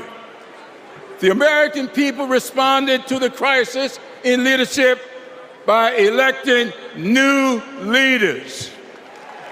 Thanks to Joe Biden and Kamala Harris, we reopened our schools, brought back our businesses, and restored our faith in the American can-do spirit. Thanks to Joe and Kamala, we reduced the price of prescription drugs, repaired roads and bridges, and replaced lead pipes. Thanks to Joe and Kamala, we are honoring our heroes in uniform and expanded benefits to over 1 million veterans. Thanks to Joe and Kamala, Make It in America is no longer just a slogan, but a movement that is bringing millions of manufacturing jobs back to America. For President Biden's lifetime of achievement in service of his country, we owe him a great debt of gratitude.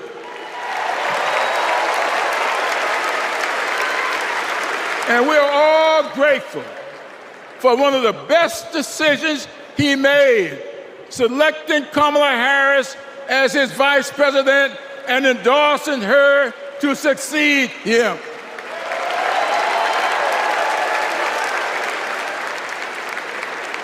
I often say that we are but the sum of our experiences. In the introduction to my memoir, I wrote, "All my experiences have not been pleasant, but I consider all of them to be blessings." So has been the case with Kamala. Her experiences have prepared her for this moment. Kamala Harris is a true battle-tested leader, a district attorney, attorney general, senator, and vice president who gets things done. While Donald Trump has been bragging about how he overturned Roe, Kamala has been fiercely advocating for the respectation of reproduction freedoms. While Trump has been looking out for himself and his billionaire buddies, Kamala has been fighting to lower costs for all Americans.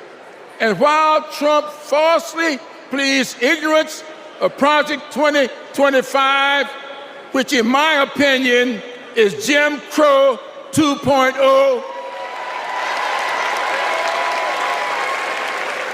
Kamala has been offering the American people enlightened proposals and visionary leadership. Having grown up in a parsonage, I often look to the good book for understanding and guidance. As 2 Corinthians informs, we are troubled on every side, yet not distressed. We are perplexed, but not in despair, persecuted, but not forsaken, cast down, but not destroyed. Our great democracy has been tested, and so has the basic goodness of the American people.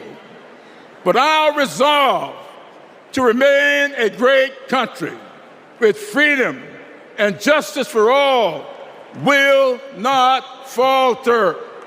We will continue our march toward a more perfect union, united in our common purpose and emboldened by our resolve to elect Kamala Harris and Tim Walz as the next president and vice president of these United States of America.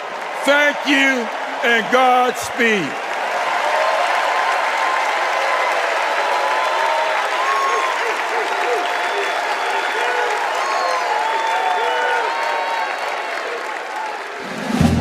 In the criminal justice system, the people are represented by two separate yet equally important groups: the police who investigate crime and the district attorneys who prosecute the offenders. This is the story of Donald Trump. His entire life, Trump has believed he's above the law, that no one would ever dare hold him accountable. He lies, he rips off workers, he sexually abuses women. Hey, when you're a star, they let you do it. You can do anything. He cheats in business.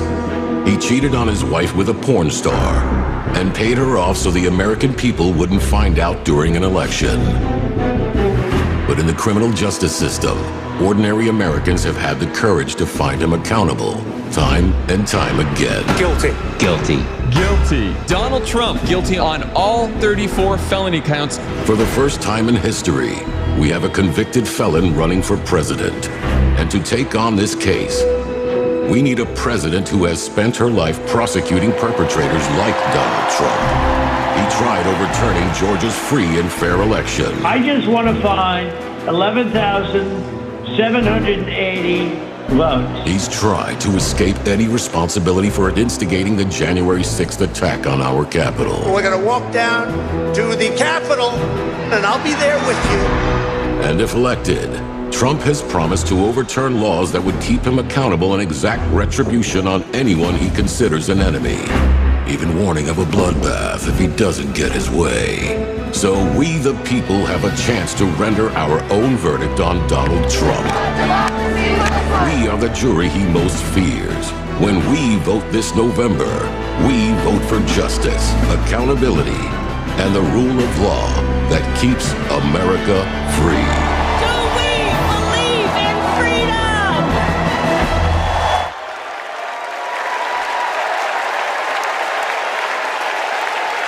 Please welcome Maryland Representative Jamie Raskin.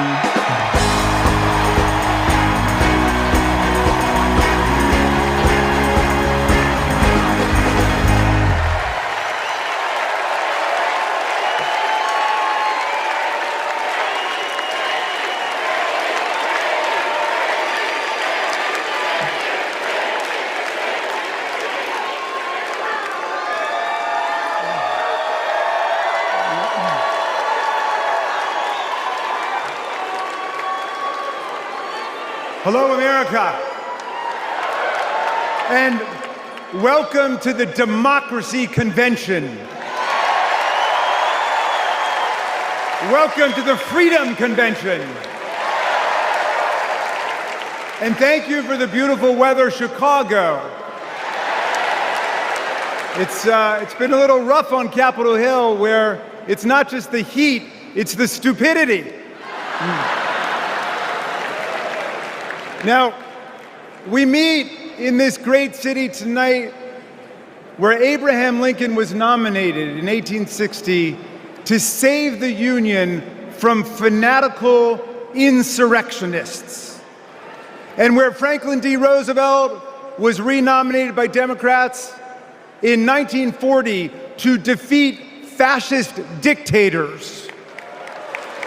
Now, we fight in our time to defend our freedom and our democracy against the banana Republicans who have converted Lincoln's party into a dangerous cult of personality.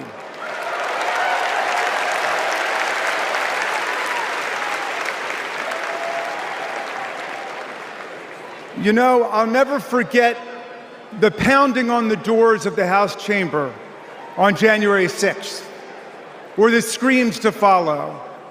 Hundreds of our police officers taunted and attacked 140 of them wounded by extremists wielding baseball bats, steel pipes, even American flags. 5 people died that day, and 4 more of our officers took their own lives in the days and weeks to come. All of this after Trump was defeated by more than 7 million votes by the great Joe Biden.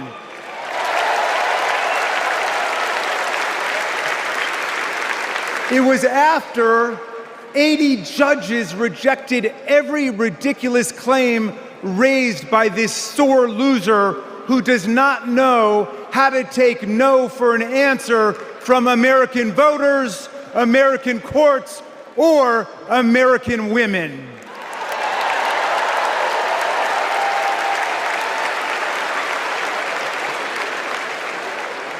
Remember what the mob chanted as they stormed the Capitol and injured our officers? Hang Mike Pence. Someone should have told Donald Trump that the president's job under Article 2 of the Constitution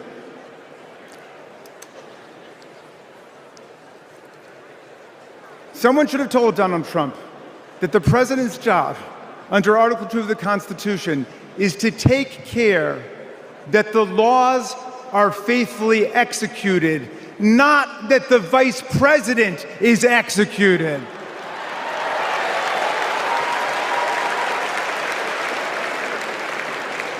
Pence has now joined more than 24 officials from Donald Trump's own administration in denouncing him, an historical record.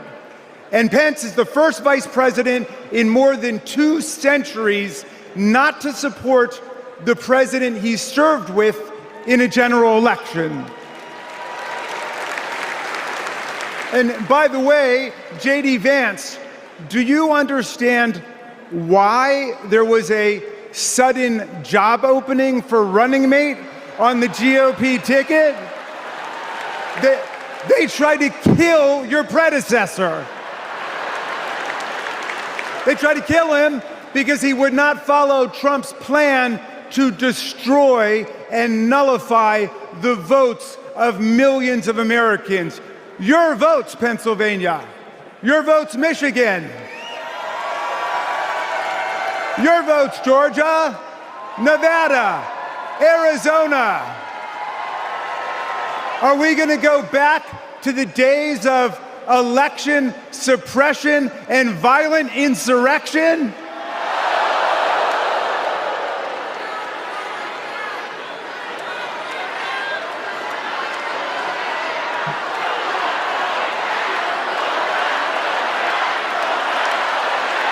We're not going back.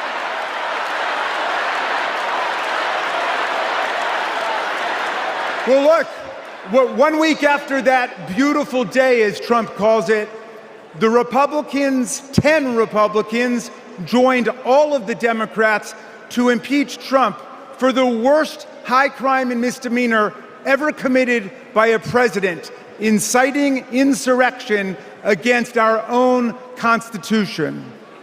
Make no mistake, a man who uses fraud, theft, and violence to take power will commit any crime to keep it.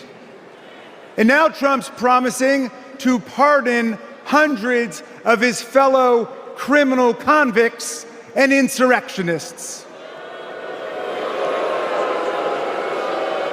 He calls for, quote, the termination of all rules, regulations, and articles, even those in the Constitution. My friends, are we the people going to let Donald Trump terminate our Constitution and obliterate the blessings of liberty for our posterity? That's right, we're going to elect Kamala Harris. We're going to elect the career prosecutor and inspiring public servant and Coach Walz, and we're going to defeat Donald Trump the career criminal, and incorrigible recidivist con man and his pet chameleon, J.D. Vance.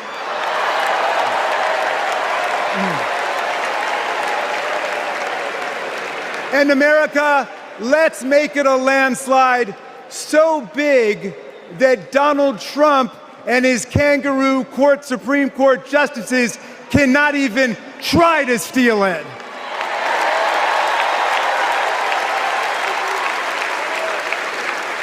Let's make every vote count. Let's make sure every vote is counted. Let's let freedom ring, and let's let democracy work in America.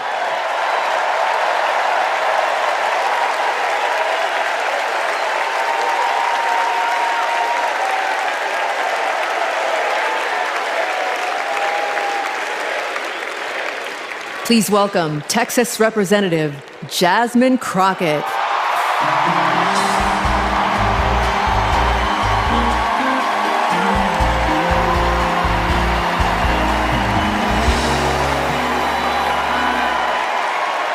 Well, good evening, America!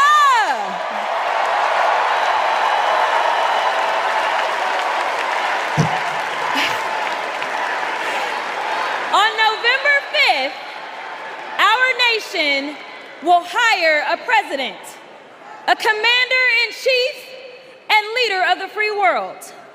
So let's compare their resumes, shall we? One candidate worked at McDonald's while she was in college at an HBCU. HU. The other was born with a silver spoon in his mouth and helped his daddy in the family business. Housing discrimination, that is. She became a career prosecutor while he became a career criminal. With 34 felonies, 2 impeachments, and 1 porn star to prove it.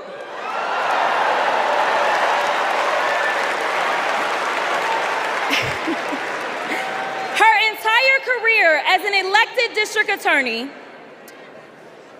attorney general, and senator, she's always worked for one client, the people. Meanwhile, he's a 78-year-old, lifelong predator, fraudster, and cheat, known for inciting violent mobs. Listen, y'all. He's only looked out for one person, himself. As women are dying, he is bragging about overturning Roe. And y'all know I come from Texas. And right now in Texas, come on, Texas. But right now in Texas, they want to institute the death penalty. That is a problem. While Kamala Harris is fighting for our reproductive rights to be restored. She is also the leader we need on the global stage. She helped secure the release of Americans wrongfully detained in Russia. At the same time, he cozies up to his role model, Vladimir Putin, and MAGA holds legislation hostage here at home, critical resources to secure the border, military aid to Ukraine, and even the Farm Bill. She's lived the American dream while he's been America's nightmare.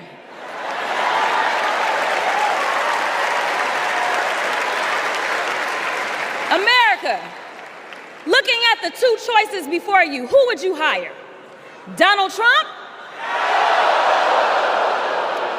or Kamala Harris?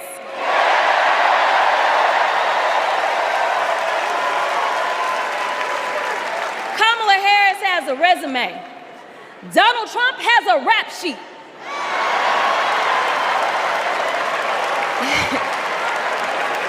She presides over the Senate while he keeps our national secrets next to his thinking chair. Y'all know what I said that other time. In Mar-a-Lago, Well, Donald Trump wants to put our 1787 Constitution through his Project 2025 paper shredder and make every day January 6th, Kamala Harris is fighting to fulfill the promise of America. In the real world, this wouldn't even be close. But this election is. Don't make a mistake. We are the underdogs in this fight, even though there is only one person qualified, only one person who's done the work, and who has delivered the results. And she needs you. She needs your one vote this November. Can we count on you?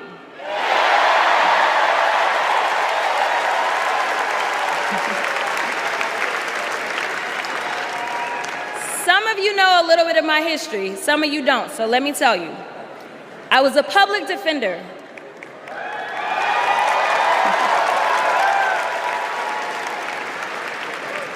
I did criminal defense as well as practiced civil rights law for almost 2 decades. I know a good prosecutor when I see one. Kamala Harris is the kind of prosecutor we long for in the cases like those of Breonna Taylor. Yeah.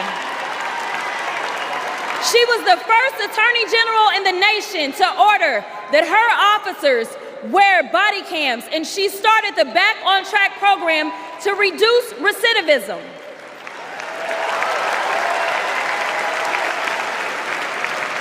Listen, y'all, she did all these things because she genuinely cares about people. She sees each person as just that, a person, not a statistic. She's proven that since the first day she stepped into a courtroom and said what y'all already heard Hillary say, I did not copy off of her speech. I just want y'all to know. She walked into that courtroom and said, Kamala Harris for the people. And she meant that.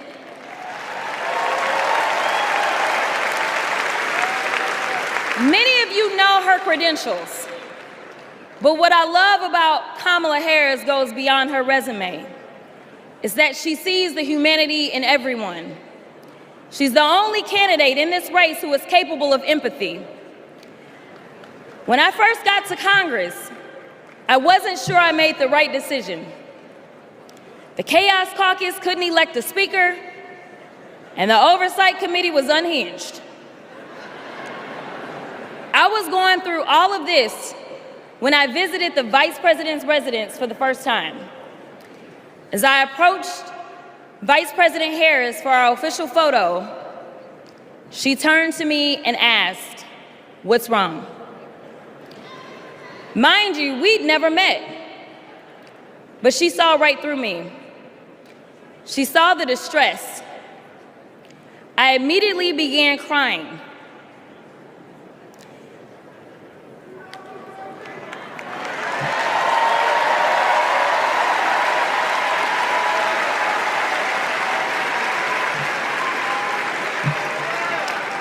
And the most powerful woman in the world wiped my tears and listened.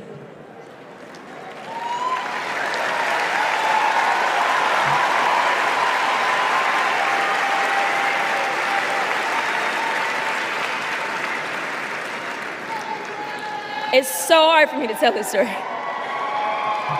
She then said, among other things, "You are exactly where God wants you.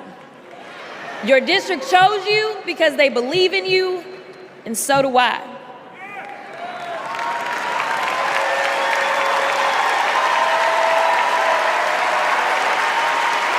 I'm gonna stop. Okay.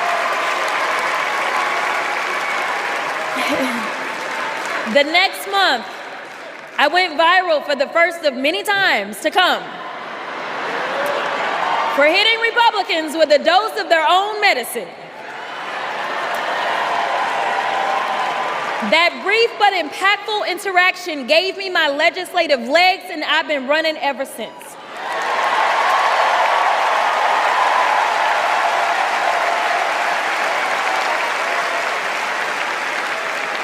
The question before us is, will a vindictive, vile villain violate voters' vision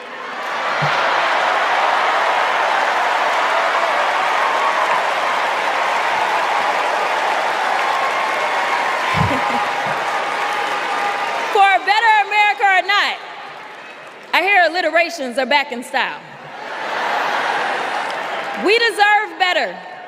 We deserve a president who can be a bright light in a sea of darkness. One who will pull us forward, because we won't go back. Amanda Gorman said it best: there's always light if only we are brave enough to see it, if only we are brave enough to be it. Kamala Harris showed me that light.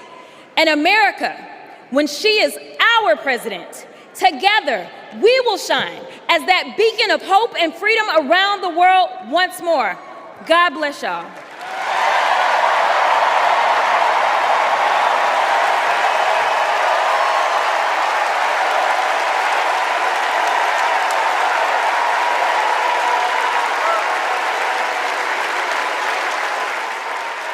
This is one of our willow boxes.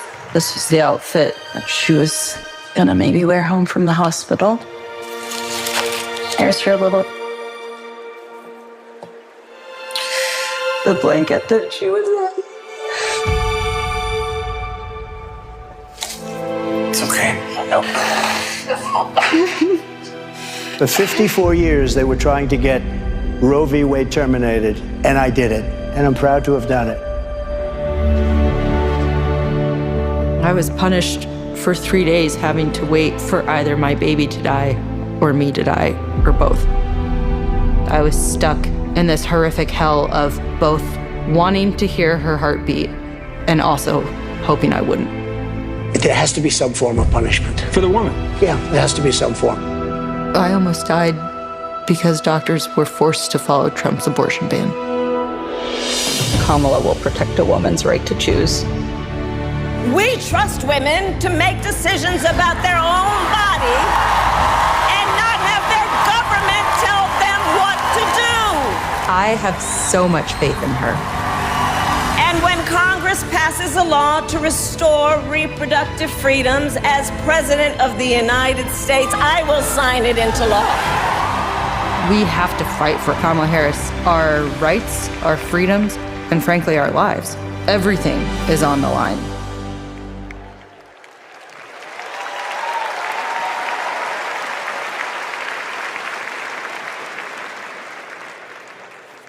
When you're expecting a baby, packing for the hospital should be a joyful moment. For us, it was different. We were told with 100% certainty we would lose our baby girl, Willow, and we were sent home. For 3 days, we waited until Amanda was sick enough to receive standard abortion care. Eventually, Amanda's temperature spiked. She was shaking, disoriented, and crashing. I don't remember what I threw into our bag that day, only that instead of welcoming Willow, I was hoping Amanda's life could be saved. I'm here tonight because the fight for reproductive rights isn't just a woman's fight. This is about fighting. This is about fighting for our families. And as Kamala Harris says, our future.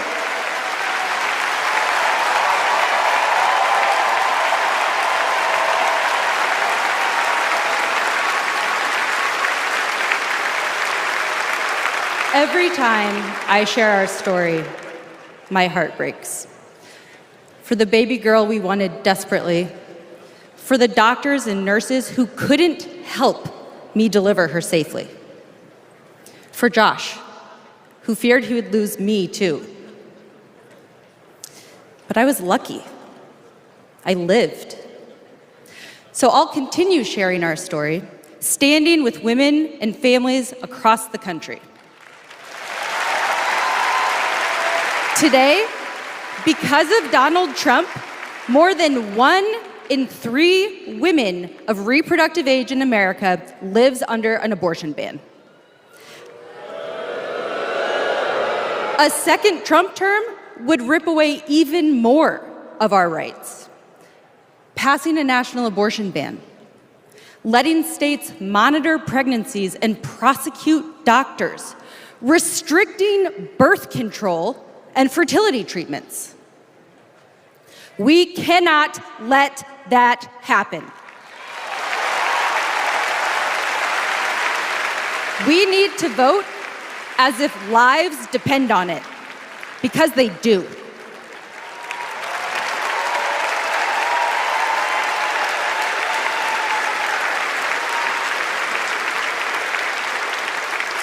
Two years ago, my husband and I were expecting our second child. Our daughter, Lauren, couldn't wait to be a big sister. I was getting ready for her 4th birthday party when something didn't feel right. 2 emergency rooms sent me away. Because of Louisiana's abortion ban, no one would confirm that I was miscarrying. I was in pain, bleeding so much my husband feared for my life. No woman should experience what I endured, but too many have.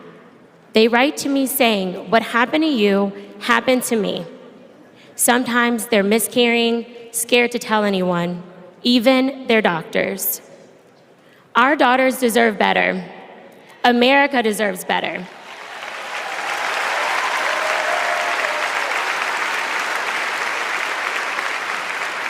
Kamala Harris and Tim Walz will fight for reproductive rights and our freedom and our shared future.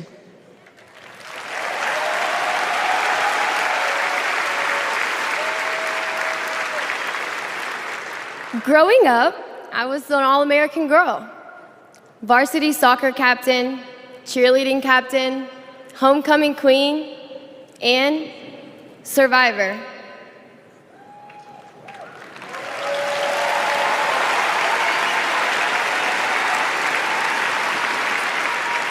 I was raped by my stepfather after years of sexual abuse.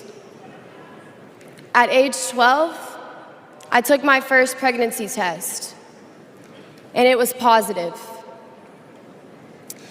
That was the first time I was ever told, you have options. I can't imagine not having a choice. But today, that's the reality for many women and girls across the country because of Donald Trump's abortion bans. He calls it a beautiful thing. What is so beautiful about a child having to carry her parent's child? There are other survivors out there who have no options. And I want you to know that we see you. We hear you.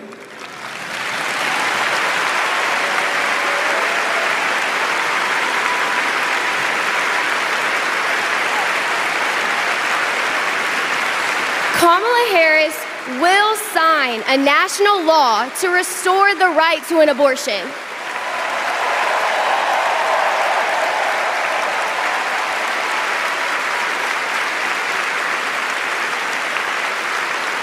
She will fight for every woman and every girl, even those who are not fighting for her.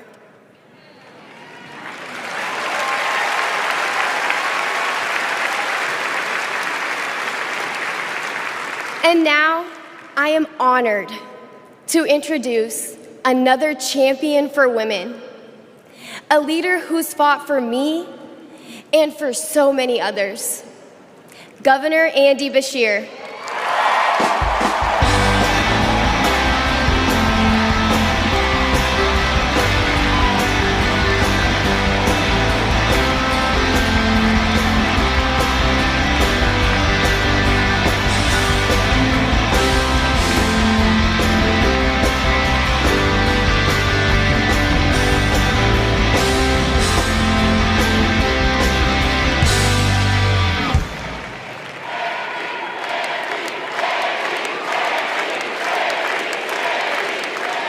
Hadley Duvall is one of the bravest people I've ever met.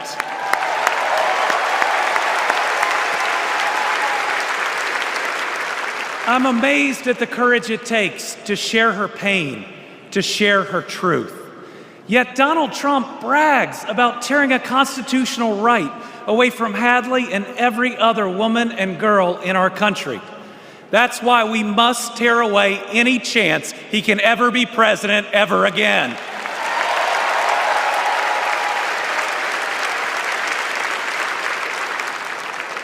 In 21 states, Trump's actions have resulted in extreme bans on abortion in my state, even in cases of rape, incest, and non-viable pregnancies.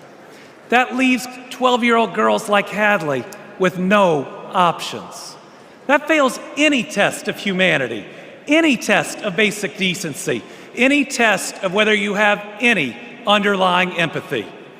Thankfully, this extremism is being soundly rejected all over our country.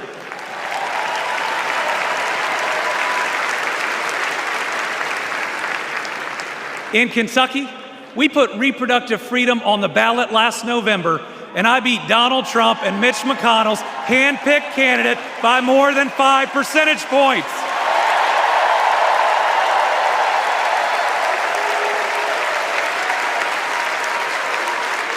This November, we're going to beat them again. Elect Kamala Harris and Tim Walz and protect reproductive freedom. Folks, Donald Trump appointed the Supreme Court justices who got us into this mess. His Project 2025 goes even further. Here's the thing. Trump and Vance simply don't believe in your freedom. Trump says people are absolutely thrilled that women have their basic rights eliminated. J.D. Vance says women should stay in violent marriages and that pregnancies resulting from rape are simply inconvenient. Their policies give rapists more rights than their victims. That's not inconvenient, it's just plain wrong.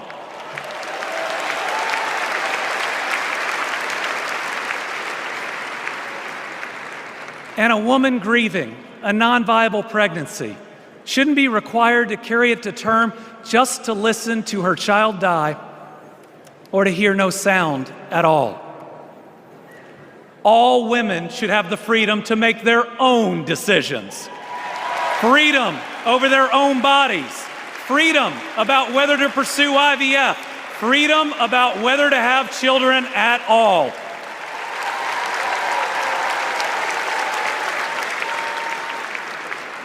How we treat people transcends party lines. It goes right to the heart of who we are. My faith teaches me the golden rule that I am to love my neighbor as myself. And the parable of the Good Samaritan says we are all each other's neighbors. So I want anyone watching tonight, Republican, Independent, Democrat, to know that you are welcome here.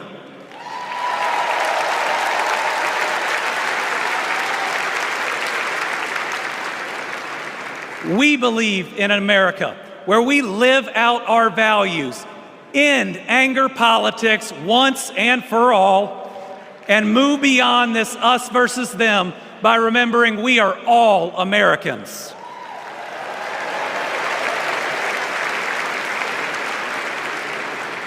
That's how Joe Biden and Kamala Harris lead. They both called to ask how they could help Kentucky in recovering from natural disasters. They helped us improve our roads, our bridges, and invested in our people.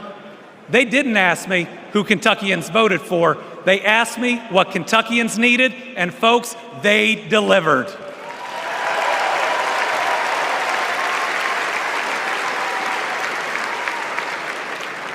Kamala Harris gets it. She knows we must move beyond anger, extremism, and division, that everyone has dignity and deserves respect. America, we're going to win.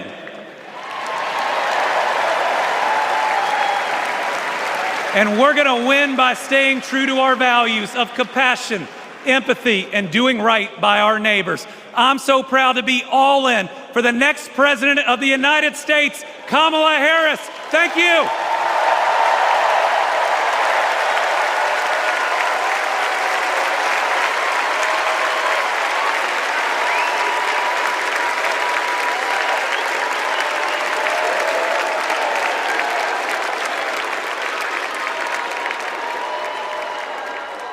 Please welcome Georgia Senator Raphael Warnock.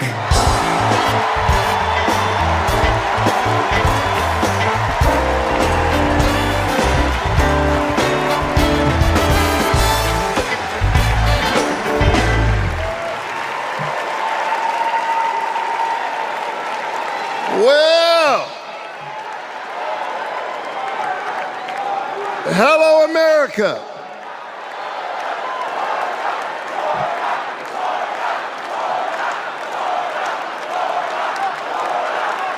Thank you so very much. On January 5th, 2021, the people of Georgia did an amazing thing.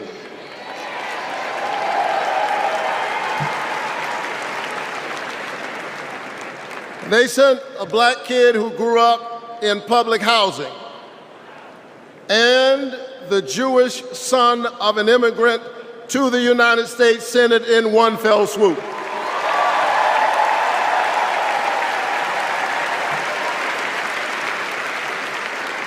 And among those Georgians was my then 82-year-old mother. She grew up in Waycross, Georgia. Do you know where that is? It's way across Georgia. She grew up in Waycross, Georgia, where she picked other people's cotton and other people's tobacco. But because this is America, the 82-year-old hands that used to pick somebody else's cotton and somebody else's tobacco picked her youngest son to be a United States Senator.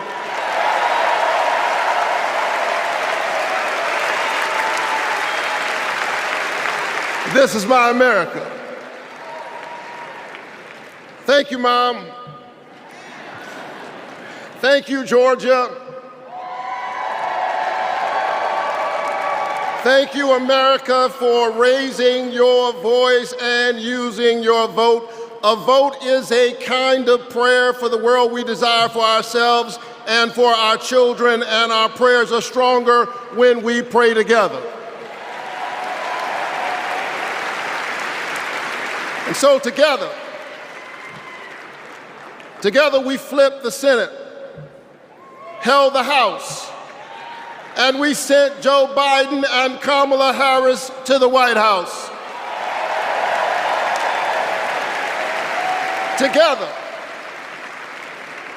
Together we vaccinated our citizens, we fortified our cities and our towns, and we stood by our small businesses. Together we set out to heal the land. A nation besieged by a deadly pandemic and beset by the awful and divisive rhetoric of a man too small for the office entrusted him or the task set before him.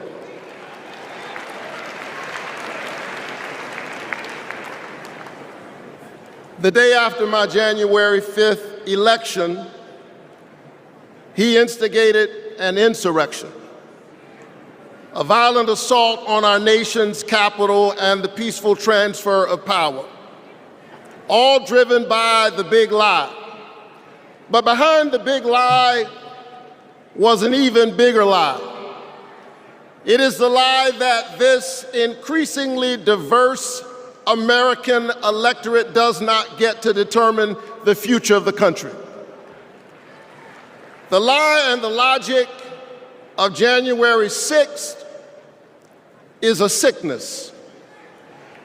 It is a kind of cancer that then metastasized into dozens of voter suppression laws all across our country. And we must be vigilant tonight because these anti-democratic forces are at work right now in Georgia and all across our country. And the question is, who will heal the land? And so here we are, America. Are you ready?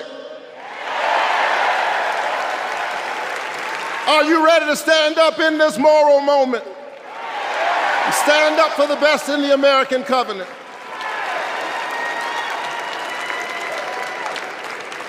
Elections are about the character of a country.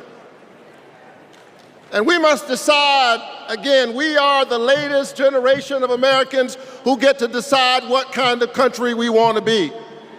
And we must choose between the promise of January 5th and the peril of January 6th.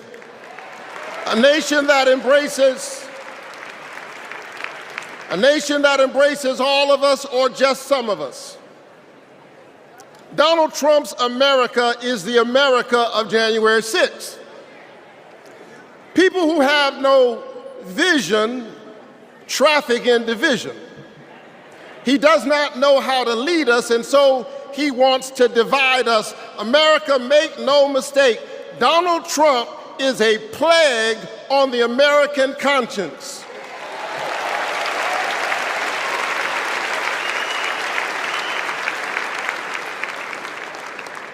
He is a clear and present threat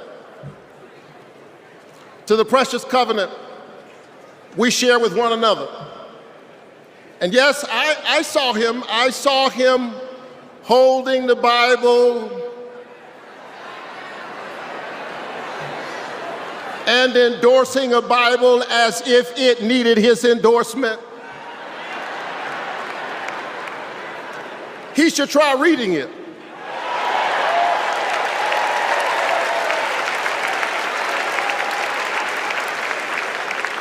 It says, do justice, love kindness, and walk humbly with your God. He should try reading it. It says, love your neighbor as yourself. It says, inasmuch as you've done it unto the least of these, you have done it also unto me.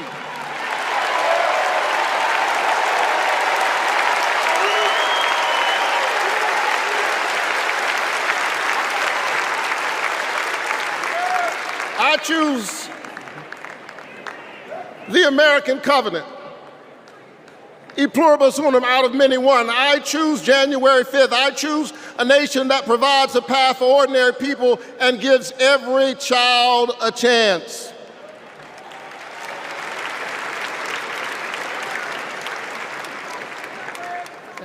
And that's Joe Biden's America. And he's been fighting for it for more than a half century. President Biden, America is so much better because of you, a true patriot who has always put the people first. Thank you, Joe.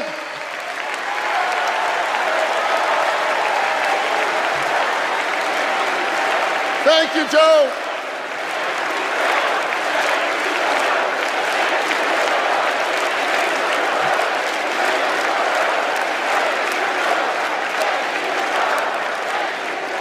But I'll tell you something else. Not only is that Joe Biden's America, that's Kamala Harris's America.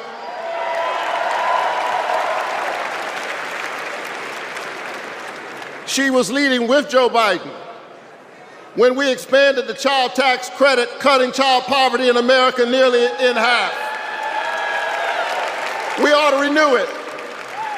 She cast a tie-breaking vote for my bill capping the cost of insulin to no more than $35 per month for seniors. We ought to extend it to everybody. Together we passed an infrastructure bill, bolstered American manufacturing and clean energy, an investment in the house that we all share together. And I've got news for you, we are just getting started. Are you ready to win this election?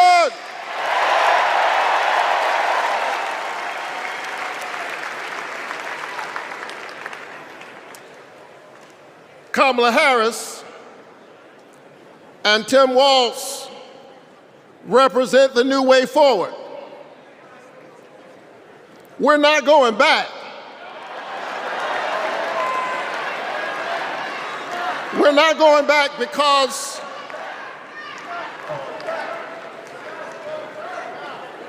We are the United States of America. We always dream about the future. And so forward on women's reproductive rights, because we believe that a patient's room is too small and cramped a space for a woman, her doctor, and the United States government. That's too many people in the room.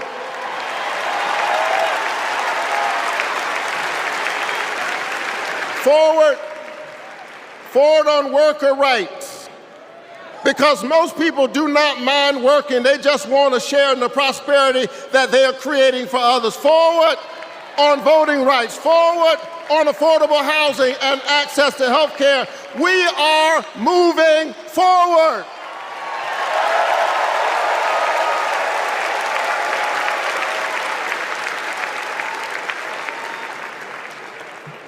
And so I'm inspired tonight.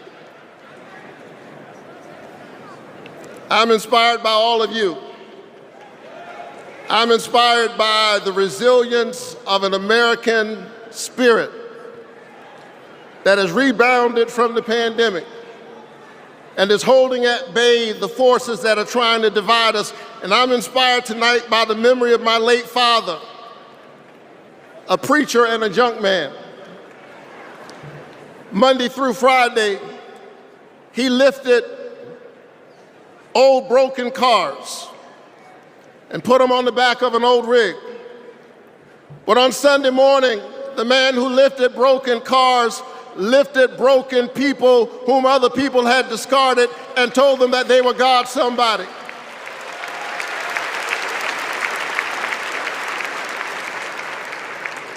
My dad discovered strength in the broken places, a power made perfect in weakness. And so I'm convinced tonight that we can lift the broken even as we climb. I'm convinced tonight that we can heal sick bodies. We can heal the wounds that divide us. We can heal a planet in peril. We can heal the land.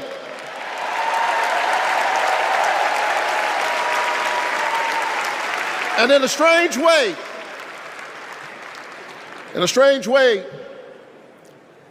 the pandemic taught us how. A contagious airborne disease means that I have a personal stake in the health of my neighbor.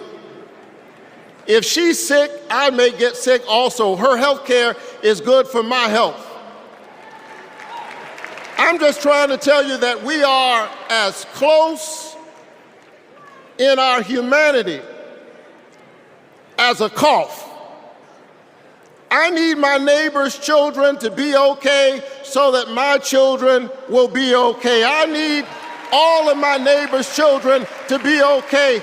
Poor inner city children in Atlanta and poor children of Appalachia. I need the poor children of Israel and the poor children of Gaza. I need Israelis and Palestinians. I need those in the Congo, those in Haiti, those in Ukraine. I need American children on both sides of the track to be okay. Because we are all God's children. And so let's stand together. Let's work together. Let's organize together. Let's pray together. Let's stand together. Let's heal the land. God bless you. Keep the faith and keep looking up.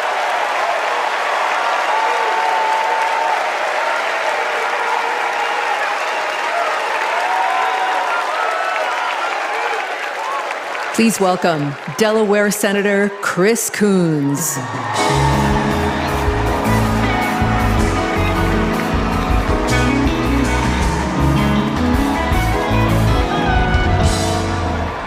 Good evening, folks.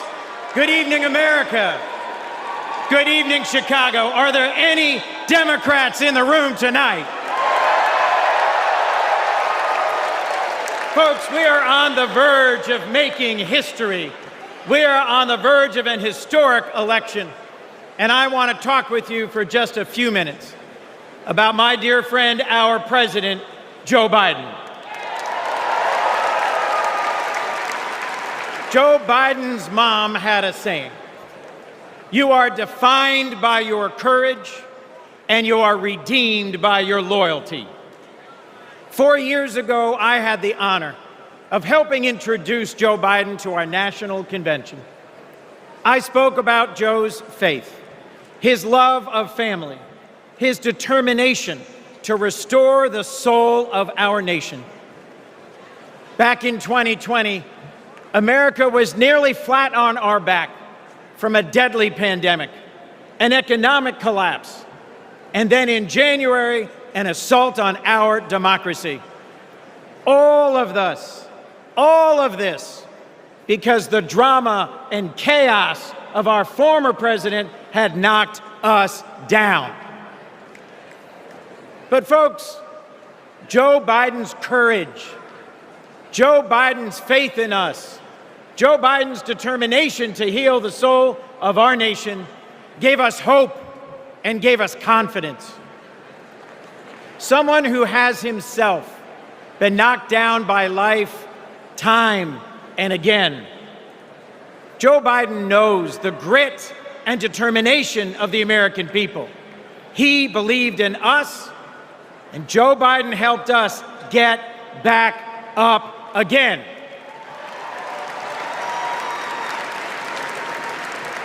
Using the incredible skills he developed in many years in the U.S. Senate, Joe got passed and signed into law the most consequential legislation of any president in 60 years, helping our veterans, advancing gun safety, cutting prescription drug prices, fighting climate change, rebuilding bridges and broadband, bringing manufacturing back to America. Together, Joe and Kamala helped rebuild our economy from the middle up, from the bottom up, and the middle out, not from the top down. And they made our families safer and our country stronger at home and abroad. Today, we are so much better off because they believed in us, in our democracy. And our incredible First Lady, Jill Biden, our incredible First Lady, Jill Biden, our incredible First Lady, Jill Biden, was at Joe's side every step of the way, fighting for education, advancing the cancer moonshot, determined to improve women's health care, honoring military families.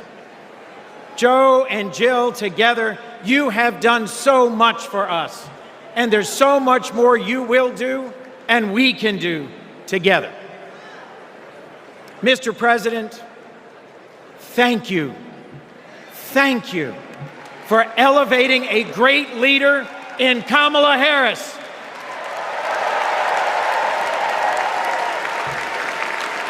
Vice President Harris, thank you for choosing a great running mate with a heart for the middle class like yours in Sergeant, Congressman, Coach, Governor Tim Walz.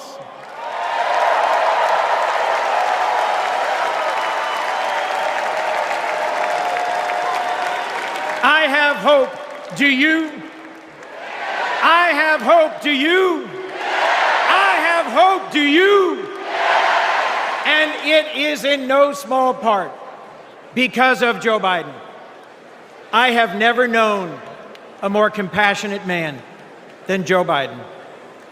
I have never known a man who has taken from his own loss and his own faith and delivered so much for the future of so many others. Mr. President, you were my senator as a Delawarean. You are my president as an American, and you will always be my friend. On behalf of our nation, Joe, for your courage in fighting for our democracy, we thank you.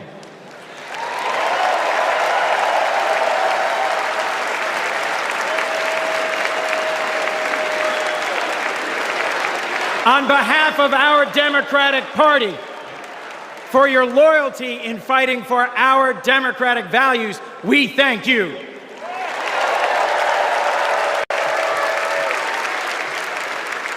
And on behalf of Delaware, thank you, Joe, and God bless you. We love you. We love Joe. We love Joe. We love Joe. We love Joe. We love Joe.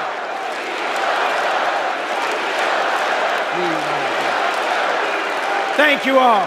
We love Joe. God bless you, and thank you very much.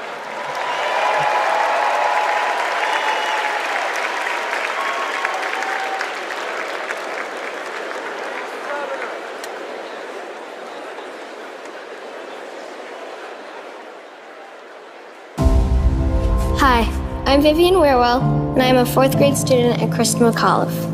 I've been bouncing around all week excited for this moment, and last night I could barely sleep. I remember the day that we heard that President Biden had won, and the whole neighborhood started celebrating. So when I heard you were coming, I really wanted to meet you. I adore you because you embrace change from my generation, and the ones to come. I look up to you.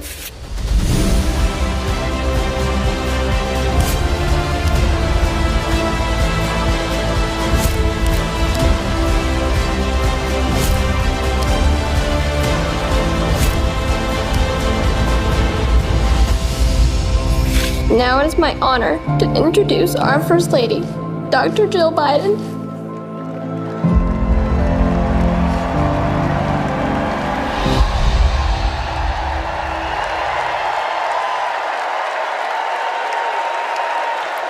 Please welcome First Lady of the United States, Jill Biden. Thank you. Thank you.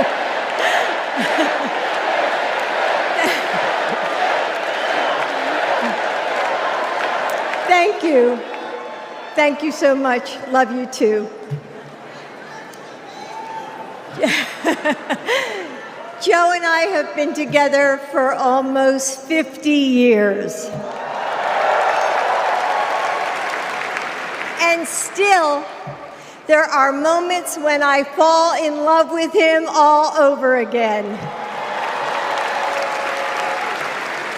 Like when I handed him our baby Ashley for the first time and saw the smile that lit up his face. Or on nights after an exhausting day working in the Senate, when he would read one more bedtime story just because the kids asked. When he stops on a rope line because he sees someone grieving who needs to know that everything is going to be all right one day. Or to encourage that child with a stutter to find the confidence she needs. Those moments when I'm reminded of all he's accomplished in the name of something bigger than himself. Receiving the Medal of Freedom with humility.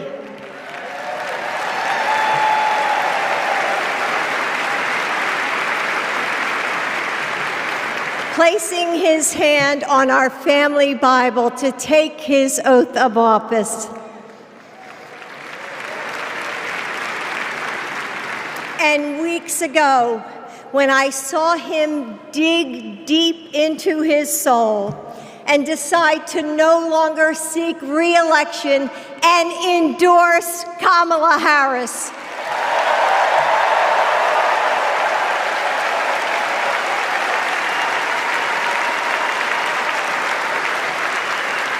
With faith and conviction, Joe knows that our nation's strength doesn't come from intimidation or cruelty.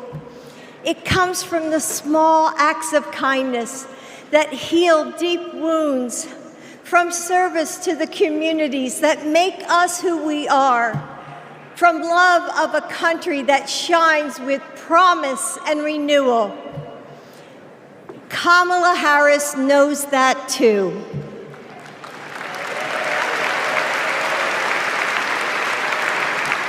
Our son, Beau, first worked with Kamala when he was Attorney General of Delaware.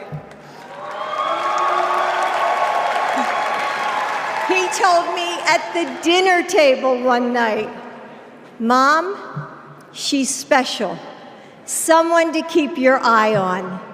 And he was right. Joe and I know Kamala. We have seen her courage, her determination, and her leadership up close.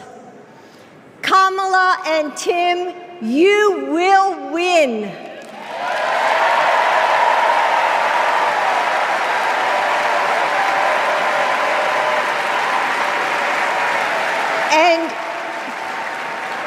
And you are inspiring a new generation.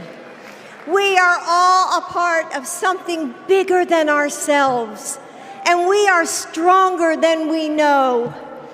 The future of our country is in the hands of those in this room and all of you watching at home.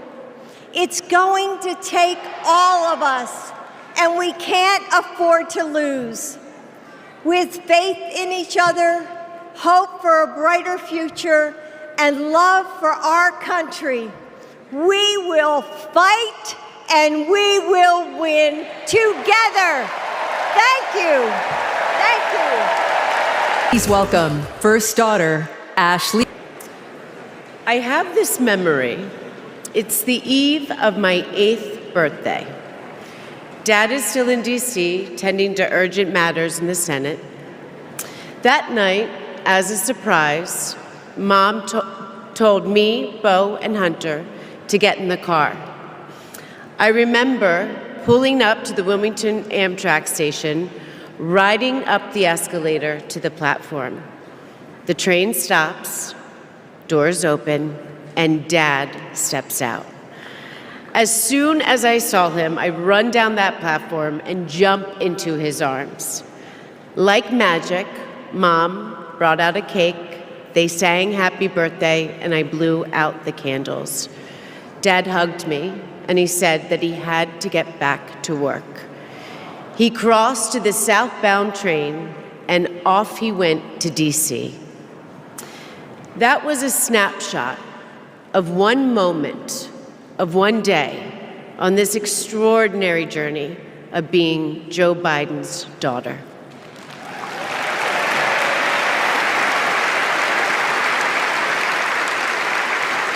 Joe Biden is the OG girl dad. He told me I could be anything and I could do anything. As a child, I would sit on the leather chair in his office doing my homework, and he would sit next to me doing his work, drafting the Violence Against Women Act.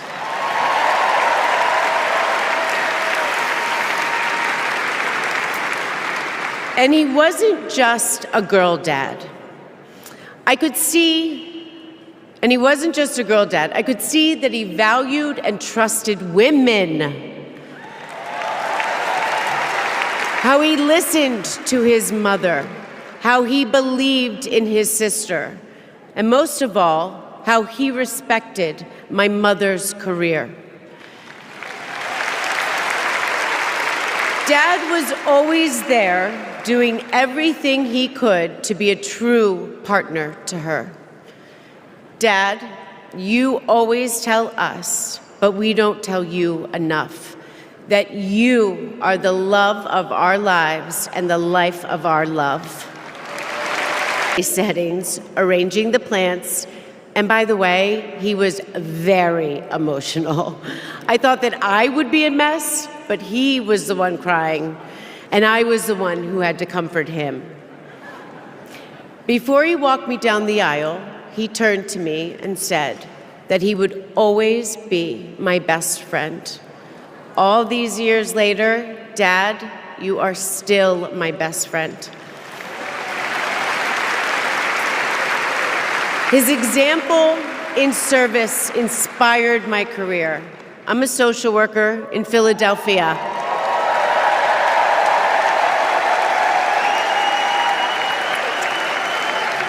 I support formerly incarcerated women as they heal from past trauma and they reclaim their lives.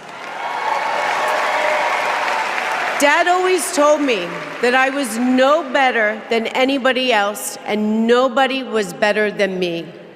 He taught me that everyone deserves a fair shot and that we shouldn't leave anyone behind. That's what you learn from a fighter who has been underestimated his entire life.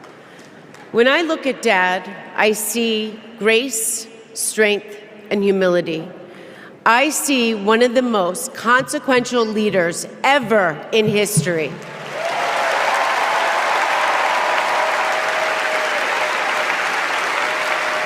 And I also know that he never stops thinking about you, about your dreams, about your dignity, about your opportunities, about your family.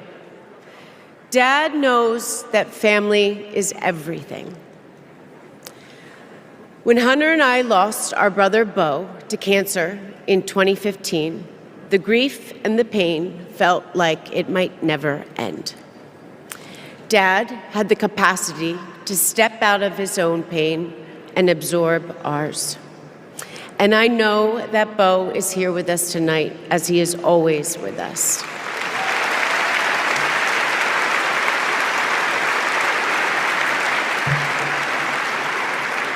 After Bo passed, I got this tattoo on my wrist. It says, "Courage, dear heart." A reminder to myself to keep going, to get back up, like my dad has always done. He has taught me that a courageous heart is a miraculous thing. A courageous heart can heal a family. A courageous heart can heal a nation, and maybe even the world. And now, this election requires the courageous hearts of all of us. In 2020, my dad selected Kamala Harris to beat Donald Trump. And he knows in 2024, she will beat Donald Trump again.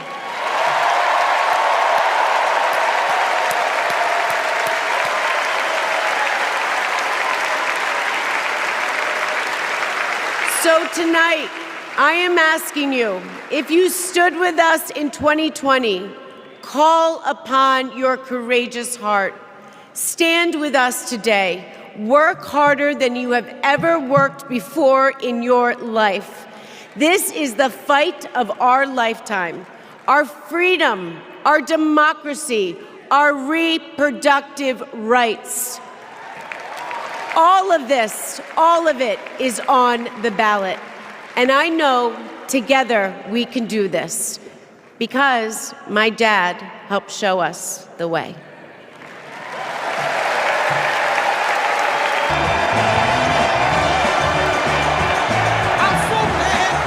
Thank you, thank you, thank you.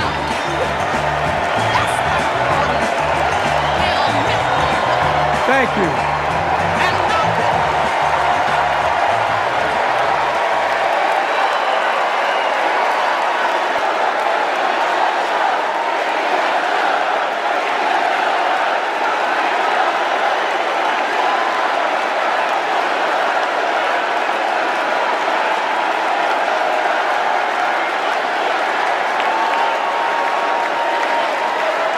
Thank you, thank you, thank you.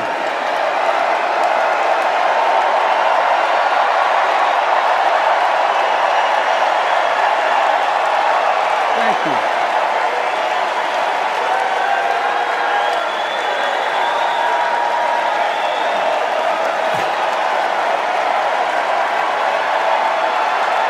Thank you.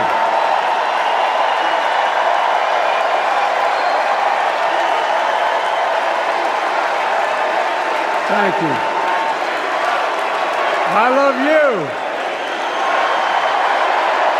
Thank you.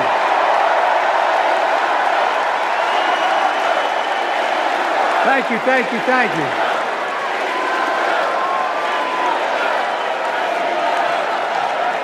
That was my daughter.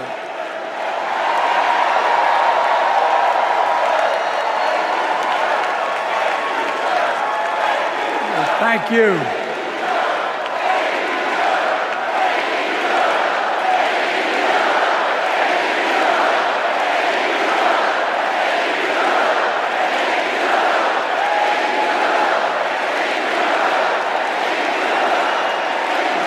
Thank you, thank you, thank you. Thank you. Thank you for so. I tell you what.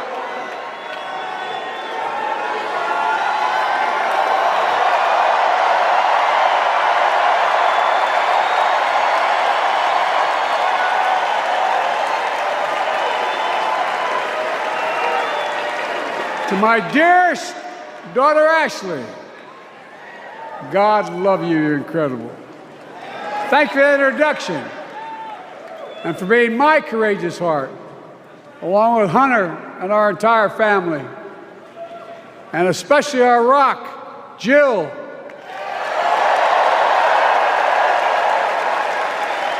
Who, as those of you who know us, she still leaves me both breathless and speechless.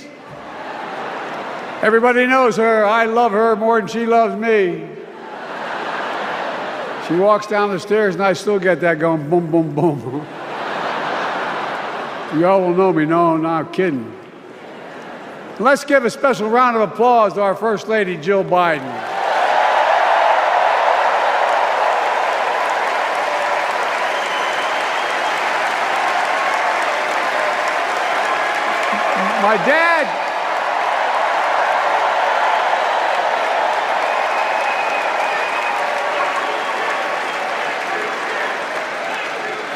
My dad used to have an expression, for real. He'd say, Joey, family is the beginning, the middle, and the end.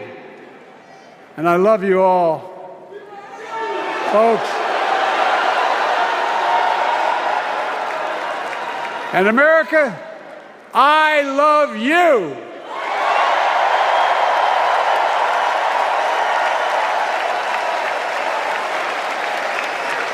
Folks, let me ask you.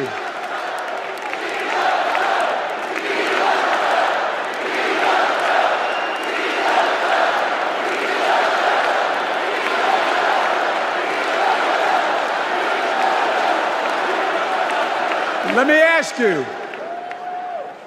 Are you ready to vote for freedom?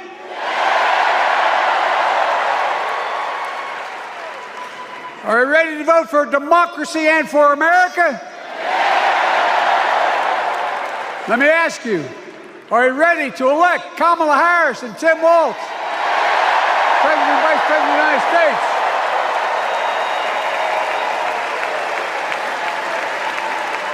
My fellow Democrats, my fellow Americans, nearly 4 years ago, in winter, on the steps of the Capitol, on a cold January day, I raised my right hand and I swore an oath to you and to God to preserve, protect, and defend the Constitution and to faithfully execute the office of the President of the United States.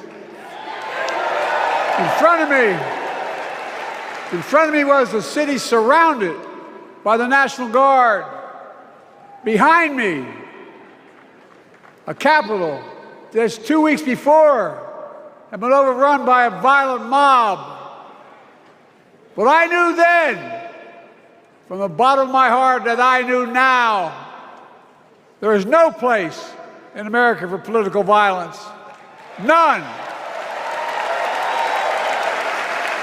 You cannot say you love your country only when you win.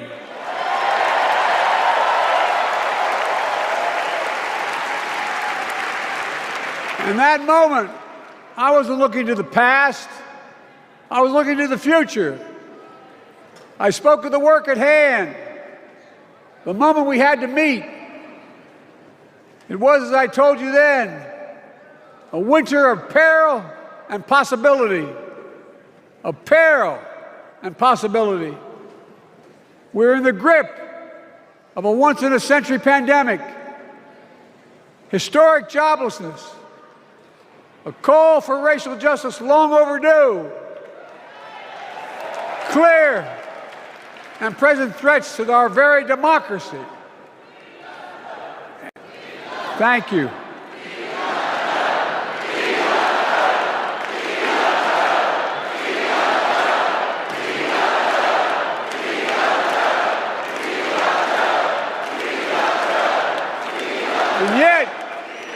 And yet I believed then, and I believe now, that progress was and is possible.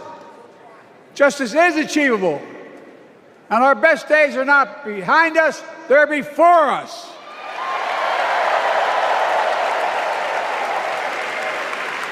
Now it's summer.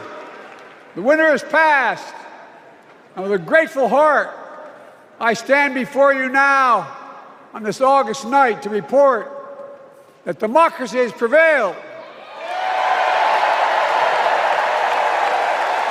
Democracy has delivered. And now democracy must be preserved.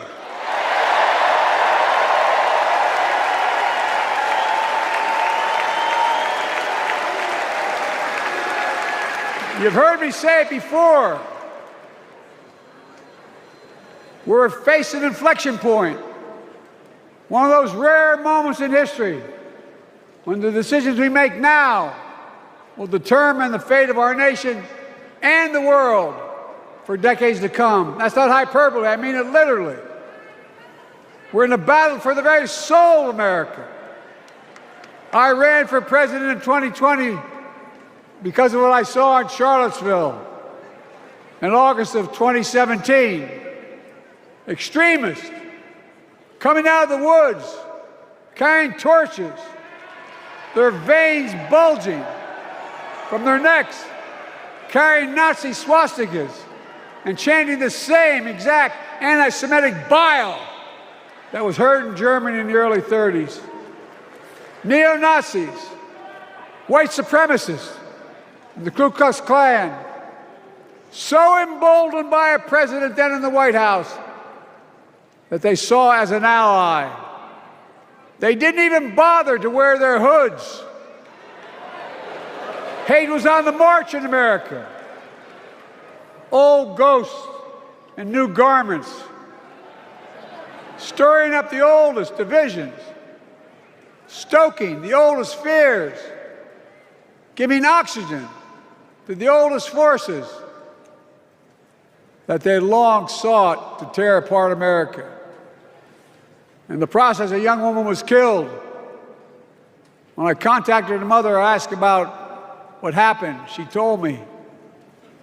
When the president was asked what he thought had happened, Donald Trump said, and I quote, "There are very fine people on both sides. My God." That's what he said. That is what he said and what he meant. That's when I realized, had listened to the admonition of my dead son, I could not stay in the sidelines. So I ran.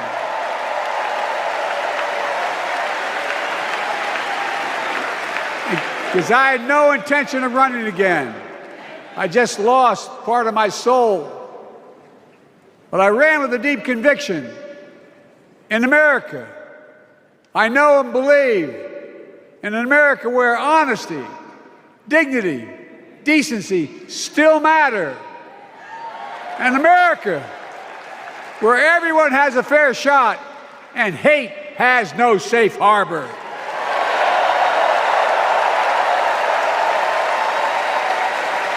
An America where the fundamental creed of this nation, that all of us are created equal, is still very much alive.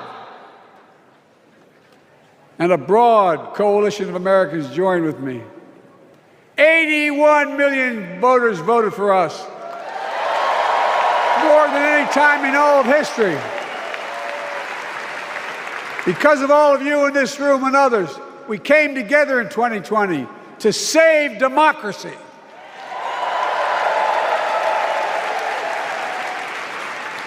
As your president, I've been determined to keep America moving forward, not going back, to stand against hate and violence in all its forms, to be a nation where we not only live with but thrive on diversity, demonizing no one, leaving no one behind, and becoming the nation that we profess to be. I also ran to rebuild the backbone of America, the middle class.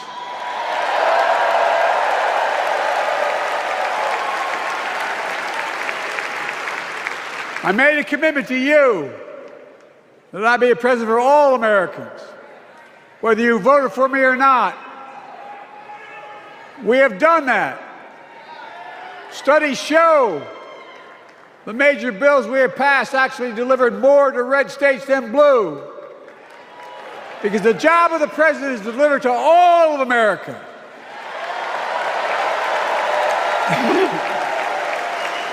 And because of you, and I'm not exaggerating, because of you, we've had one of the most extraordinary 4 years of progress ever, period.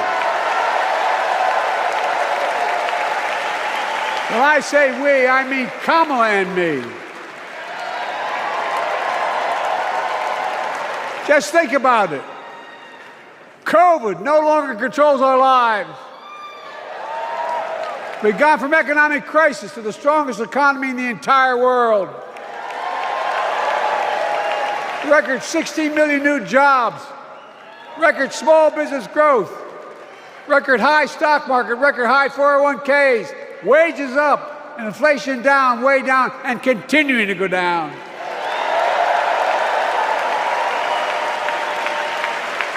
The smallest racial wealth gap in 20 years. And yes, we both know we have more to do, but we're moving in the right direction. More Americans have peace of mind that comes from having health insurance. More Americans have health insurance today than ever before in American history.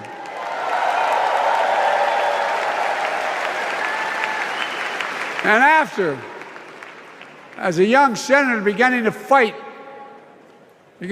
for 50 years to give Medicare the power to negotiate low prescription drug prices, we finally beat Big Pharma.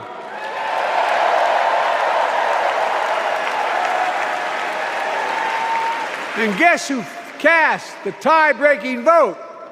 Vice President, soon-to-be President Kamala Harris.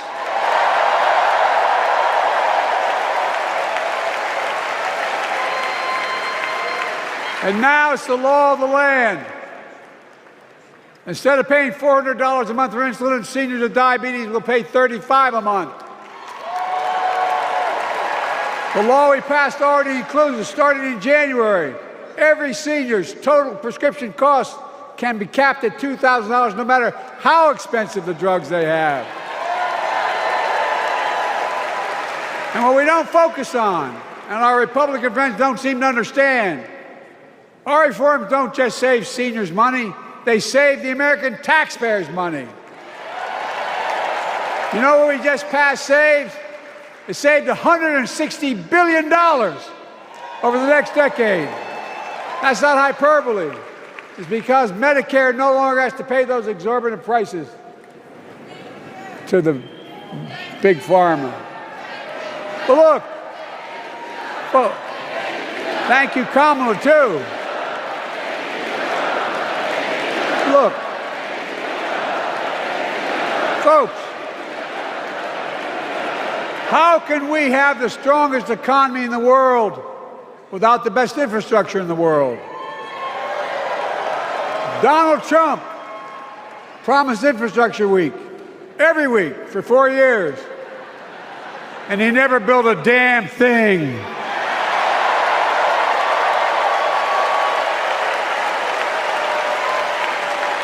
But now, because of what Kamala and I have done, remember we were told we couldn't get it done. Remember when we came into office, we couldn't get anything passed? But right now, we're giving America an infrastructure decade, not week. We're modernizing our roads, our bridges, our ports, our airports, our trains, our buses. We're removing every lead pipe from schools and homes so every child can drink clean water. We're providing affordable high-speed internet for every American, no matter where they live, not unlike what Roosevelt did with electricity. And so much more. We are uniting the country.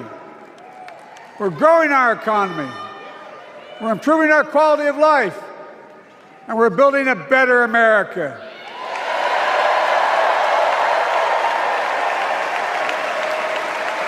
Because that's who we are. How can we be the strongest nation in the world without leading the world in science and technology? After years of importing 90% of our semiconductor chips from abroad, which America invented those chips, our Chips and Science Act meant that private companies from around the world are now investing literally tens of billions of dollars to build new chip factories right here in America.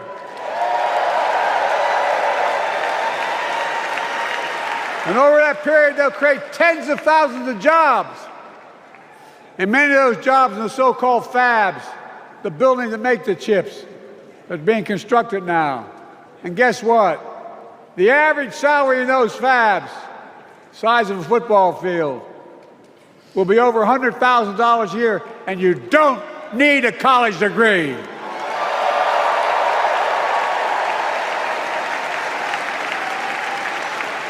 Because of you and so many electeds out there, American manufacturing is back. Where the hell to say we wouldn't lead the world in manufacturing? 800,000 new manufacturing jobs.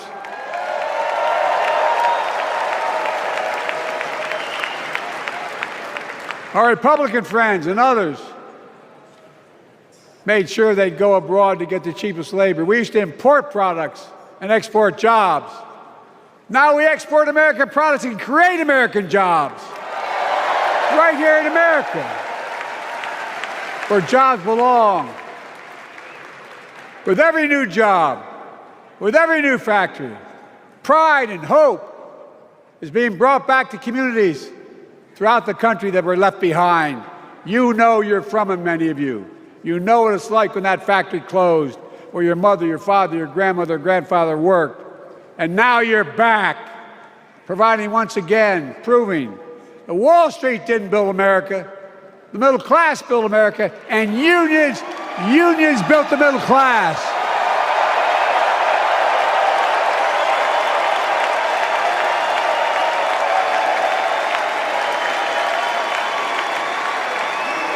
It's been my view since I came to the Senate. And that's why I'm proud to have been the first president to walk a picket line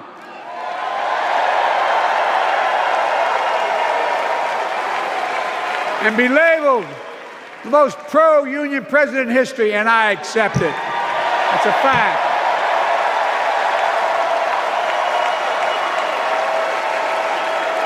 Because when unions do well, we all do well.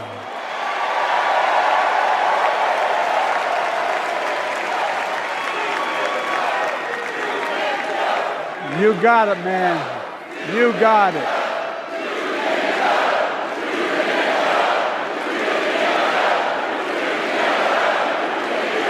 I agree. I'm proud. Look, remember he told we couldn't get anything done because we couldn't get anything done in the Congress? Well, with your support, we passed the most significant climate law in the history of mankind.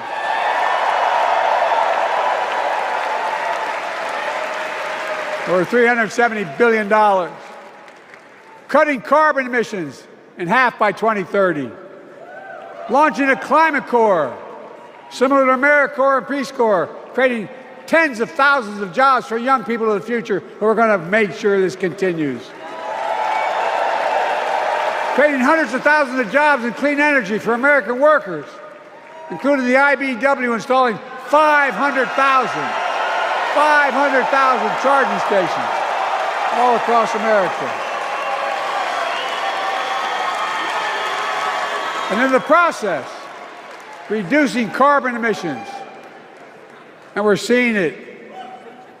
We're seeing to it that the first beneficiaries of environmental initiatives are those fence-lined communities that have been smothered by the legacy of pollution. Louisiana and Delaware, Route 9, all the factories, all those chemical factories are right next to the poorest neighborhoods. They're the ones we're going to bring back.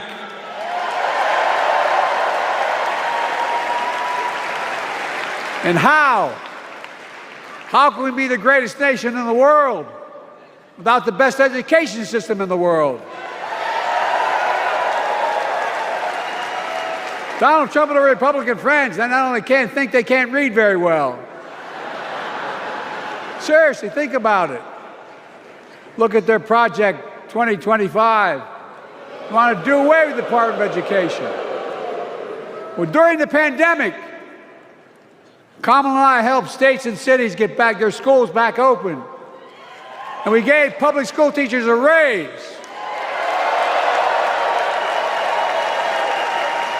We created apprenticeships with business and the communities, putting students on a path to a good paying job, whether or not they go to college. And by the way, we're making college a hell of a lot more affordable. Increasing Pell Grants by $900. Over $15 billion to HBCUs. Minority service education, including Hispanic institutions and tribal colleges.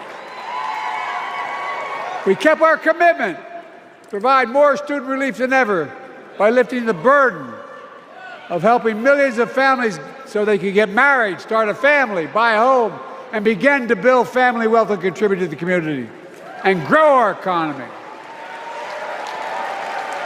It's not costing us, it's creating more wealth. We've fundamentally transformed how our economy grows, from the middle out and the bottom up instead of the top down. You know, my dad used to say there wasn't a whole hell of a lot to drop down on my kitchen table at the end of the month. I come from a basic middle-class family, 3-bedroom house, 4 kids, a grandpa living with us, decent neighborhood, but never a penny to spare. And look, that top-down notion never worked. A lot of Democrats didn't think it worked, thought it worked, but it doesn't. And when we did all that, what we've done, everybody can do well. Everybody.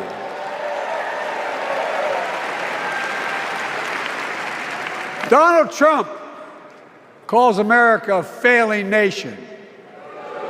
No, I'm serious. But think about this. Think about this. He publicly says to the whole world, I'm going to say something outrageous. I know more foreign leaders by their first names and know them well than anybody alive. Just because I'm so damn old. But I'm not joking. Think of the message he sends around the world when he talks about America being a failing nation. He says we're losing. He's the loser. He's dead wrong.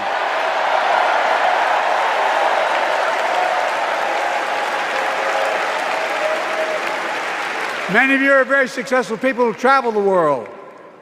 Name me a country in the world that doesn't think we're the leading nation in the world.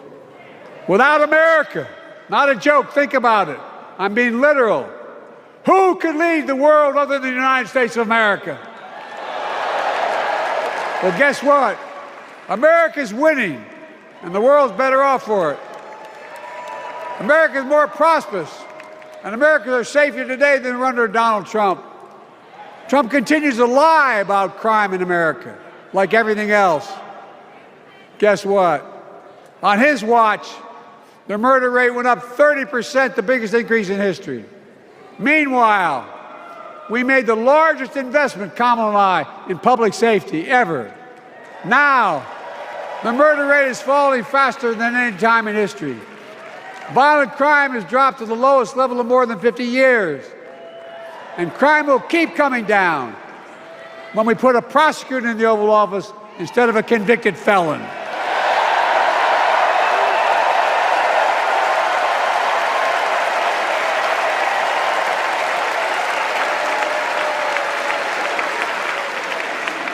Folks, the distinguished senator from the Senate from California and I passed the first ban on assault weapons.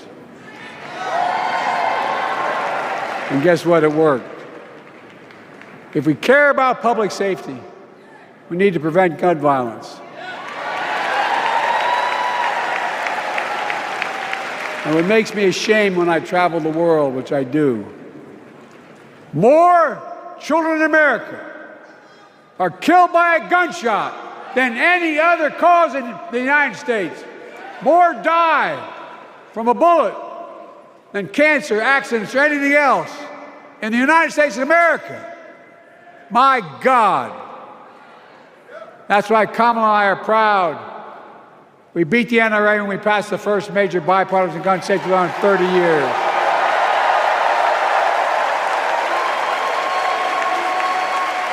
I'm serious. That comes from here. And now it's time to ban assault weapons again. And demand universal background checks.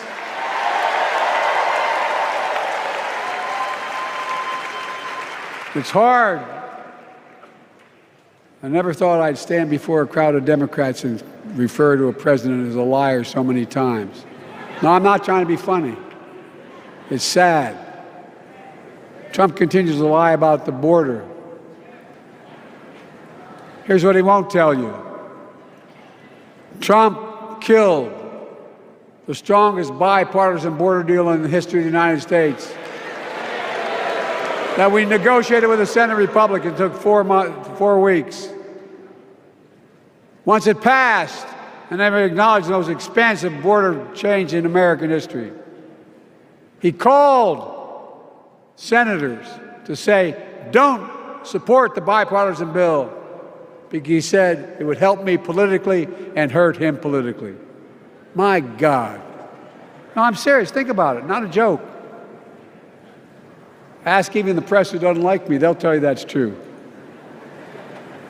Typically, Trump, once again, putting himself first and America last. Then I had to take executive action. The result of the executive action I took, border encounters have dropped over 50%. In fact, there are fewer border crossings today than when Donald Trump left office. And unlike Trump, we will not demonize immigrants, saying they're the poison of blood of America, poison the blood of our country. Kamala and I are committed to strengthening legal immigration, including protecting dreamers and more.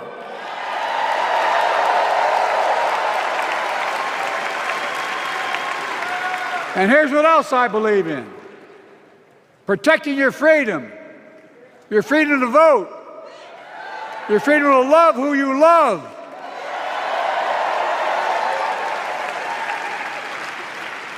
And your freedom to choose.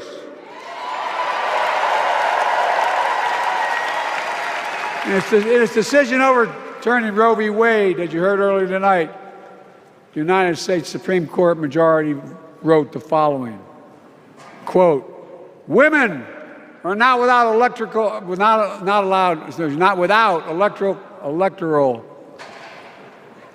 or political power. No kidding. MAGA Republicans found out the power of women in 2022. And Donald Trump is going to find out the power of women in 2024. Watch.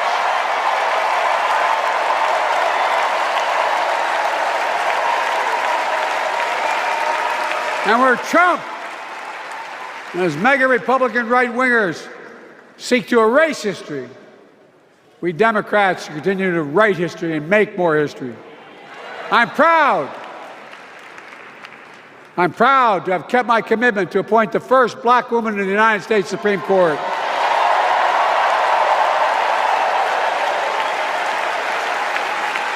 Ketanji Brown Jackson a symbol for every young woman in America that you can do anything.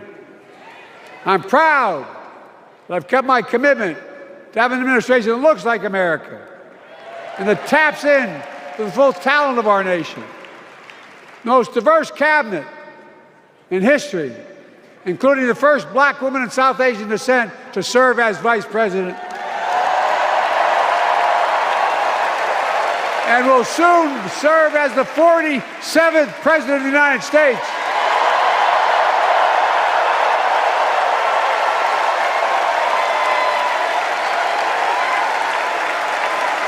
She is good. Look. Thank you, Kamala.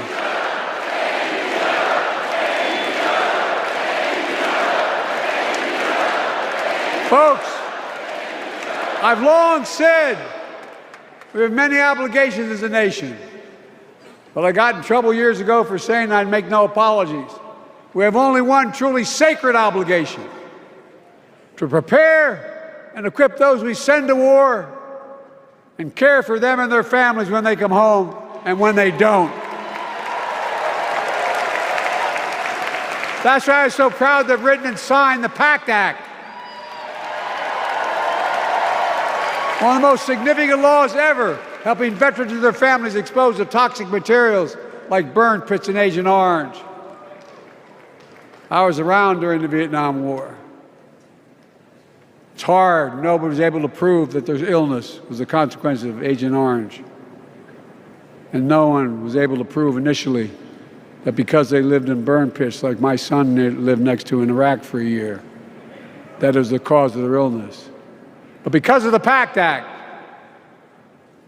a surviving spouse to 2 children is now eligible for a stipend of about $3,000 a month. And those children who lost a parent are eligible for tuition benefits to go to college and to get job training. It's already helping over 1 million veterans and their families just so far.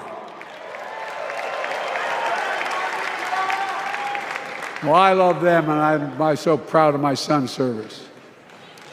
We get it. But guess who doesn't get it and doesn't respect our veterans? We know from his own chief of staff, the 4-star General John Kelly, that Trump, when in Europe, would not go to the grave sites in France. The brave service members who gave their lives to this country. He called them suckers and losers. Who in the hell does he think he is? Who does he think he is? There's no words for a person. They are not the words of a person not worthy of being commander-in-chief. Period. Not then, not now, and not ever. I mean that. I mean that from the bottom of my heart.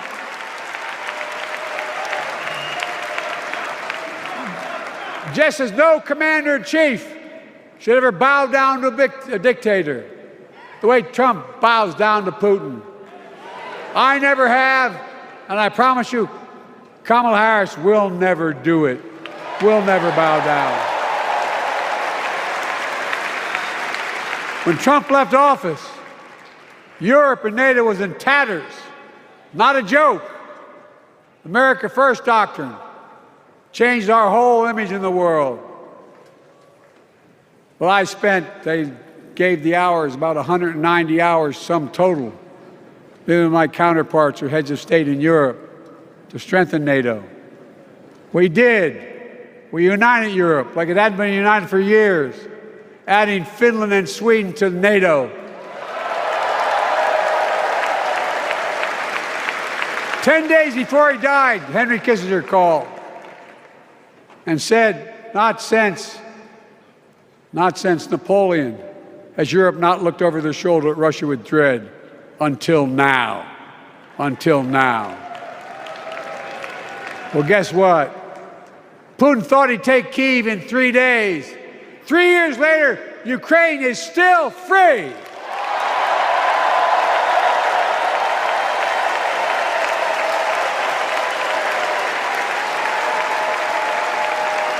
When I came to office, the conventional wisdom was that China would inevitably surpass the United States. They haven't noticed. No one's saying that now.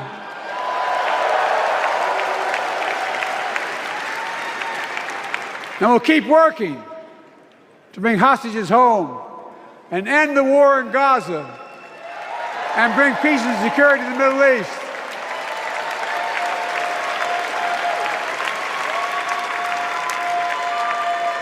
As you know, I wrote a peace treaty for Gaza.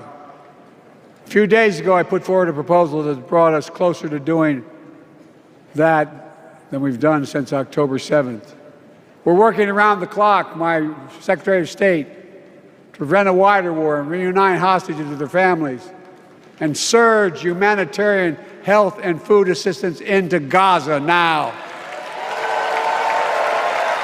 To end the civilian suffering of the Palestinian people, and finally deliver a ceasefire and end this war.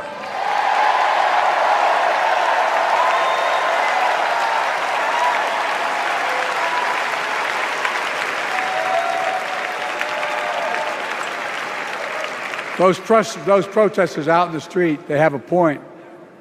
A lot of innocent people are being killed on both sides.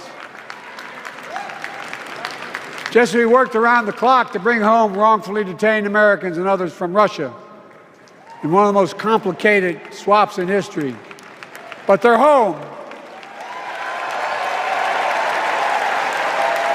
Kamala and I are going to keep working to bring all Americans wrongfully detained around the world home. I mean it. Folks, I've got 5 months left in my presidency. I've got a lot to do. I intend to get it done.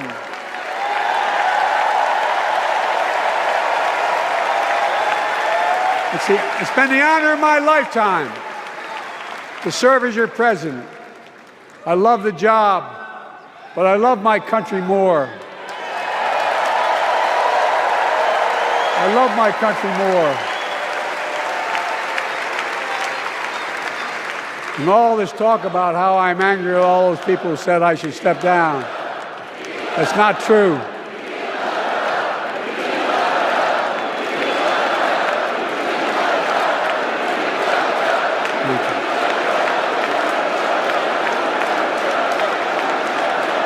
I love my country more, and we need to preserve our democracy. In 2024, we need you to vote. We need you to keep the Senate. We need you to win back the House of Representatives. And above all, we need you to beat Donald Trump.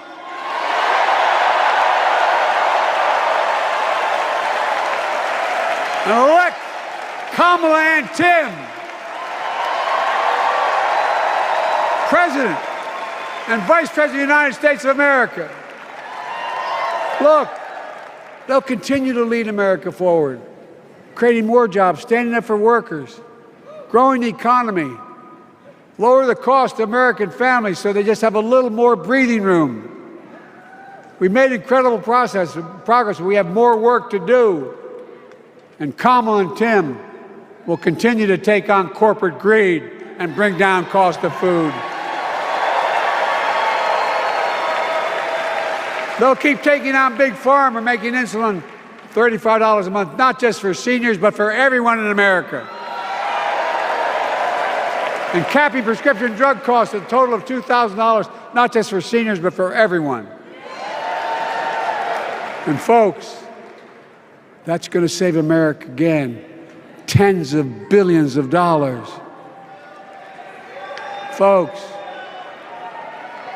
they'll make housing more affordable, building 3 million new homes, providing $25,000 down payment assistance for the first-time home buyer, more than the 10 we approved. Donald Trump wants a new tax on imported goods, food, gas, clothing, and more. You know what that will cost the average family, according to the experts? $3,900 a year in a tax. No, it's a fact. Kamala and Tim will make the child care tax credit permanent.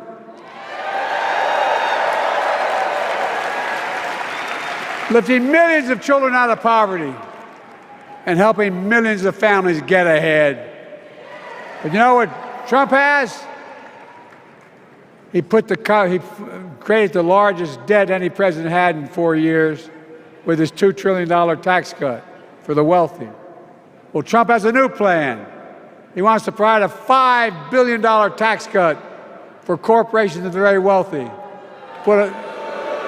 Read it. Put us further in debt. And folks, you know we have 1,000 billionaires in America. You know what their average tax rate they pay? 8.2%.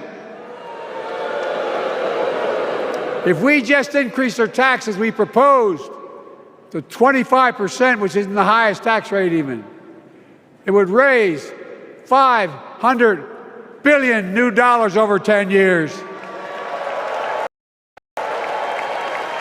And they'd still be very wealthy. Look, Kamala and Tim are going to make them pay their fair share. They'll protect Social Security and Medicare. Trump wants to cut Social Security and Medicare. Kamala and Tim will protect your freedom. They'll protect your your right to vote. They'll protect your civil rights. And you know Trump will do everything to ban abortion nationwide. Oh, he will. You know, Kamala and Tim will do everything they possibly can. That's why you have to elect a Senate and a House to restore Roe v. Wade.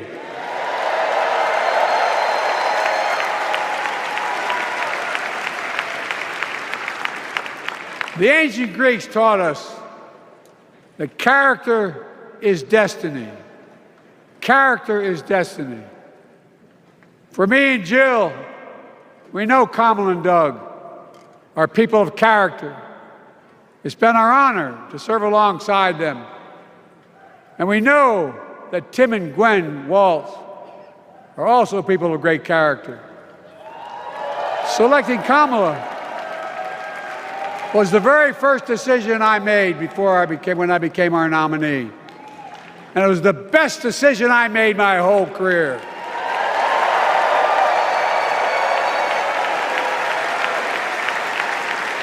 We've not only gotten to know each other, we've become close friends. She's tough, she's experienced, and she has enormous integrity, enormous integrity. Her story represents the best American story. And like many of our best presidents, she was also vice president. That's a joke.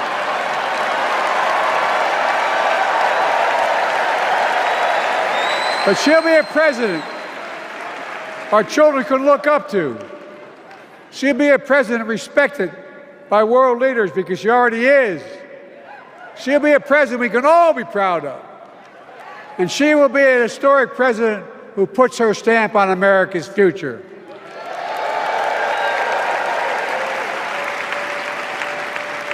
This will be the first presidential election since January 6th.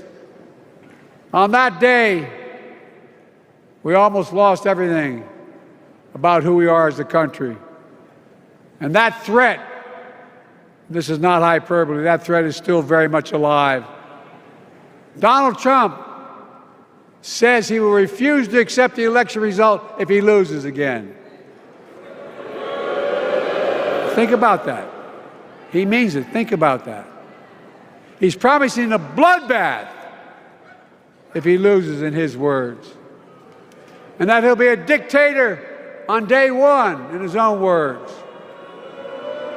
By the way, this sucker means it. No, I'm not joking. Think about it. Anybody else said that in the past, you'd think he was crazy. He is crazy, but you'd think it was an exaggeration, but he means it. We can't let that happen. Folks, All of us carry a special obligation. Independents, Republicans, Democrats. We saved democracy in 2020, and now we must save it again in 2024.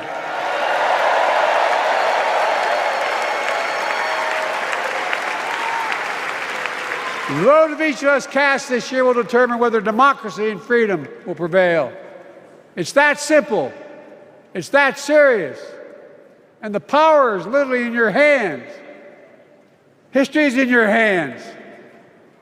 Not hyperbole. It's in your hands. America's future is in your hands. Let me close with this. Nowhere else in the world could a kid with a stutter and modest beginnings in Scranton, Pennsylvania, and Claymont, Delaware, grow up to sit behind the resolute desk in the Oval Office.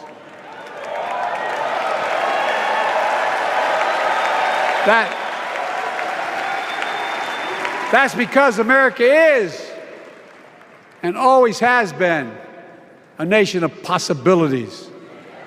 Possibilities. We must never lose that. Never. Kamala and Tim understand that this nation must continue to be a place of possibilities, not just for the few of us, but for all of us. But join me in promising your whole heart to this effort, and where my heart will be. I promise I'll be the best volunteer Harrison Waltz has Cam ever seen.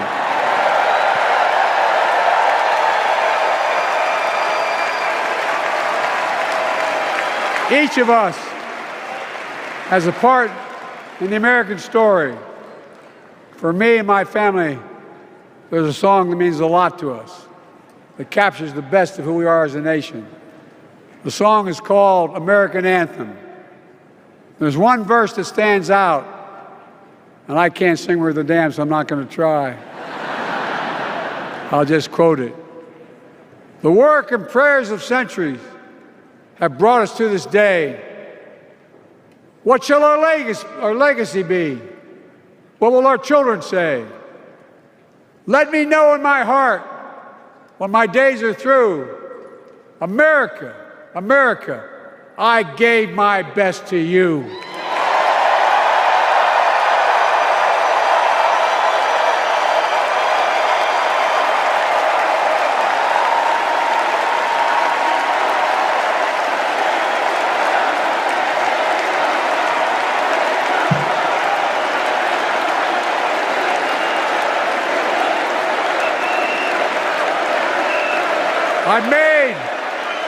I've made a lot of mistakes in my career, but I gave my best to you. For 50 years, like many of you, I've given my heart and soul to our nation. And I've been blessed a million times in return with the support of the American people. I've either been too young to be in the Senate because I wasn't 30 yet, and too old to stay as president. But I hope you know how grateful I am to all of you. I can honestly say, and I mean this from the bottom, give you my word as a Biden, I can honestly say I'm more optimistic about the future than I was when I was elected as a 29-year-old United States Senator. I mean it. Folks, we just have to remember who we are. We're the United States of America.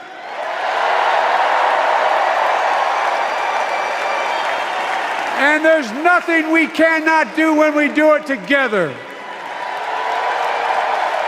God bless you all, and may God protect our troops. Here for believing in what we can do together. We are so honored to be your nominees. This is a people-powered campaign, and together we will chart a new way forward. Future for freedom, opportunity of optimism and faith. So to everyone in Chicago and across America, thank you. Thank you. Thank you. And you're going to hear from our wonderful second gentleman shortly. I'll see you in 2 days, Chicago.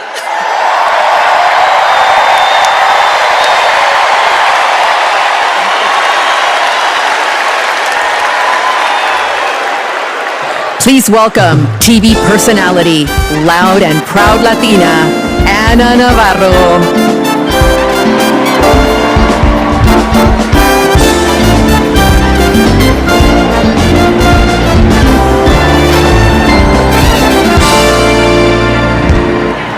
Buenas noches, Chicago. So tell me, are you excited? Wow, what energy, what a moment. I have to tell you, I will never stop being the little refugee girl who came to this country at the age of 8. Thank you for inviting me to be here. Welcome to the second night of the Democratic National Convention. Let me tell you about the Kamala Harris I know. She is legitimately a joyful, optimistic leader. She cares about policy, yes, but she also cares about people and how that policy affects real people, not just the members of Mar-a-Lago. And you know what else? Kamala Harris, she likes dogs. And my dog, Cha-Cha, likes her. Dogs are good judges of character. So are cats. We cannot elect a president who does not like dogs or hangs around with people who shoot them. Now, let's be serious. Donald Trump and his... Only one candidate will move America forward, Kamala Harris. Vice President Harris has been the best partner Senate Democrats could ever have asked for. Under her and President Biden's leadership, Senate Democrats lowered prescription drug prices and created millions of good-paying American jobs. I worked with Kamala Harris when she was Senator Harris. I saw a leader who was fearless, who stood up for middle-class families like the one she was raised in, who focused on things that really mattered. Helping parents raise their kids, safe neighborhoods, safe schools, and building an opportunity economy that gives everyone a shot at the American dream. She will lead America forward into a brighter future, but she can't do it alone. She needs a Democratic majority in the Senate of the United States. Now, my friends, 2 years ago, the naysayers said Senate Democrats stood no chance in the midterms. I told them, just you wait. We're going to keep the Senate and maybe pick up a seat or two, and that's exactly what happened. Well, ladies and gentlemen, my good friends at this convention, I am telling all of you now, we're going to hold the Senate again, and we're poised to pick up seats.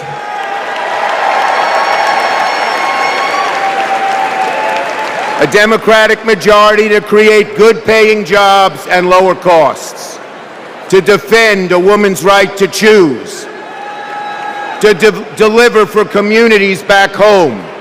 Our senators are doing it, like Jackie Rosen, delivering high-speed rail for Nevada, John Tester, bringing high-tech jobs to Montana, and Bobby Casey and Sherrod Brown and Tammy Baldwin and Martin Heinrich fixing bridges in Pennsylvania and Ohio and Wisconsin and New Mexico. We also have amazing candidates. Ruben Gallego, Angela Also Brooks, Andy Kim, Alyssa Slotkin, Lisa Blunt, Rochester, Colin Allred, Debbie Mucarsel-Powell, and folks, listen to this. More than half of our candidates are candidates of color. We're making the Senate look like America. Now let's compare that with Senate Republicans. Senate Republicans pretend to care about middle-class families, but they voted no on expanding the child tax credit, and J.D. Vance didn't even show up to vote. Senate Republicans pretend to care about the border, but they voted no on the strongest border bill in a decade. Republicans tend to care about freedom, but they voted no on a woman's right to choose. No to safeguard IVF. No to birth control. That is just a taste of their extreme agenda. Is that what we want for America? Do we want a Republican Senate that assaults reproductive freedoms? Do we want a Republican Senate that cuts taxes for the rich, rigs the game for big oil and big pharma? Well, folks, the choice is ours. Now, let me close on a personal note. As the highest-ranking Jewish elected official in American history, I want my grandkids and all grandkids to never face discrimination because of who they are.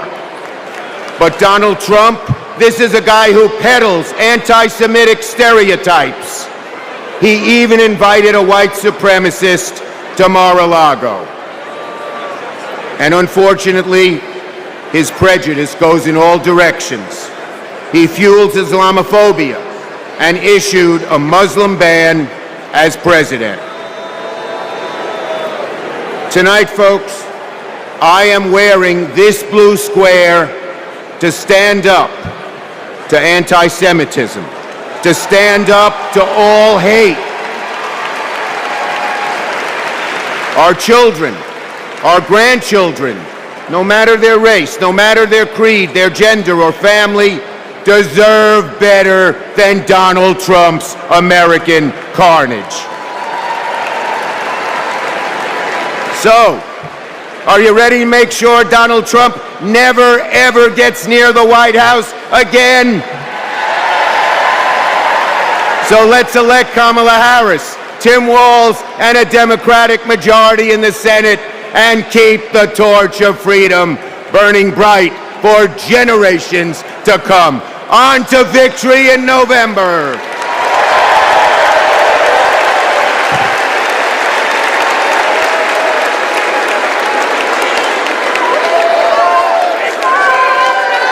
Together, we will build what I call an opportunity economy. I will take on the high costs that matter most to most Americans. Compare my plan with what Donald Trump intends to do. He wants to impose what is, in effect, a national sales tax on everyday products and basic necessities that we import from other countries. It will mean higher prices on just about every one of your daily needs. Donald Trump's plan would cost a typical family $3,900 a year. He wants to repeal the Affordable Care Act, which 45 million Americans rely on for health care. He plans to give billionaires massive tax cuts year after year. And he plans to cut corporate taxes by over $1 trillion. That if you want to know who someone cares about, look who they fight for. We capped the price of insulin at $35 a month and the total cost of prescription drugs at $2,000 a year for seniors. And just yesterday, we announced that we are lowering the price for 10 more life-saving drugs. As president, I will work to build the housing we need, and by the end of my first term, we will end America's housing shortage by building 3 million new homes and rentals that are affordable for the middle class. More than 100 million Americans will get a tax cut by restoring the Earned Income Tax Credit and the Child Tax Credit, through which millions of Americans with children got to keep more of their hard-earned income. We will provide $6,000 in tax relief to families during the first year of a child's life. Now is the time to chart a new way forward. I will fight to give money back to working and middle-class Americans. Increase the security and stability financially of your family and expand opportunity for working and middle-class Americans.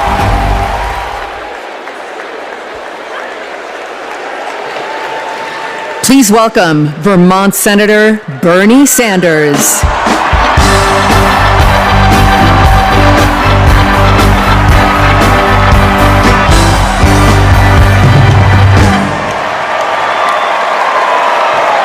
Thank you.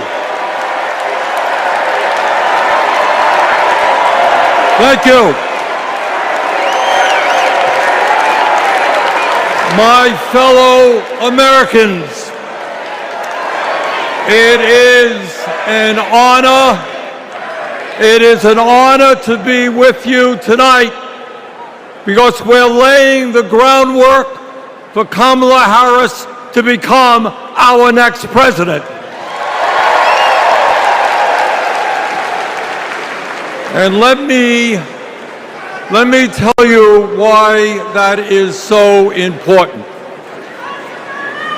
I want you all to remember where we were 3.5 years ago.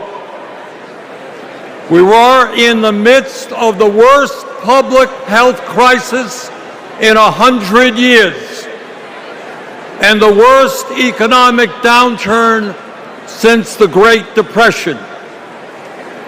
3,000 Americans were dying every day, and our hospitals were overwhelmed with COVID patients. All across the country, businesses were shutting down. Unemployment was soaring. Workers were losing their health insurance. Schools were closing. State and city budgets were running out of money. People were being evicted from their homes. Children in America were going hungry. That was the reality the Biden-Harris administration faced as they entered the Oval Office. A nation suffering, a nation frightened, and people looking to their government for support. And within 2 months of taking office, our government did respond.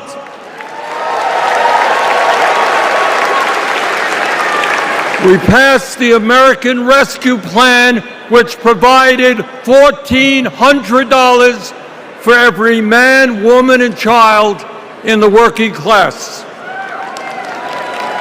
We extended and expanded benefits for the unemployed. We provided emergency assistance for small businesses to stay open. We guaranteed health care coverage to tens of millions of Americans through one of the largest expansions of Medicaid in history. We provided rent relief and mortgage assistance, which prevented tenants and homeowners from being evicted. We established emergency food programs for hungry children and the elderly, and protected the pensions of millions of union workers and retirees from being slashed by up to 65%.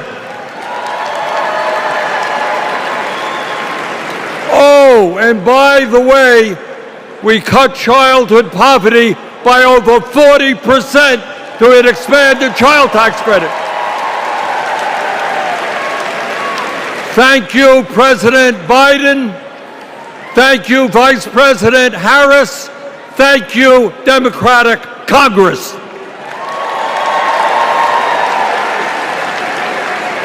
Now, I say all of this not to relive that difficult moment, but to make one simple point. When the political will is there, government can effectively deliver for the people of our country. And now we need to summon that will again, because too many of our fellow Americans are struggling every day to just get by, to put food on the table, to pay the rent, and to get the health care they need. Brothers and sisters, bottom line, we need an economy that works for all of us, not just the billionaire class.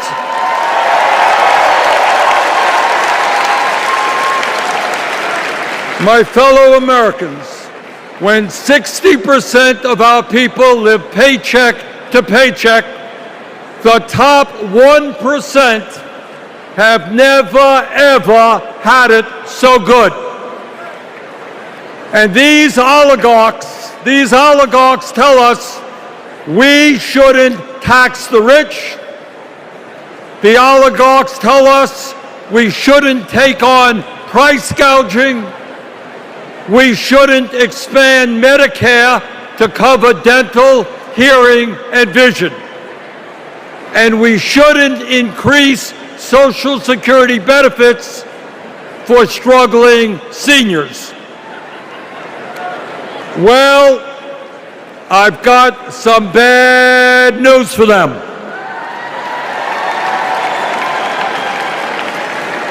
That is precisely what we are going to do.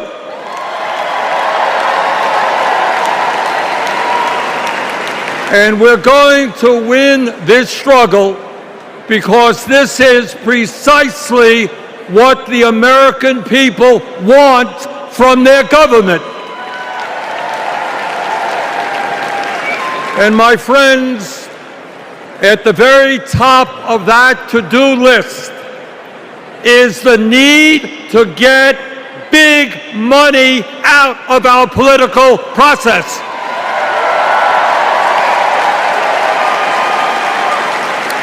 Billionaires in both parties should not be able to buy elections, including primary elections.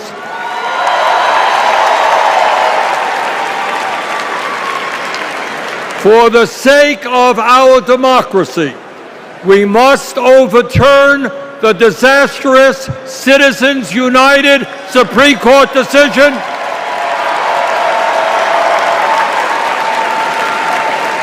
and move toward public funding of elections. And let me tell you what else we must do. We need to join the rest of the industrialized world and guarantee health care to all people as a human right, not a privilege. We need to raise the minimum wage to a living wage. We need to pass the PRO Act so that workers can organize in unions and gain the decent pay and benefits they deserve. We need to strengthen public education, raise teachers' salaries, and make sure that every American, regardless of income, receives the higher education he or she needs. We need to take on Big Pharma and cut our prescription drug cost in half so that we no longer pay any more than other countries. Joe and Kamala made sure that no senior in America pays over $35 a month for insulin. We need to make sure that reality is true for every American. I look forward to working with Kamala and Tim to pass this agenda. And let us be very clear. This is not a radical agenda.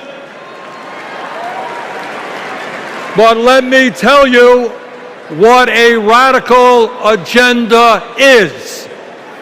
And that is Trump's Project 2025. At a time of massive income and wealth inequality, giving more tax breaks to billionaires is radical. Putting forth budgets to cut Social Security, Medicare, and Medicaid is radical. Letting polluters destroy our planet is radical. And my friends, we won't let that happen.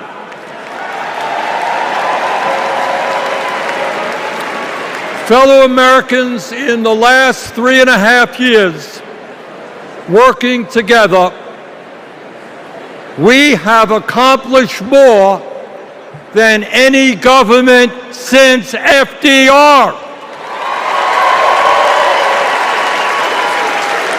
But much, much more remains to be done. We must summon the courage to stand up to wealth and power and deliver justice for people at home and abroad. Abroad, we must end this horrific war in Gaza.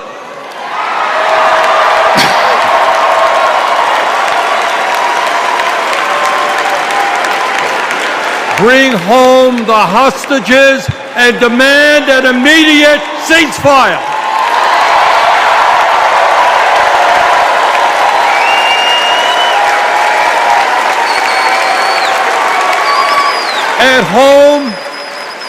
At home right here, we must take on Big Pharma, Big Oil, Big Ag, Big Tech, and all the other corporate monopolists whose greed is denying progress for working people. On November 5th, let us elect Kamala Harris as our president, and let us go forward to create the nation we know we can become. Thank you all very much.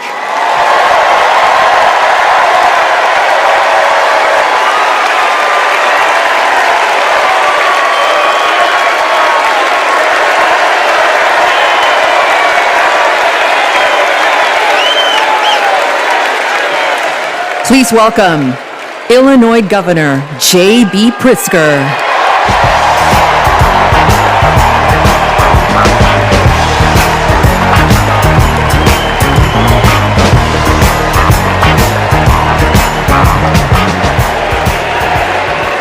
Fellow Democrats, welcome to Chicago. We're a great American city in a proud blue state. Our patriotism was formed in frost and in fire, and in the steel we forged to survive both. Our love of country has been a tapestry of faith that weaves from Abraham Lincoln reuniting a house divided to Barack Obama declaring blue states and red states make one United States.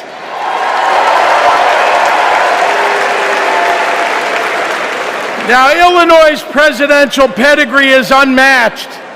And given that Vice President Kamala Harris spent some of her early life right here, I speak for the entire Illinois delegation when I say, we claim her too!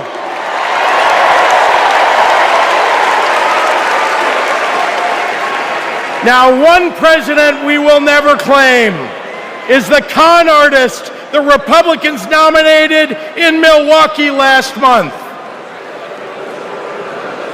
Donald Trump once called Chicago embarrassing. To quote a great Chicagoan who won 6 world championships on these very grounds, we take that personally.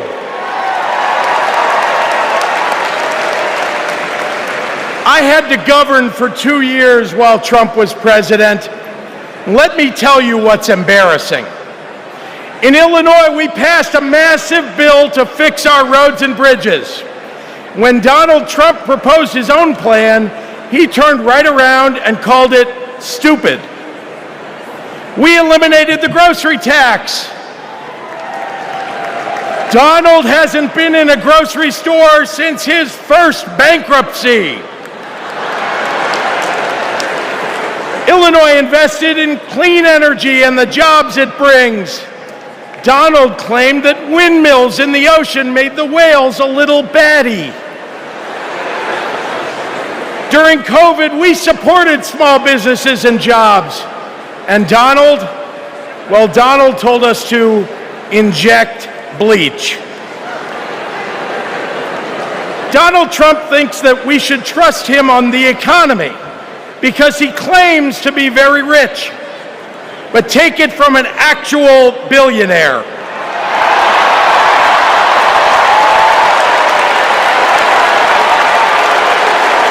Trump is rich in only one thing: stupidity.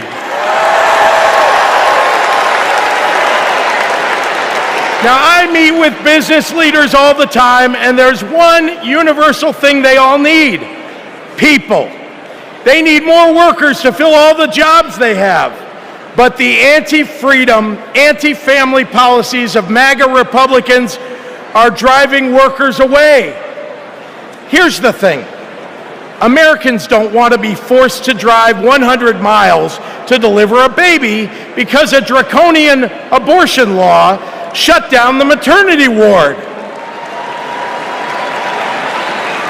Americans want the hope of giving birth through IVF, not the fear that it might be taken away. Americans with LGBTQ kids don't want them facing discrimination at school because the state sanctioned it. Americans want to go to their neighborhood grocery store and not have to worry about some random guy open carrying an AR-15.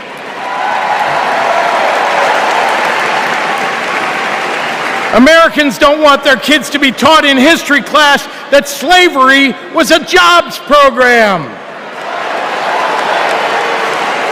And if Americans are black or brown, they want to get promoted at work without being derided as a DEI hire for the sin of being successful while not white.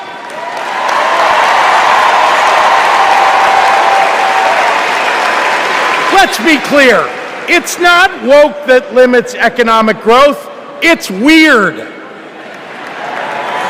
And these guys aren't just weird, they're dangerous. Democrats are for lower taxes and higher wages, less inflation and more business growth. We just think it's wrong to craft those policies for Elon Musk and not for everyday working people. That includes a secure retirement and good health care. We think the government should help you prosper, not police who you're sleeping with. More than anything, Democrats want economic policies that are kind, not cruel. But Trump chooses cruelty every time. After all, everything he's achieved in his own life has been by hurting someone else. Kamala Harris and Tim Walz, well, they've spent their lives lifting people up, not pushing them down. They know that a White House that leads with kindness looks at someone who is struggling and sees not what they might cost society, but what they might create for it. Americans want policies that give every American a chance to make it to the middle class. They want to grow small businesses, and Democrats want to cut taxes for everyday people. More than anything, Kamala Harris and Tim Walz want a country where we can all live with a little serenity. The serenity that comes with a balanced checkbook, an affordable grocery bill, and a housing market that has room for everyone. And if there's one thing I know about Donald Trump, he's not bringing anyone any kind of serenity. We have a choice, America, between the man who left our country a total mess and the woman who has spent 4 years cleaning it up.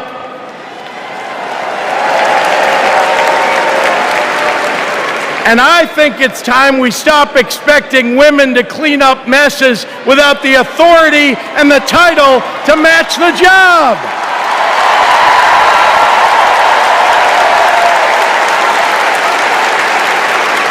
Vice President was a good title for Kamala Harris, but you know an even better one? President of the United States of America! Let's go get 'em!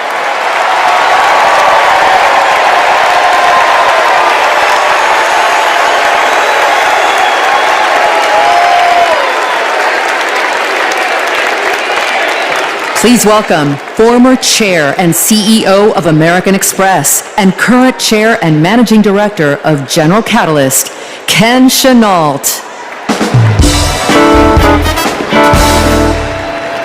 My fellow Americans, for 17 years, I ran American Express, one of the greatest companies in this country. America has thousands of great companies, more than any other nation in the world. And that's not by accident. The United States is the best place in the world to do business because of the values on which our country was built. Democracy, the rule of law, free and fair elections, the peaceful transfer of power. As a business leader, I have seen firsthand why democracy is so important. Democracy provides the foundation upon which American business and our economy depend. Character and values matter. In business, nothing is more important than trust. In America, we have to trust our president will protect democracy. We have to be certain they'll follow the law and serve the nation, not themselves. Business requires stability and certainty that our democracy will endure. Our economy and democracy are tightly linked. Both only grow stronger when Americans, despite our differences, are willing to work together. At this moment, when our politics pits one group against another, that's what's remarkable about Kamala Harris. She is for all Americans. She understands it's possible, in fact necessary, for a president to be both pro-business and pro-worker. Kamala Harris understands that government must work in partnership with the business community.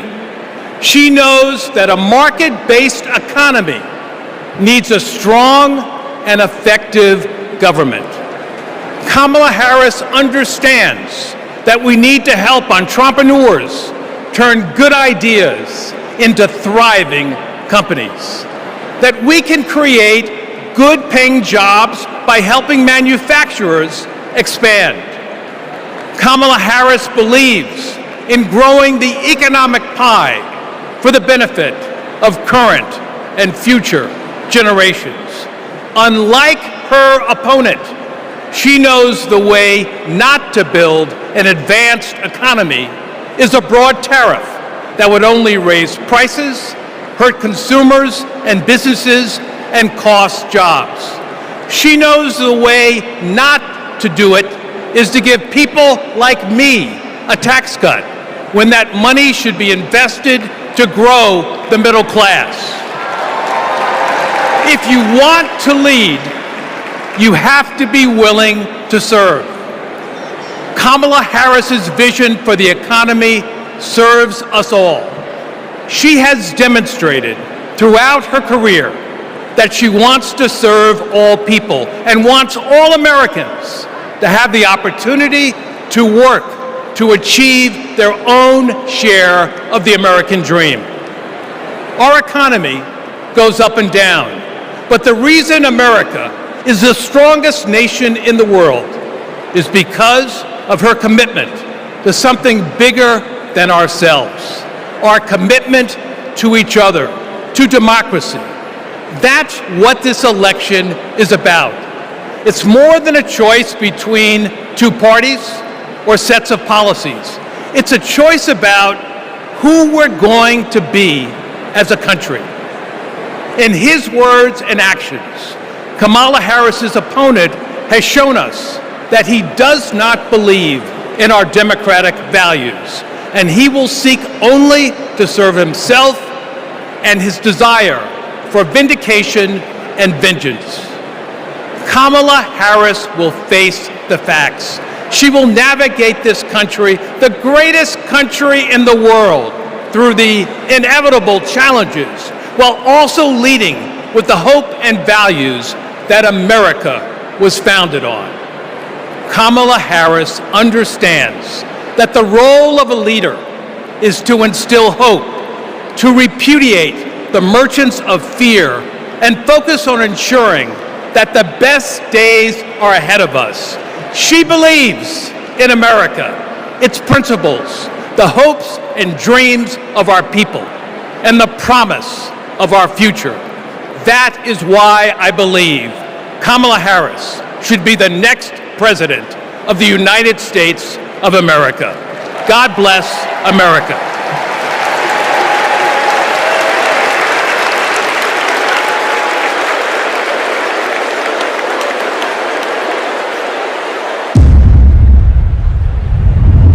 Repeal Obamacare. Donald Trump over the weekend again threatened to repeal Obamacare. This would lead to Americans having their health insurance taken away. There are about 19 million people with coverage through Medicaid expansion, another 16 million enrolled through the ACA's health insurance marketplaces, and we'd probably be talking about many millions of people becoming uninsured. Biggest worries, losing the safety net of pre-existing conditions coverage. What happens if you lose this insurance? Our son would die. What makes you think this isn't just a hollow threat? This is one of the few campaign promises that he actually tried very hard to keep. So we better believe him when he says he's coming after this. Even if you have insurance from your employer, you will be affected because your premiums would be going up. We're looking at a lot of people who could lose their health insurance. Please welcome New Mexico Governor Michelle Lujan Grisham.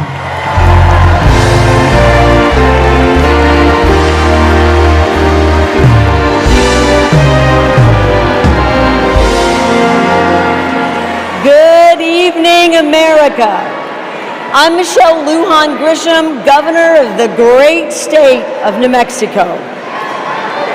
And in my state, we like things spicy, a little chili on everything, a little kick in our campaigns, And let me tell you, we are feeling en fuego right now. We are fired up to elect Kamala Harris President of the United States. This election is about protecting our democracy and securing our freedoms, including the right to affordable, quality health care. Now, this issue is personal to Vice President Harris, whose mom passed away after a battle with colon cancer, and it's personal to me. At 2 years old, my sister was diagnosed with a tumor that was incurable and made her uninsurable by the time she was 3. And it's personal to Americans across the country who know what it's like when someone they love gets sick. Donald Trump and J.D. Vance want to dismantle our healthcare system, repeal the Affordable Care Act, and eliminate protections for pre-existing conditions. Either these guys don't get it, or they just don't care. You know who gets it? Kamala Harris gets it, and she cares.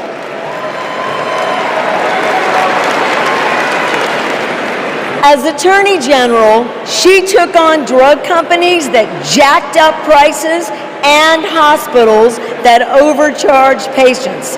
And when Republicans tried to kill the Affordable Care Act, she stood up in the Senate, voting not just no, but hell no.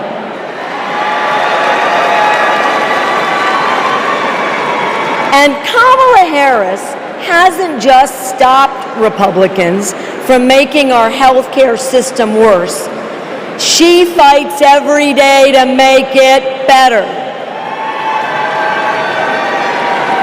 And I know, I spent 20 years working to get Medicare the ability to negotiate lower drug prices. As Vice President, Kamala Harris delivered it. You know what Donald Trump delivered? Junk plans, higher premiums, and abortion bans. And if you don't think a second term would be worse, then I've got a box of Trump steaks to sell you. We have not just a better choice. America, we have the best choice. Yes, we do. Kamala Harris will protect your right to care. She'll cap drug costs, she'll go after corporate price gougers, and ensure every woman who needs it can access reproductive health care.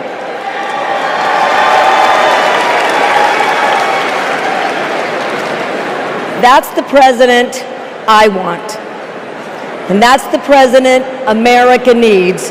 And with your help, that's the next president of the United States.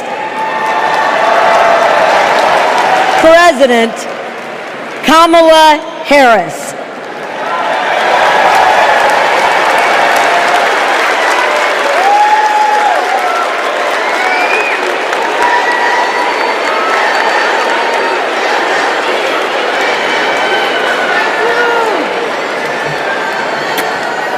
I love you too. Y en español, los quiero. So, my mom, like Kamala's mom, got sick. When my mom died in 2021, Kamala called me. She had lost her mother to cancer in 2009. Kamala helped me navigate my grief. She said that heartbreak and loss are the price for having loved and having been loved. How I wish our mothers could be here to see this moment.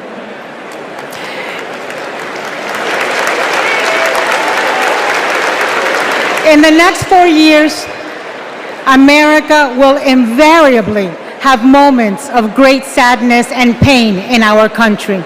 Some will be natural disasters. Some will be man-made disasters. We need a president who can not only be commander-in-chief, but also consoler-in-chief. We need a president with empathy, capable of lifting us up when we are down. We need a president who is capable of holding us in a big, great hug when we need it. That is Kamala Harris. Donald Trump is only capable of holding two things, a grudge and a golf club.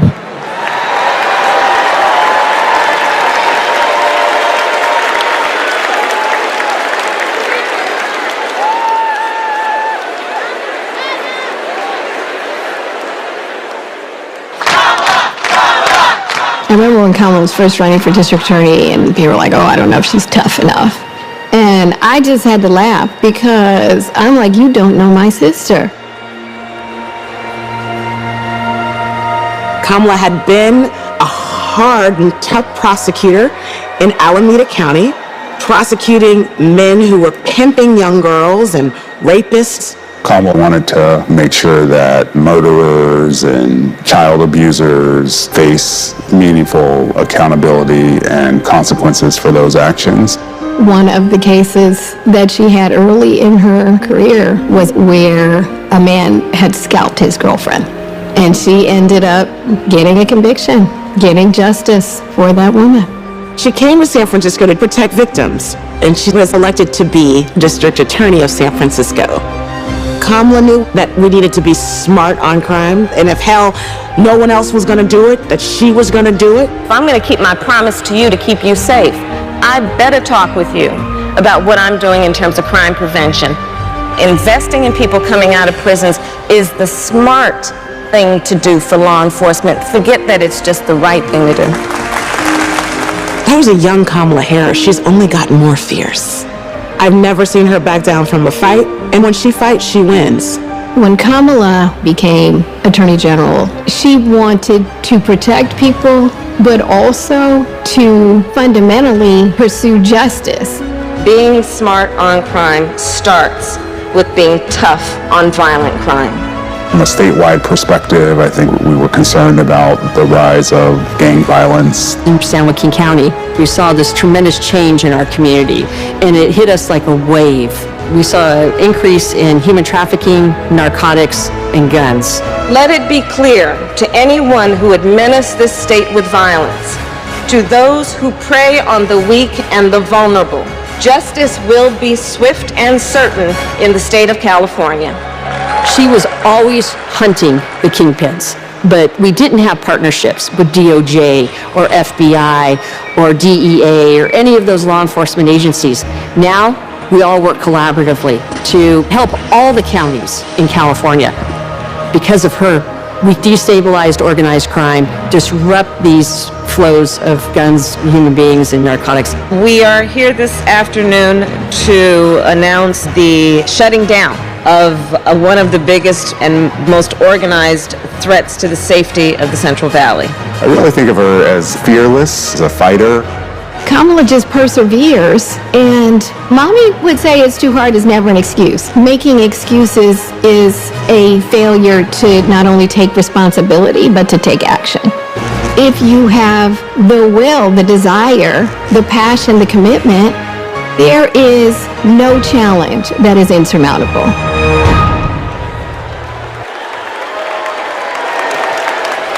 Please welcome the Democratic nominee for Senate in Maryland, Angela Also-Brooks.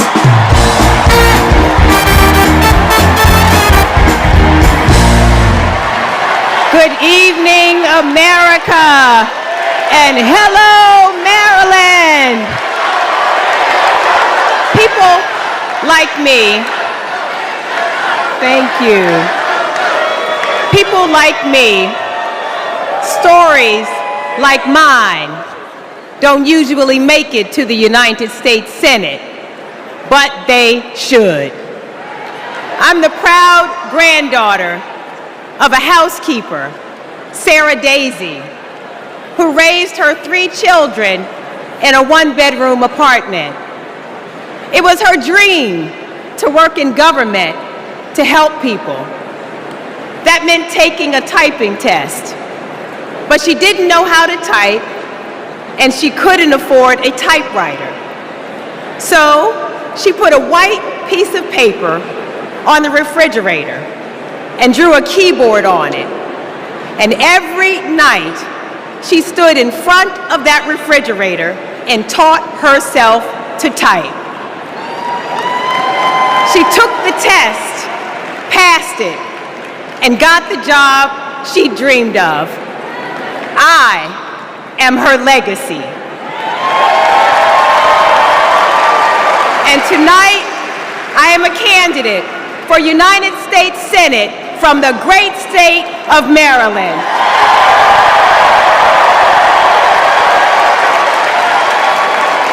I've always been inspired by women like my grandmother, women who imagine a better future and then have the grit to make it a reality. One of those women is a friend, a mentor, and a role model. That woman is Kamala Harris. Let me tell you about the Kamala I've known for 14 years. I first heard about her in 2009 when I was running for state's attorney in Prince George's County, Maryland. I read a story in Essence magazine about a district attorney in San Francisco using new ideas to keep her community safe. Few had a better record prosecuting violent crime. She put rapists, child molesters, and murderers behind bars. But what she knew was that violent crime accounts for about 30% of all crimes. For the 70% that are nonviolent, she created a first-of-its-kind program called Back on Track. After serving time and pleading guilty, these low-level offenders will get the job training, GED help, and apprenticeships they needed to find a job. The result? The recidivism rate plummeted. Now, after reading about this super bad district attorney, I talked nonstop about her on the campaign trail. 2 days after I won the election, my phone rings. It's Kamala Harris calling to congratulate me and ask how she could help. She helped me bring Back on Track to Maryland. And wouldn't you know it, crime went down and economic growth went up. Back on Track is now a national model. Now Donald Trump says if Kamala Harris is elected, tough guys will treat her like a play toy. Do you know who else thought that? The drug cartels she busted, the big oil companies she made pay for polluting, the big banks that she made pay $20 billion to homeowners they ripped off. Getting justice for others isn't a power trip for her. It's a sacred calling. And hear me, Kamala Harris knows how to keep criminals off the streets. And come November, with your help, she'll keep one out of the Oval Office.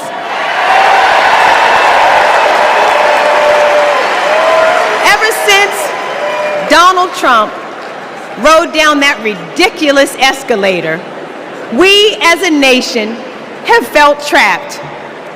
Every national decision has been made in reaction to this one man and his extremist MAGA movement.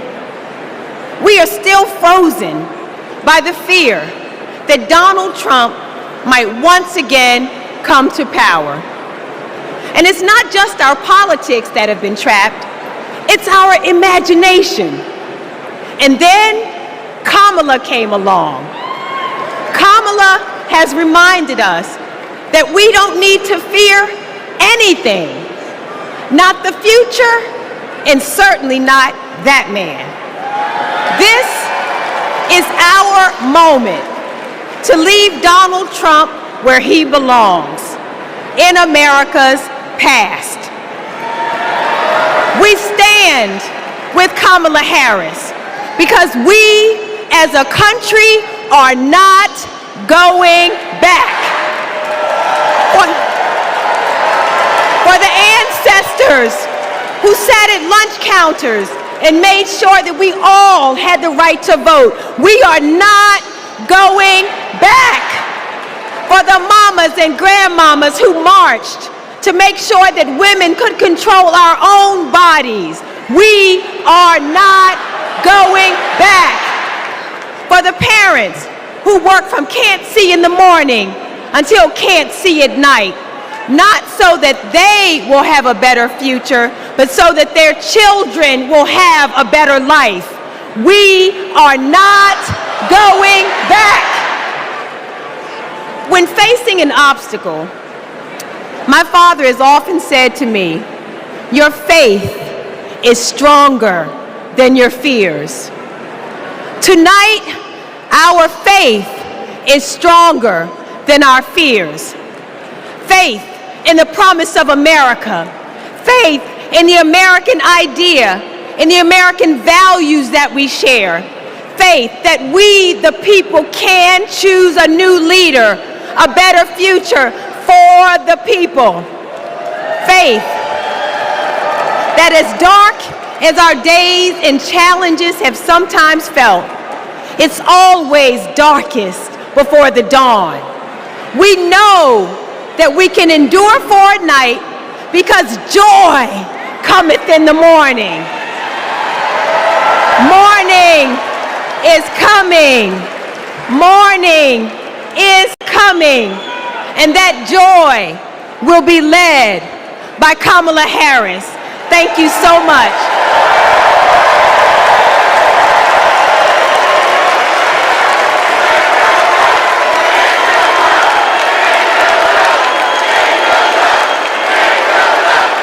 Please welcome Mesa, Arizona Mayor John Giles.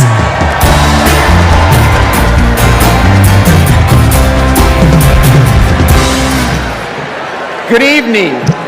I have a confession to make. I'm a lifelong Republican. So I feel a little out of place tonight, but I feel more at home here than in today's Republican Party. The grand old party has been kidnapped by extremists and devolved into a cult. The cult of Donald Trump. Trump doesn't know the first thing about public service. Like a child, he acts purely out of self-interest. We all need an adult in the White House, and we've seen what happens when we don't have one. Trump made a lot of lofty promises: unlimited economic growth, American manufacturing reborn, a secure border. Turns out Donald Trump was all talk. He wanted our votes, but he couldn't deliver a thing. But these days, my city of Mesa, Arizona is on the move. I'm going to ribbon cuttings every single week, all because Joe Biden and Kamala Harris reached across the aisle and they delivered for my conservative community and countless more across the country. My hero, John McCain, taught us to put country over party. And that's how Vice President Harris and Governor Walz will lead too. I have an urgent message for the majority of Americans who, like me, are in the political middle.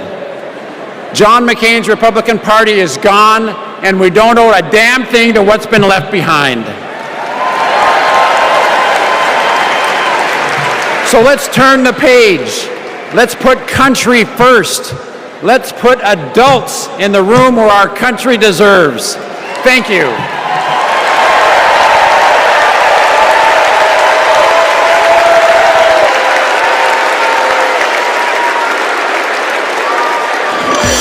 It's our dream to have a large family. Being a parent, it's the most important thing in my life. For decades, Americans have turned to the miracle of IVF treatments. She felt like a dream come true. The fact that she was able to build a family, that's why I do what I do. Without IVF, I don't know how this would have been possible. IVF treatment gives many patients an opportunity to have a family. I love that I get to help people every day become parents. But a party that pretends to be pro-family wants to put a stop to this. They are attacking the right to expand and start a family. It's unthinkable. They may never have the family that they've dreamt of. In the U.S. Senate, Republicans blocked a Democratic bill that would have established protections for in vitro fertilization. Mr. Vance, no. If Republicans actually cared as much about protecting IVF, this would have been a simple yes vote. Family means support. To me, family is your whole world. It's the life that you build. IVF made my family. It made my heart whole. It made my life full. It made my life full. And it made my life full. And we will always fight for you, for your family, for your freedoms, and for your future. Kamala Harris and Tim Walz honor the freedoms of all families to make decisions about what is right for them, for this generation and generations to come.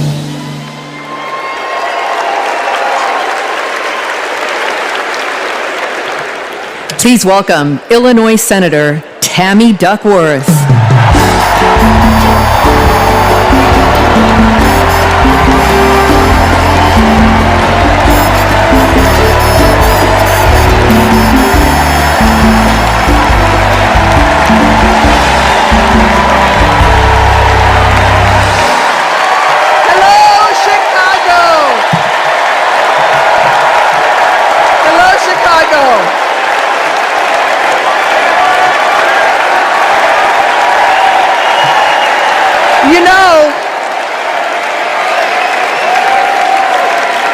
You know, I went to war to protect America's rights and freedoms. So I take it personally when a five-time draft-dodging coward like Donald Trump tries to take away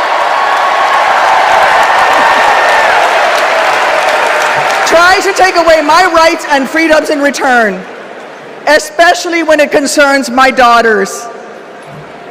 My girls, gamer girl Abigail and queen of the monkey bars, Miley, are everything to me.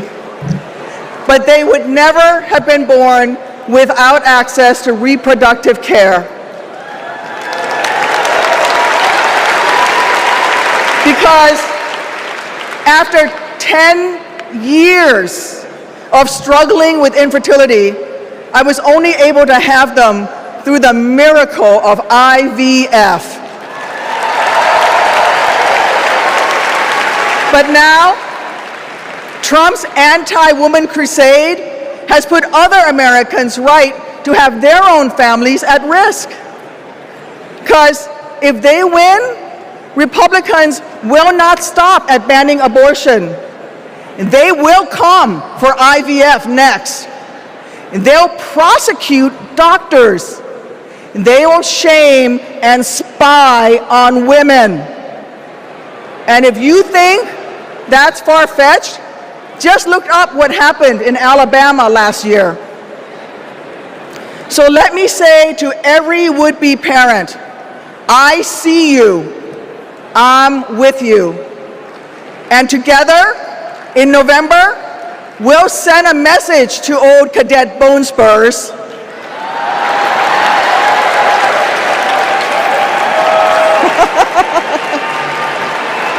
Stay out of our doctors' offices, and we'll yell at it out of the Oval Office too.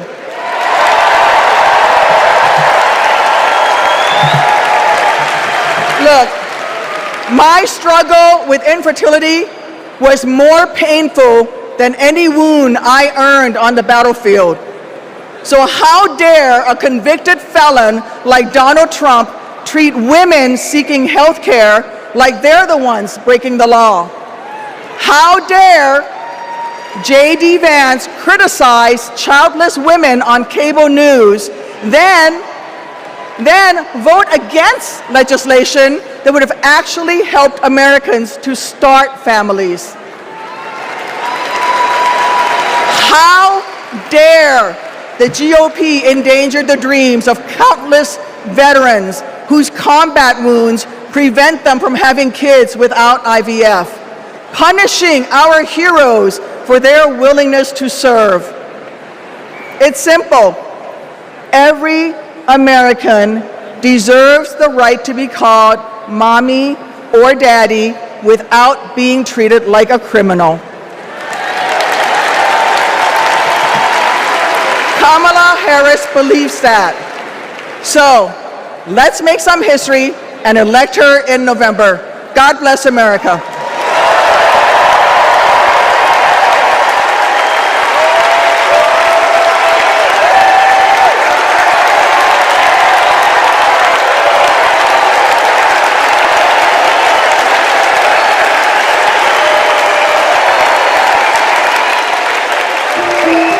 This is my dad, Doug.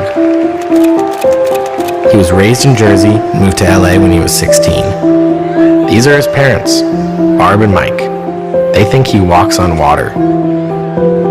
This is what he wore to his bar mitzvah. And here's him at summer camp. They voted him most athletic, so he says. This is a photo McDonald's used when he was Employee of the Month. It hung on our wall for years.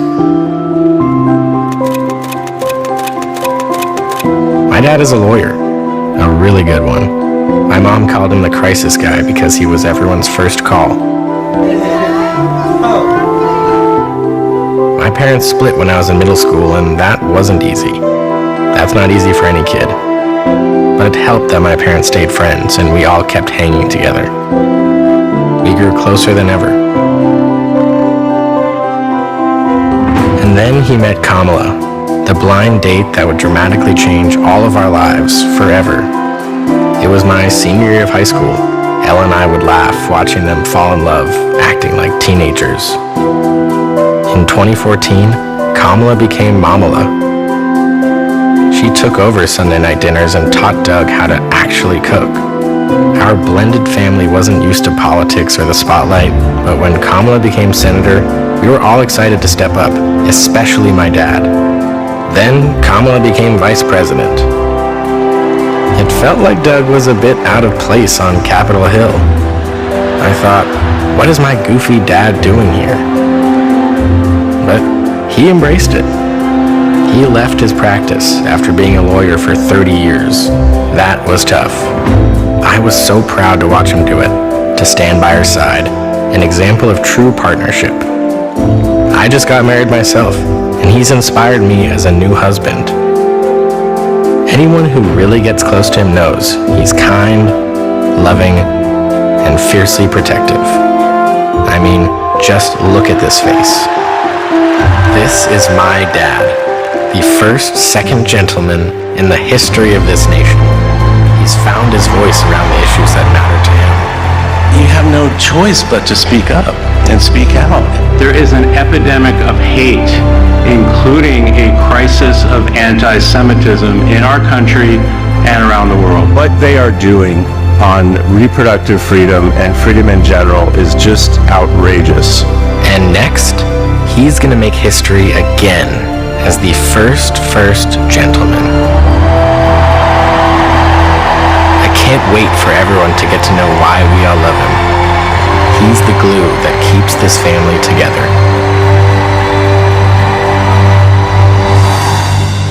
We might not look like other families in the White House, but we are ready to represent all families in America.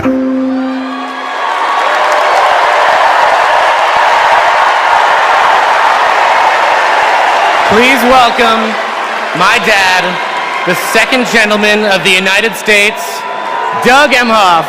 Want me to give this speech? He just... Thank you so much. Hello. Thank you. Hello to my big, beautiful, blended family up there. I love you so much. Aren't you proud of Cole? Wow. And a special shout out to my mother. I see you. My mother is the only person in the whole world who thinks Kamala is the lucky one for marrying me. And to Kamala, who, well, we just saw where she is. She's out on the trail listening to and talking with voters. Honey, I can't wait for you to come back to Chicago because we're having a great time here.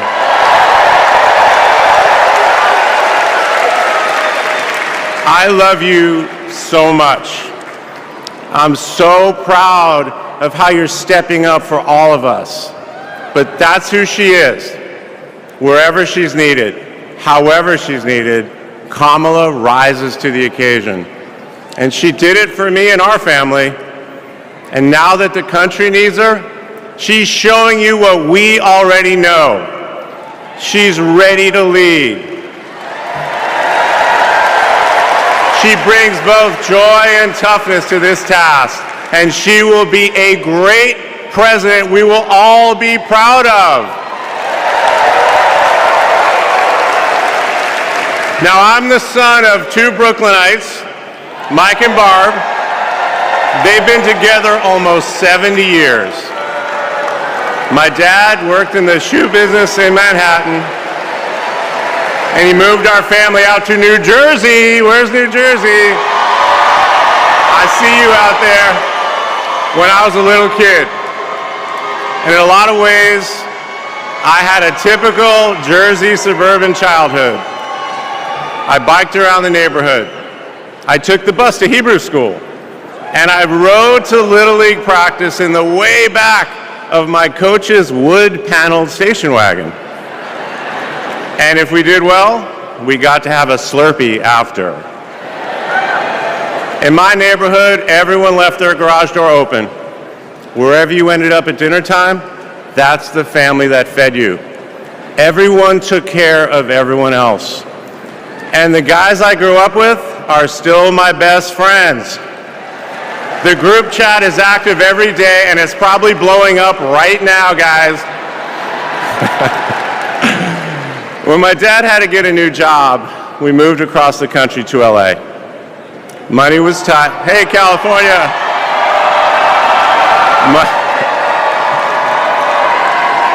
Money was tight, so I worked at McDonald's in high school for some extra cash. Not only was I Employee of the Month, but I still have the framed picture, which you just saw, and there was a ring, golden arches and all. And then I waited tables, parked cars. I was working full-time so I could afford to go to college part-time.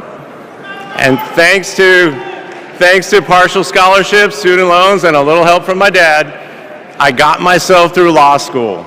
And I got my first job as a lawyer, which is also where I met the guys in my fantasy football league. And a lot has changed in our lives since the early 90s, but my team name is still Nirvana. Yes, after the band. I worked hard, and I love being a lawyer. And by the way, I still get to be part of the profession by teaching students at Georgetown Law School. I got married, became a dad to Cole and Ella. Unfortunately, went through a divorce, but eventually started worrying about how I would make it all work. And that's when something unexpected happened. In 2013, I walked into a contentious client meeting. We worked through the issue, and by the end of the meeting, the now happy client offered to set me up on a blind date, which is how I ended up with Kamala Harris's phone number. Now, for generations, people have debated when to call the person you're being set up with. And never in history has anyone suggested 8:30 a.m. And yet, that's when I dialed. I got Kamala's voicemail, and I just started rambling. Hey, it's Doug. I'm on my way to an early meeting. Again, it's Doug. I remember I was trying to grab the words out of the air and just put them back in my mouth. And for what seemed like far too many minutes, I hung up. By the way, Kamala saved that voicemail. And she makes me listen to it on every anniversary. But that message wasn't the only unusual thing about that day. Now, Kamala, who normally would have been working hard at her office, just happened to be waiting at her apartment for a contractor to do some work on her kitchen. I was eating at my desk, which was not a regular occurrence for a busy lawyer like me who appreciated a good business lunch. But that's when she called me back. And we talked for an hour, and we laughed. Well, you know that laugh. I love that laugh.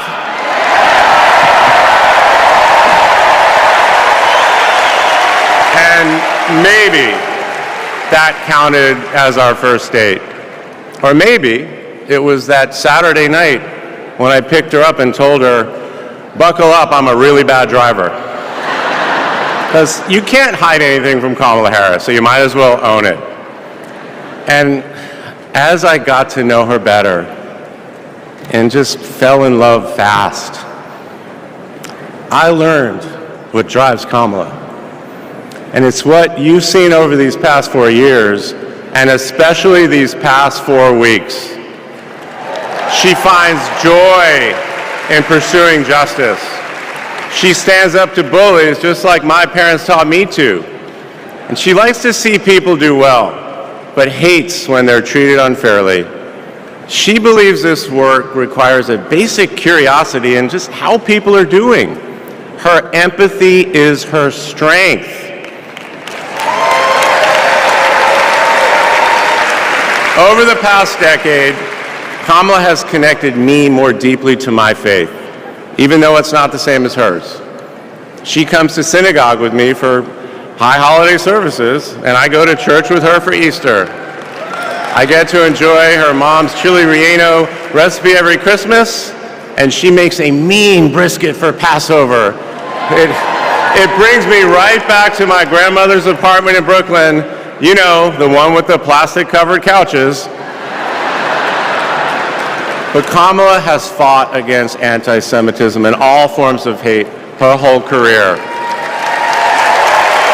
She's the one who encouraged me as second gentleman to take up that fight, which is so personal to me. And those of you who belong to blended families know that they can be a little complicated. But as soon as our kids started calling her Mamala, I knew we'd be okay. Ella calls us a three-headed parenting machine. Kamala and Kirsten, thank you both. Thank you both for always putting your family and the kids first. Now, Cole and Ella's friends knew that when they'd come over for Sunday dinner with Mamala, it was going to be real talk. In between taking cooking instructions, they'd have to answer questions about what problem they wanted to solve in the world. They learned that you've always got to be prepared because Kamala is going to prosecute the case. And in the same breath that Cole and Greenlee told us that they were engaged, they asked Kamala to officiate their wedding. And in the same way that she always steps up when it matters, Kamala put so much time into those remarks, and she bound them in a book that matched her dark red dress, and then turned that into a gift for the happy couple. A few days ago, during this incredible time we're going through, there was a brief window when Kamala was back at home. And I saw her sitting on her favorite chair, and in the middle of a wild month, I just hoped that she was having a quiet moment to herself. But then I realized she was on the phone. And of course, my mind went to all the potential crises that the vice president could be dealing with. Was it domestic? Was it foreign? was a campaign. I could see she was focused, and all I knew was that it must be something important, and it turns out it was. Ella had called her. That's Kamala. That's Kamala. Those kids are her priorities, and that scene was a perfect map of her heart. She's always been there for our children, and I know she'll always be there for yours too. Kamala is a joyful warrior. It's doing for her country what she has always done for the people that she loves. Her passion will benefit all of us when she's our president. And here's the thing about joyful warriors. They're still warriors. And Kamala is as tough as it comes. Just ask the criminals, the global gangsters, and the witnesses before the Senate Judiciary Committee. She never runs from a fight. And she knows the best way to deal with a coward is to take him head on. Because we all know cowards are weak, and Kamala Harris can smell weakness. She doesn't tolerate any BS. You've all seen that look, and you know that look I'm talking about. That look is not just a meme. It reflects her true belief in honest and direct leadership. And it's also why she will not be distracted by nonsense. Kamala knows that in order to win, we cannot lose focus. America, in this election, you have to decide who to trust with your family's future. I trusted Kamala. This Thursday will be our 10th wedding anniversary, which I know it means I'm about to hear that embarrassing voicemail again. However, that's not all I'll be hearing. That same night, I'll be hearing my wife, Kamala Harris, accept your nomination for President of the United States. And with your help, she will lead with joy and toughness, with that laugh and that look, with compassion and conviction. She'll lead from the belief that wherever we come from, whatever we look like, we're strongest when we fight for what we believe in, not just against what we fear. Kamala Harris was exactly the right person for me at an important moment in my life. And at this moment in our nation's history, she is exactly the right president. Thank you so much.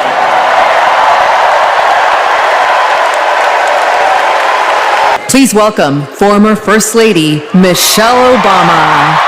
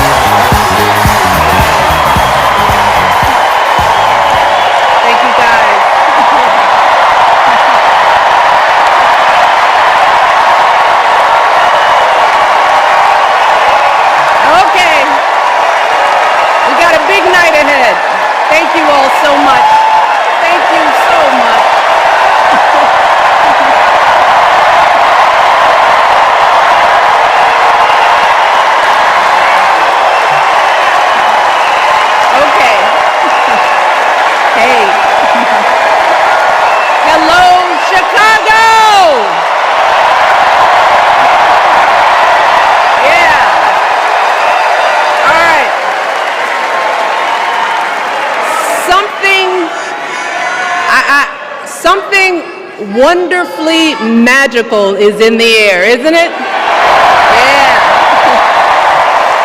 You know, we're feeling it here in this arena, but it's spreading all across this country we love.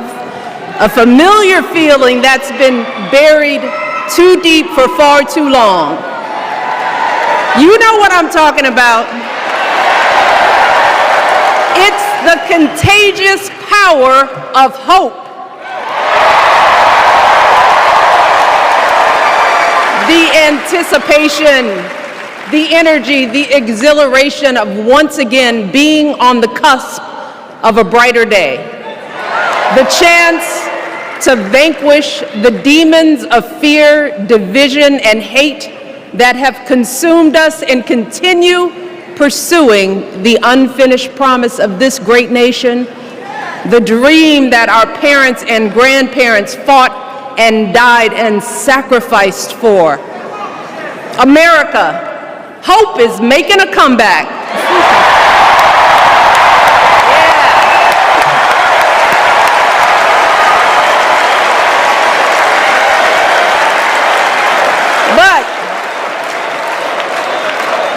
To be honest, I am realizing that until recently, I have mourned the dimming of that hope.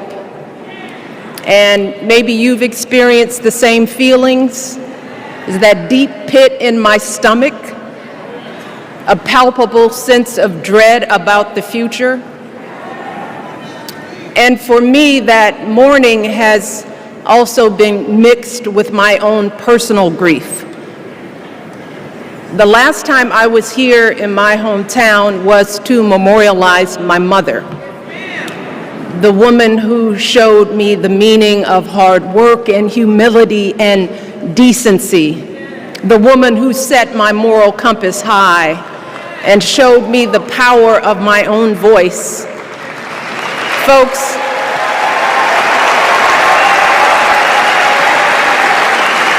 I still feel her loss so profoundly. I wasn't even sure if I'd be steady enough to stand before you tonight, but my heart compelled me to be here because of the sense of duty that I feel to honor her memory and to remind us all not to squander the sacrifices our elders made to give us a better future. You see, my mom, in her steady, quiet way, lived out that striving sense of hope every single day of her life. She believed that all children, all people have value, that anyone can succeed if given the opportunity. She and my father didn't aspire to be wealthy. In fact, they were suspicious of folks who took more than they needed. They understood that it wasn't enough for their kids to thrive if everyone else around us was drowning. So my mother volunteered at the local school. She always looked out for the other kids on the block. She was glad to do the thankless, unglamorous work that for generations has strengthened the fabric of this nation. The belief that if you do unto others, if you love thy neighbor, if you work and scrape and sacrifice, it will pay off. If not for you, then maybe for your children or your grandchildren. You see, those values have been passed on through family farms and factory towns, through tree-lined streets and crowded tenements, through prayer groups and National Guard units and social studies classrooms. Those were the values my mother poured into me until her very last breath. Kamala Harris and I built our lives on those same foundational values. Even though our mothers grew up an ocean apart, they shared the same belief in the promise of this country. That's why her mother moved here from India at 19. It's why she taught Kamala about justice, about the obligation to lift others up, about our responsibility to give more than we take. She'd often tell her daughter, "Don't sit around and complain about things. Do something." So, with that voice in her head, Kamala went out and she worked hard in school, graduating from an HBCU, earning her law degree at a state school.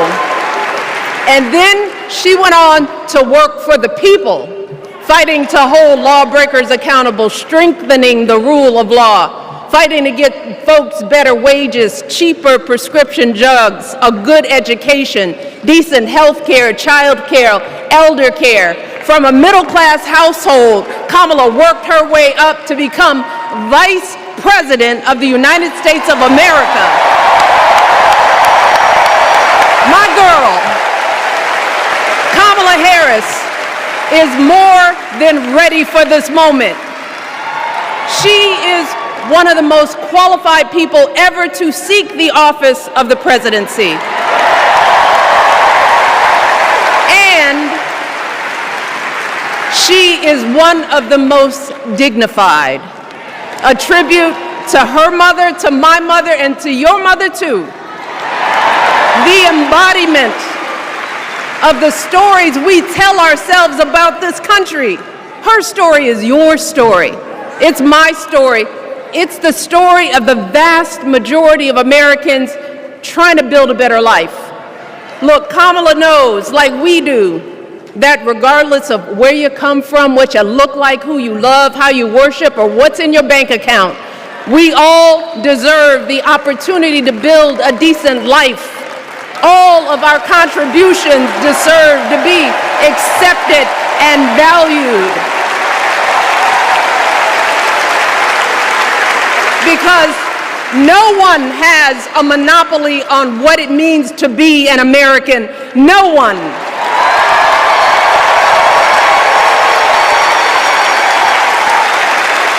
Kamala has shown her allegiance to this nation, not by spewing anger and bitterness, but by living a life of service and always pushing the doors of opportunity open to others.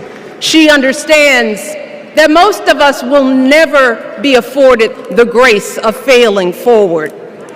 We will never benefit from the affirmative action of generational wealth.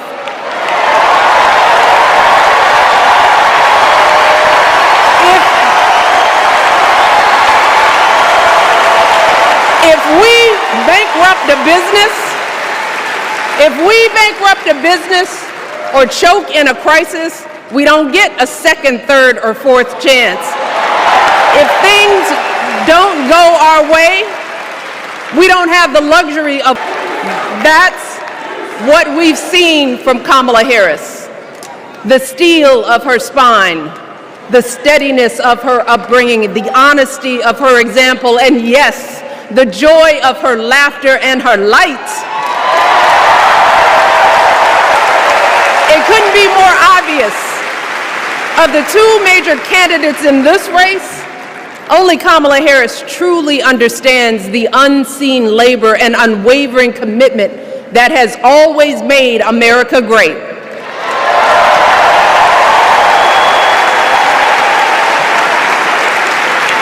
Now, unfortunately, we know what comes next. We know folks are going to do everything they can to distort her truth. My husband and I sadly know a little something about this. For years, Donald Trump did everything in his power to try to make people fear us. See, his limited, narrow view of the world made him feel threatened by the existence of two hardworking, highly educated, successful people who happen to be black.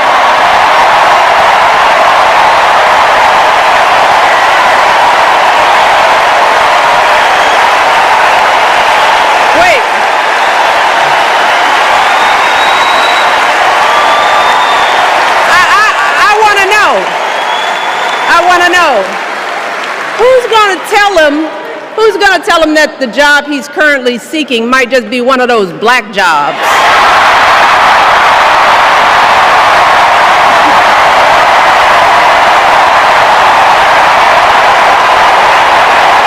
Look,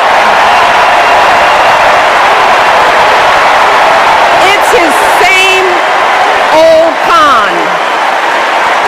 His same old con. doubling down on ugly, misogynistic, racist lies as a substitute for real ideas and solutions that will actually make people's lives better. Look, because cutting our health care, taking away our freedom to control our bodies, the freedom to become a mother through IVF like I did, those things are not going to improve the health outcomes of our wives, mothers, and daughters. Shutting down the Department of Education, banning our books, none of that will prepare our kids for the future. Demonizing our children for being who they are and loving who they love, look, that doesn't make anybody's life better.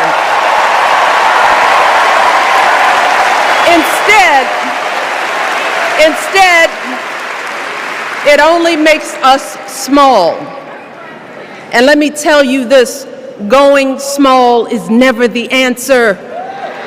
Going small is the opposite of what we teach our kids. Going small is petty, it's unhealthy, and quite frankly, it's unpresidential.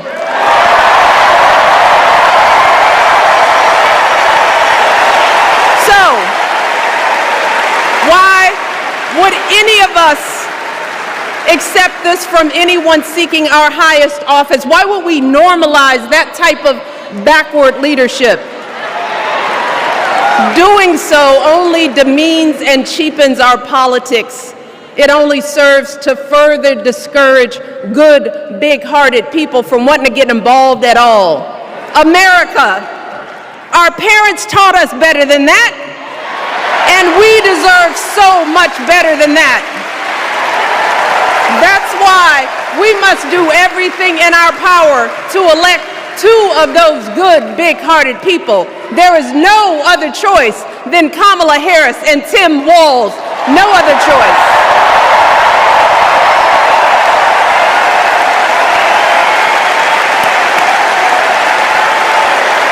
But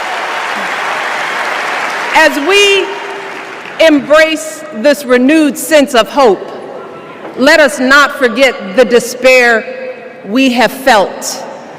Let us not forget what we are up against. Yes, Kamala and Tim are doing great now. We're loving it. They're packing arenas across the country. Folks are energized. We are feeling good. But remember, there are still so many people who are desperate for a different outcome, who are ready to question and criticize every move Kamala makes, who are eager to spread those lies, who don't want to vote for a woman, who will continue to prioritize building their wealth over ensuring that everyone has enough. So no matter how good we feel tonight or tomorrow or the next day, this is going to be an uphill battle. So folks, we cannot be our own worst enemies. No. See, because the minute something goes wrong, the minute a lie takes hold, folks, we cannot start wringing our hands. We cannot get a Goldilocks complex about whether everything is just right. And we cannot indulge our anxieties about whether this country will elect someone like Kamala instead of doing everything we can to get someone like Kamala elected.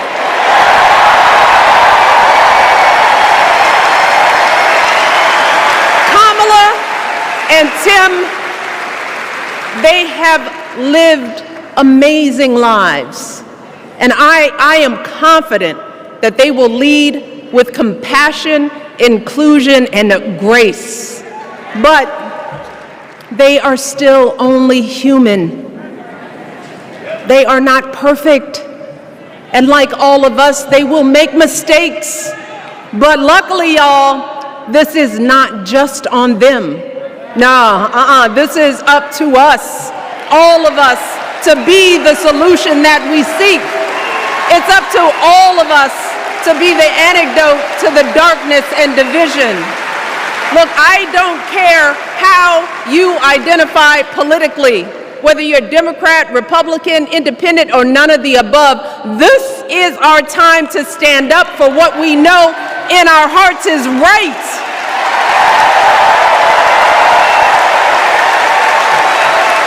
To stand up not just for our basic freedoms, but for decency and humanity, for basic respect, dignity, and empathy, for the values at the very foundation of this democracy. It's up to us to remember what Kamala's mother told her. Don't just sit around and complain, do something. So, if they lie about her, and they will, we've got to do something. If we see a bad poll, and we will, we got to put down that phone and do something. If we start feeling tired, if we start feeling that dread creeping back in, we got to pick ourselves up, throw water on our face, and what? We only have 2.5 months, y'all, to get this done. Only 11 weeks to make sure every single person we know is registered and has a voting plan. So, we cannot afford for anyone America to sit on their hands and wait to be called. Don't complain if no one from the campaign has specifically reached out to you to ask you for your support. There is simply no time for that kind of foolishness. You know what you need to do. So, consider this to be your official ask. Michelle Obama is asking you, no, I'm telling y'all to do something.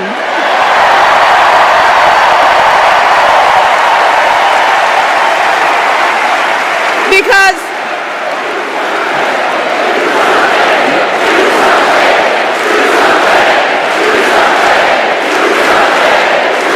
you all, this election is going to be close. In some states, just a handful, listen to me, a handful of votes in every precinct could decide the winner. So we need to vote in numbers that erase any doubt. We need to overwhelm any effort to suppress us. Our fate is in our hands. In 77 days, we have the power to turn our country away from the fear, division, and smallness of the past. We have the power to marry our hope with our action. We have the power to pay forward the love, sweat, and sacrifice of our mothers and fathers and all those who came before us. We did it before, y'all, and we sure can do it again. Let us work like our lives depend on it. And let us keep moving our country forward and go higher, yes, always higher than we've ever gone before as we elect the next President and Vice President of the United States, Kamala Harris and Tim Walz. Thank you all. God bless.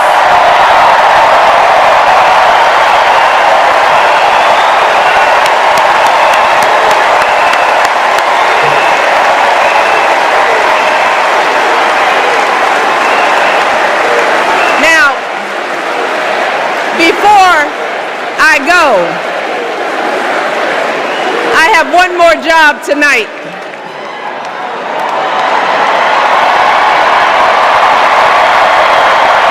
Yeah, one more job. You all, thank you for all the love, but it is now my honor to introduce somebody who knows a whole lot about hope. Someone who has spent his life strengthening our democracy, and let me tell you, as someone who lives with him, he wakes up every day, and thinks about what's best for this country. Please welcome America's 44th President and the love of my life, Barack Obama.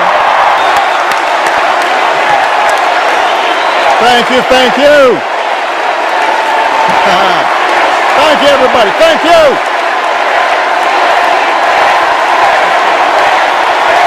Thank you. Thank you.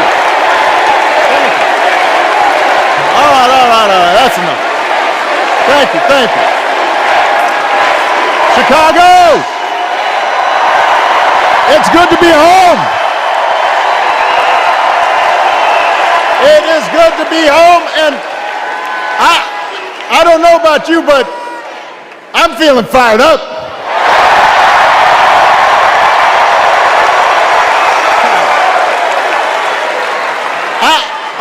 I am feeling ready to go.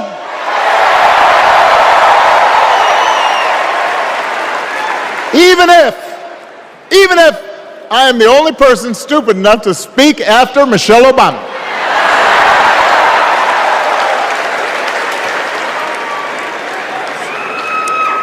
I am feeling hopeful because this convention has always been pretty good to kids with funny names who believe in a country where anything is possible.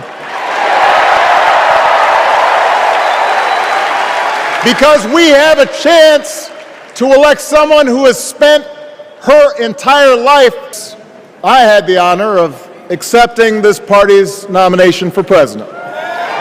And I know that's hard to believe because I have not aged a bit. But it's true. And looking back, I can say without question that my first big decision as your nominee turned out to be one of my best. And that was asking Joe Biden to serve by my side as vice president. For years, those are the values America has needed most. At a time when millions of our fellow citizens were sick and dying, we needed a leader with the character to put politics aside and do what was right. At a time when our economy was reeling, we needed a leader with the determination to drive what would become the world's strongest recovery. 15 million jobs, higher wages, lower health care costs. At a time when the other party had turned into a cult of personality, we needed a leader who was steady and brought people together and was selfless enough to do the rarest thing there is in politics, putting his own ambition aside for the sake of the country.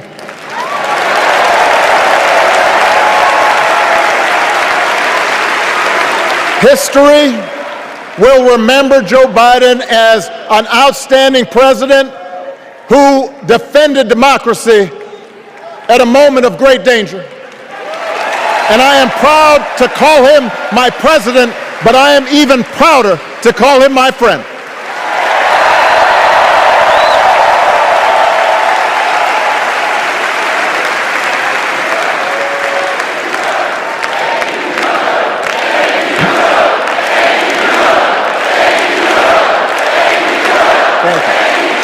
Now,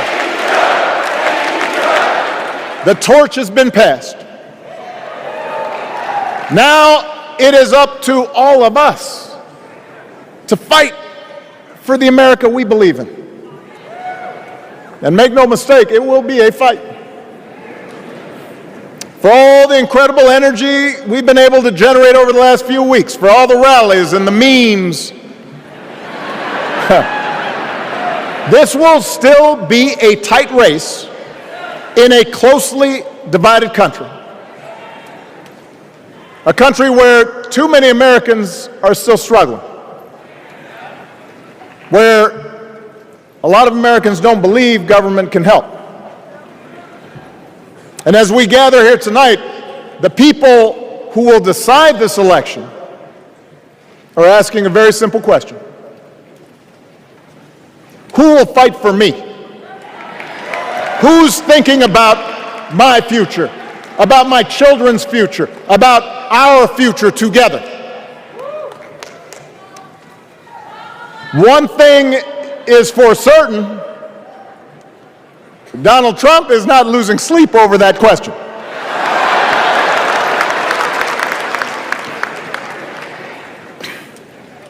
Here's a 78-year-old billionaire who has not stopped whining about his problems since he rode down his golden escalator 9 years ago. It has been a constant stream of gripes and grievances that's actually been getting worse now that he's afraid of losing to Kamala. There's the childish nicknames, the crazy conspiracy theories, this weird obsession with crowd sizes.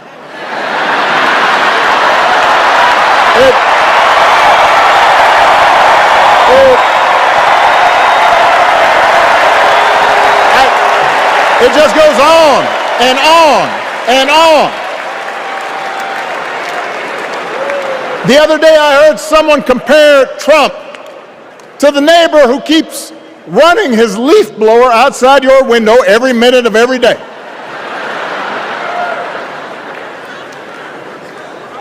Now, from a neighbor, that's exhausting.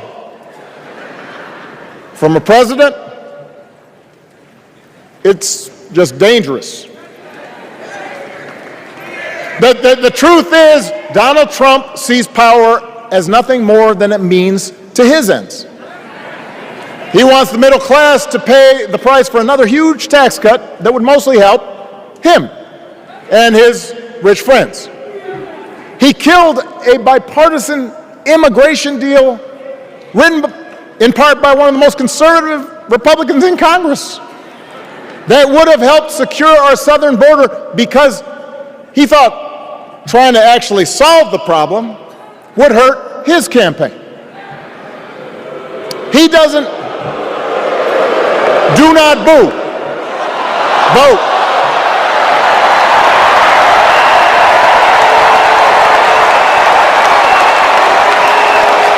He doesn't seem to care if more women lose their reproductive freedom since it won't affect his life.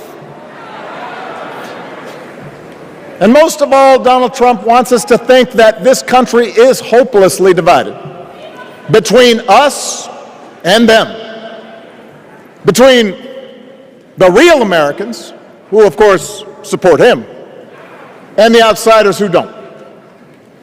And he wants you to think that you'll be richer and safer if you will just give him the power to put those other people back in their place. It is one of the oldest tricks in politics from a guy whose act has, let's face it, gotten pretty stale.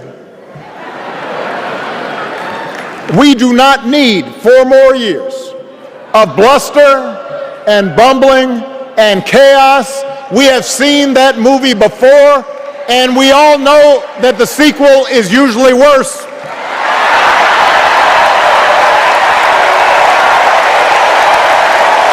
America's ready for a new chapter. America's ready for a better story. We are ready for a President Kamala Harris.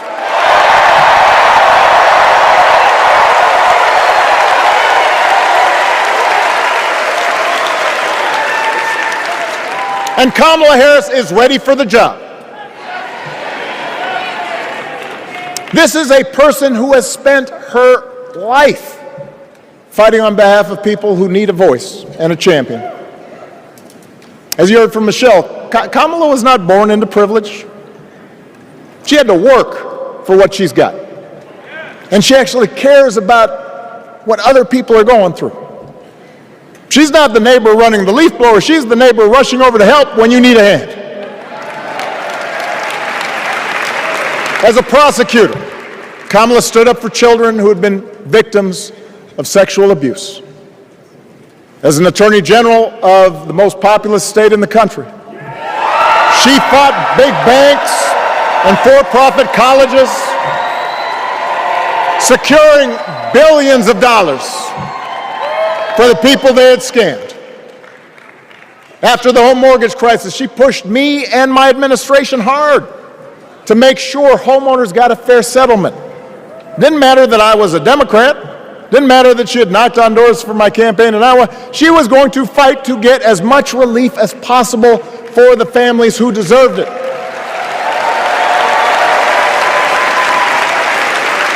As vice president, she helped take on the drug companies to cap the cost of insulin, lower the cost of health care, give families with kids a tax cut. And she is running for president with real plans to lower costs even more and protect Medicare and Medicaid and sign a law to guarantee every woman's right to make her own health care decisions.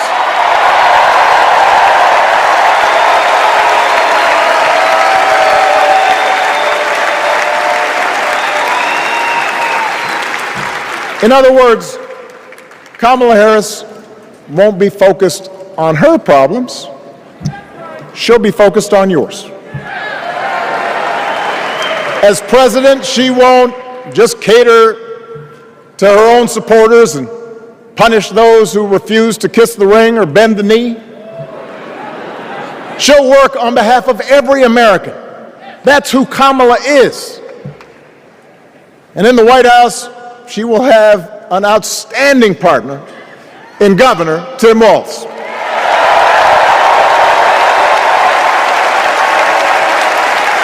Let me tell you something. Let me tell you something. I love this guy. Tim is the kind of person who should be in politics. Born in a small town, served his country, taught kids, coached football, took care of his neighbors. He knows who he is, and he knows what's important.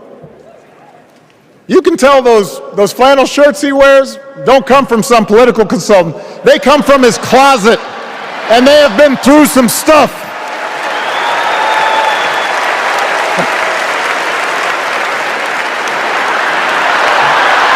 They have been through some stuff. That's right.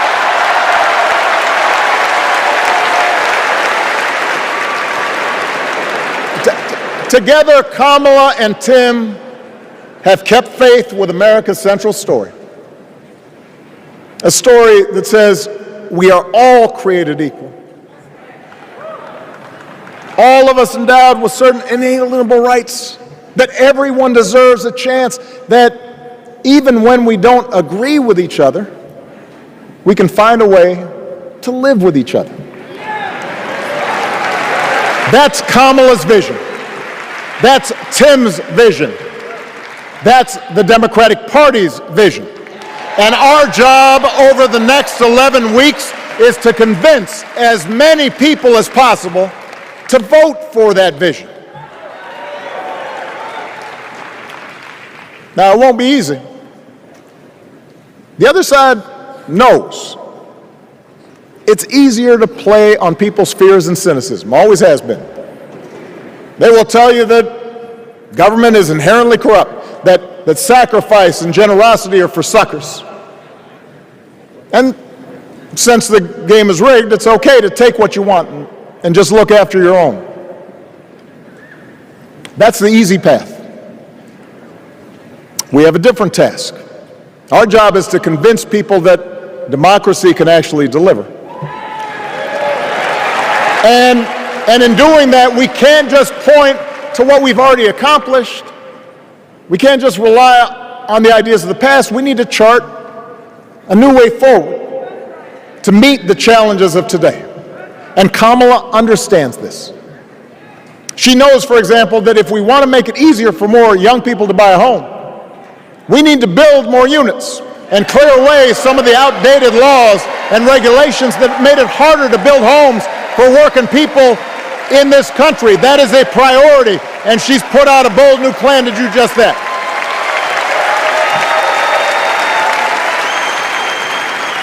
On health care, we should all be proud of the enormous progress that we've made through the Affordable Care Act, providing millions of people access to affordable coverage, protecting millions more from unscrupulous insurance practices. I noticed, by the way, that since it's become popular, they don't call it Obamacare no more.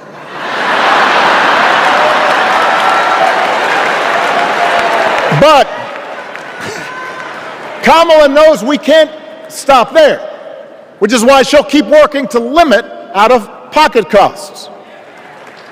Kamala knows that if we want to help people get ahead, we need to put a college degree within reach of more Americans. But she also knows college shouldn't be the only ticket to the middle class. We need to follow the lead of governors like Tim Walz, who said, if you've got the skills and the drive, you shouldn't need a degree to work for state government.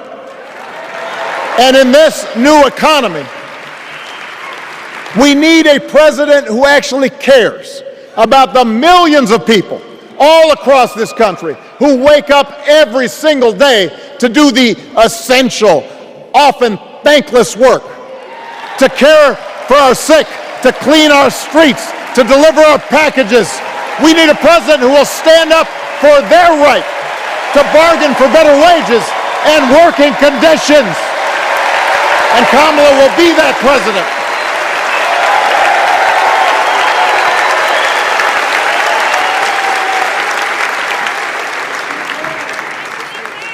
Yes, she can.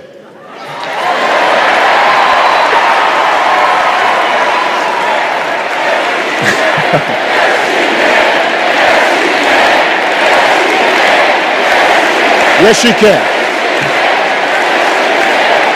A Harris-Walz administration can help us move past some of the tired old debates that keep stifling progress, because at their core, Kamala and Tim understand that when everybody gets a fair shot, we are all better off. They understand that when every child gets a good education, the whole economy gets stronger. When women are paid the same as men for doing the same job, all families benefit.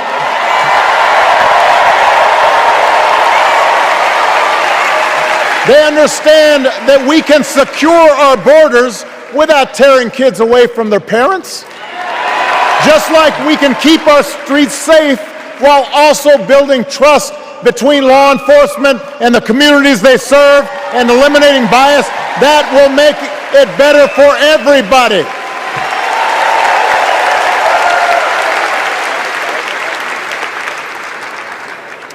Donald Trump and his well-heeled donors, they don't see the world that way. For them, one group's gains is necessarily another group's loss. For them, freedom means that the powerful can do pretty much what they please, whether it's fire workers trying to organize a union, or put poison in our rivers, or avoid paying taxes like everybody else has to do. Well, we have a broader idea of freedom. We believe in the freedom to provide for your family if you're willing to work hard.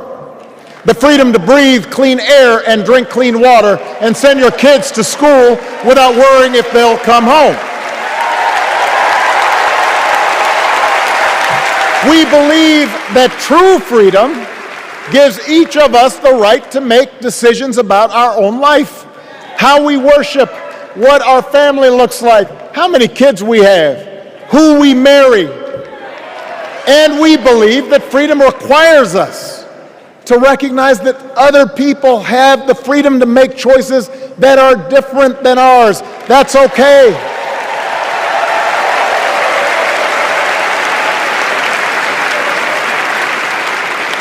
That's the America Kamala Harris and Tim Walz believe in.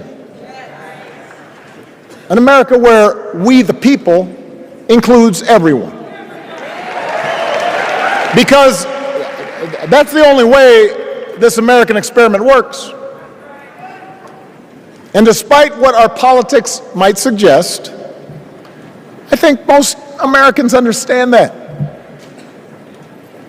Democracy isn't just a bunch of abstract principles and dusty laws in some book somewhere. It's the values we live by. It's the way we treat each other, including those who don't look like us, or pray like us, or see the world exactly like we do.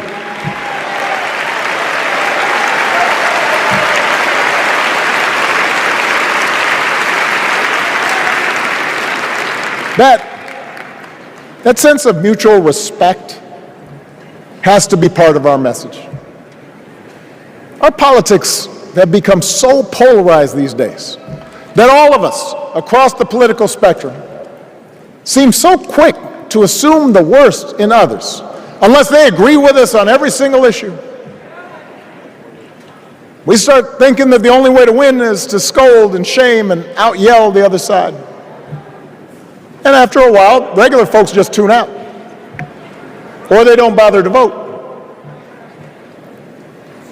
Now that approach may work for the politicians who just want attention and thrive on division, but it won't work for us to make progress on the things we care about, the things that really affect people's lives. We need to remember that we've all got our blind spots and contradictions and prejudices, and that if we want to win over those who aren't yet ready to support our candidates, we need to listen to their concerns and maybe learn something in the process. After all, if a parent or grandparent occasionally says something that makes us cringe, we don't automatically assume they're bad people. We recognize that the world is moving fast, that they need time and maybe a little encouragement to catch up. Our fellow citizens deserve the same grace we hope they'll extend to us.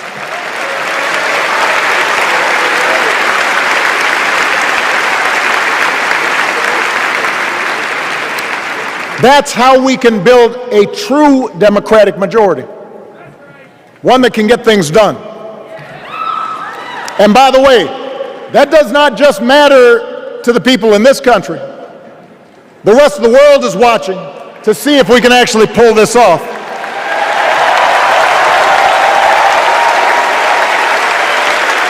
No nation,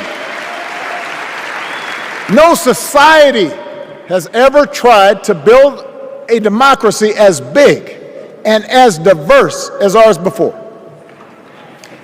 One that includes people that over decades have come from every corner of the globe. One where our allegiances and our community are defined not by race or blood, but by a common creed.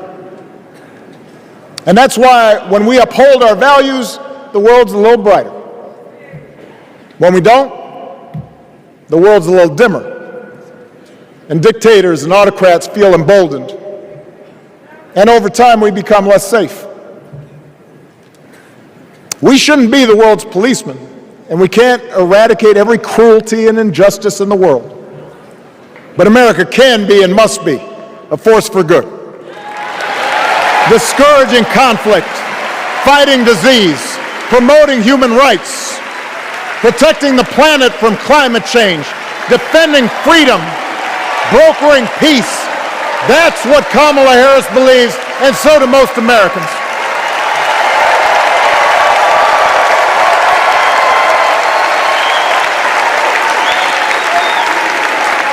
Now,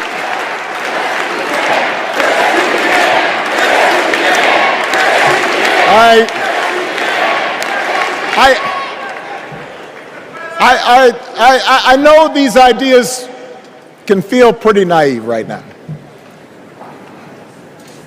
We live in a time of such confusion and rancor, with a culture that puts a premium on things that don't last. Money, fame, status, likes. We chase the approval of strangers on our phones. We build all manner of walls and fences around ourselves, and then we wonder why we feel so alone. We don't trust each other as much because we don't take the time to know each other. And in that space between us, politicians and algorithms teach us to caricature each other and troll each other and fear each other. But here's the good news, Chicago. All across America, in big cities and small towns, away from all the noise, the ties that bind us together are still there. We still coach Little League and look out for our elderly neighbors. We still feed the hungry in churches and mosques and synagogues and temples. We share the same pride when our Olympic athletes compete for the gold. Because the vast majority of us do not want to live in a country that's bitter and divided. We want something better. We want to be better. And the joy and the excitement that we're seeing around this campaign tells us we're not alone. You know, I've spent a lot of time thinking about these past few months because, as Michelle mentioned, this summer we lost her mom, Ms. Marion Robinson. And I don't know that anybody has ever loved their mother-in-law any more than I love mine. Mostly it's because she was funny and wise and the least pretentious person I knew. That, and she always defended me with Michelle when I messed up.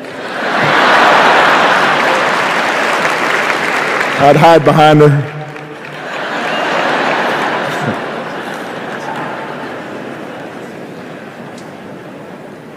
But I also think one of the reasons Mary and I became so close was she reminded me of my grandmother, the woman who helped raise me as a child. And on the surface, the two of them did not have a lot in common. One was a black woman from right here, south side of Chicago, right down the way. Went to Englewood High School. The other was a little old white lady born in a tiny town called Peru, Kansas. Now, I know there aren't that many people from Peru.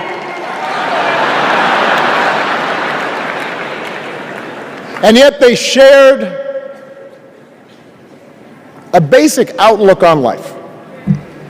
They were strong, smart, resourceful women, full of common sense, who, regardless of the barriers they encountered, and women growing up in the 40s and 50s and 60s, they encountered barriers. They still went about their business without fuss or complaint and provided an unshakable foundation of love for their children and their grandchildren.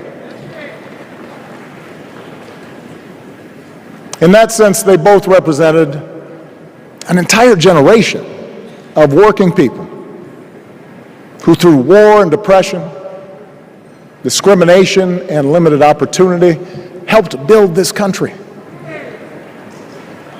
A lot of them toiled every day at jobs that were often too small for them and didn't pay a lot. They willingly went without just to keep a roof over the family's heads, just to give their children something better. But they knew what was true. They knew what mattered. Things like honesty and integrity, kindness and hard work. They weren't impressed with braggarts or bullies. They didn't think putting other people down lifted you up or made you strong. They didn't spend a lot of time obsessing about what they didn't have. Instead, they appreciated what they did. They found pleasure in simple things. A card game with friends, a good meal and laughter around the kitchen table, helping others, and most of all, seeing their children do things and go places that they would have never imagined for themselves.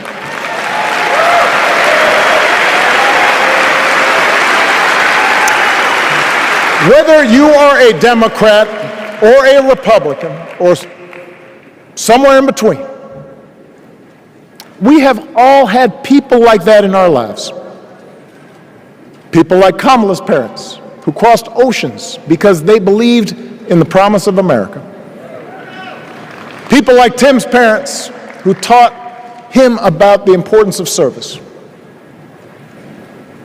Good, hard-working people who weren't famous or powerful, but who managed in countless ways to leave this country just a little bit better than they found it. As much as any policy or program, I believe that's what we yearn for. A return to an America where we work together and look out for each other. A restoration of what Lincoln called, on the eve of Civil War, our bonds of affection. An America that taps what he called the better angels of our nature. That is what this election is about. And I believe that's why if we each do our part over the next 77 days, if we knock on doors, if we make phone calls, if we talk to our friends, if we listen to our neighbors, if we work like we've never worked before, if we hold firm to our convictions, we will elect Kamala Harris as the next President of the United States, and Tim Walz as the next Vice President of the United States. We will elect leaders up and down the ballot who will fight for the hopeful, forward-looking America we all believe in, and together we too will build a country that is more secure and more just, more equal, and more free. So let's get to work. God bless you. And God bless the United States of America. Please stand if you are able for this evening's benediction, offered by Bishop Samuel L. Green Sr. and His Eminence Archbishop Alpidophoros of the Greek Orthodox Archdiocese of America.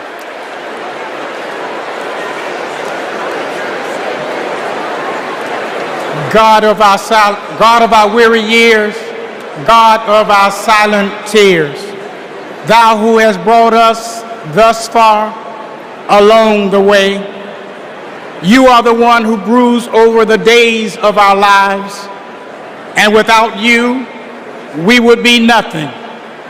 So we lift our hopes and hearts to Thee, and we pause tonight to say thank You.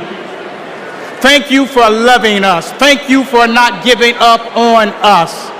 Thank You for giving this nation the benefits of Your mercy, because all of us can feel that something enthusiastic is rising in the soul of America.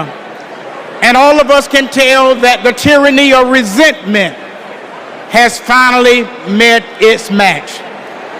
The candidacy of Kamala Harris has ignited an era of joy across America. Tonight, we thank You that even in the darkest of our pessimistic nights, love has not failed us, and hope has stood its ground. We who gather do so with audacity. Welcome to the third night of the Democratic National Convention. My name is Mindy Kaling. Thank you. For those of you who don't know me, I am an incredibly famous Gen Z actress who you might recognize from The Office. Thank you, The Mindy Project.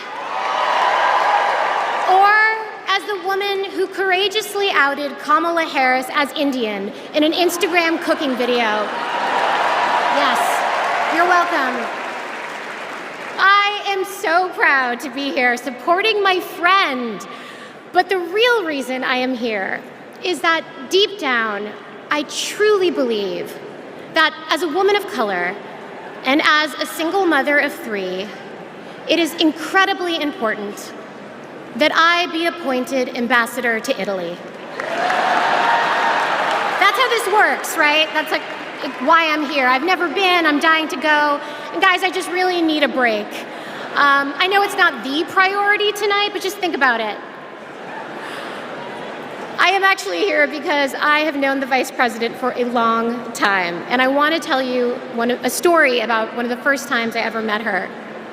She wasn't Madam Vice President then. She was my senator, and we were filming a video where she came to my home to cook dosas, a South Indian dish. Yes, it's not every day that a senator comes over, and I was pretty nervous. But when she arrived, we immediately hit it off. We talked about the love we have for our moms, who had both passed away from cancer. Both of our mothers were immigrants from India who came to America and committed their lives to serving others. My mother, Swati, became an OBGYN. Thank you. Kamala's mother, Shaimala, became a scientist with a PhD who dedicated her life to trying to find a cure for cancer. And after speaking to Kamala, it was clear to me that Shaimala had passed down the same optimism and fearlessness to her daughter. But the thing I remember the most about the Vice President is that Kamala Harris can cook. Guys, she was so much better than me. But she also knew that my family was watching. So, as she gently corrected my sloppy dosa making, she was complimenting me every step of the way, making sure that my daughter Kit heard how good of a cook I am. She had no desire to be seen as better than anyone else. She just wanted my kid to be impressed with her mom. And when she finally bit into my dosa, she looked at me and said, really good, and then never took another bite again. Yes, but it is that warmth, that generosity of spirit that I know she will bring to the White House as our next president. Kamala Harris cares deeply about other people. She will fight to protect our freedoms, because those are the values that her mother passed down to her. But in order to protect those freedoms, Democrats also need to win the House. So we have a lot to do, and please welcome to the stage your next Speaker of the House, Hakeem Jeffries.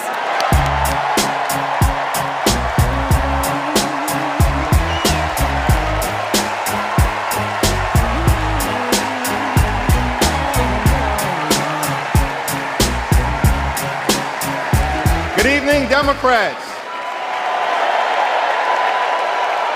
It's a high honor and a distinct privilege as a Brooklynite, New Yorker, and as an American to stand before you today and unequivocally express my support for Kamala Harris and Tim Walz to be the next President and Vice President of the United States of America.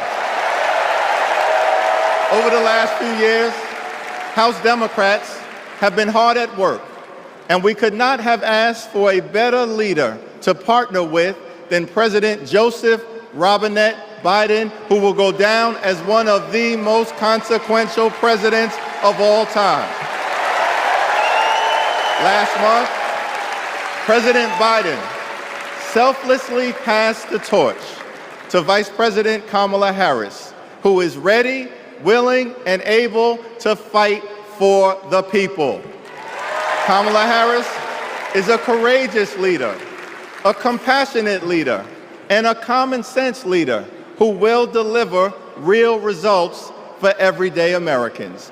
Kamala Harris is fighting for our freedom. Kamala Harris is fighting for our families. Kamala Harris is fighting for our future. Together, let's make Kamala Harris the 47th President of the United States of America.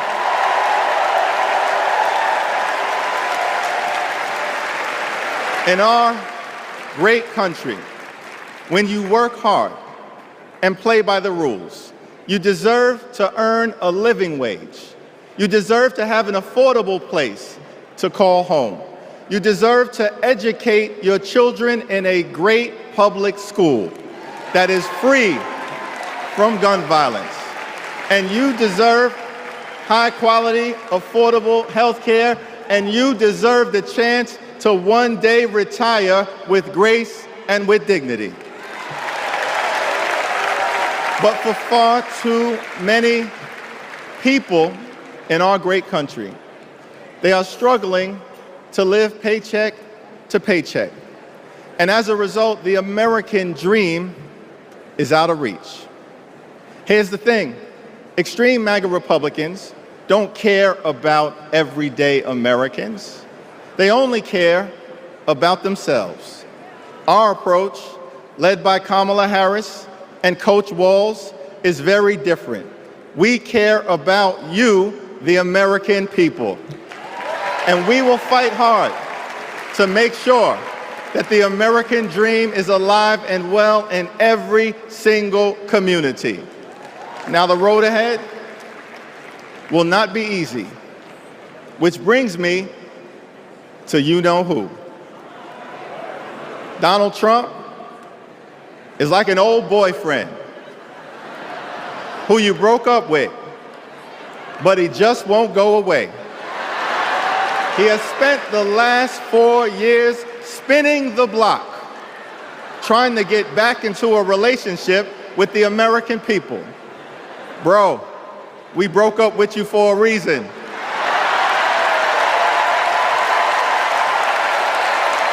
Trump was the mastermind of the GOP tax scam, where 83% of the benefits went to the wealthiest 1% in America. Trump failed our country during the COVID-19 pandemic. Trump is a chaos agent who is focused on himself, not the American people. Trump tried to destroy our democracy by lying about the election and inciting a violent mob to attack the Capitol. Trump put 3 extreme justices on the Supreme Court who destroyed Roe v. Wade. We broke up with you for a reason. Donald Trump can spin the block all he wants, but there's no reason for us to ever get back together. Been there, done that, we're not going back.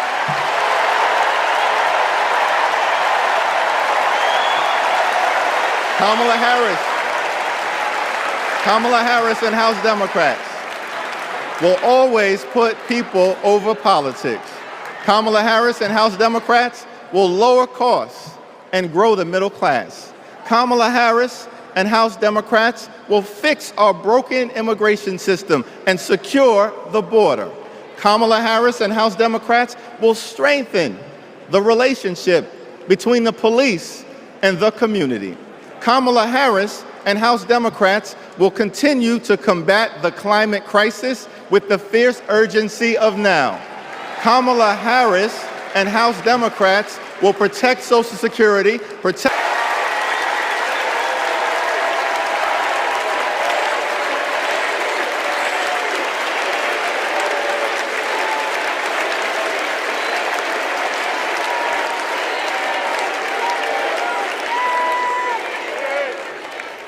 Please welcome Alexander Hudlin, Jasper Emhoff, and Arden Emhoff.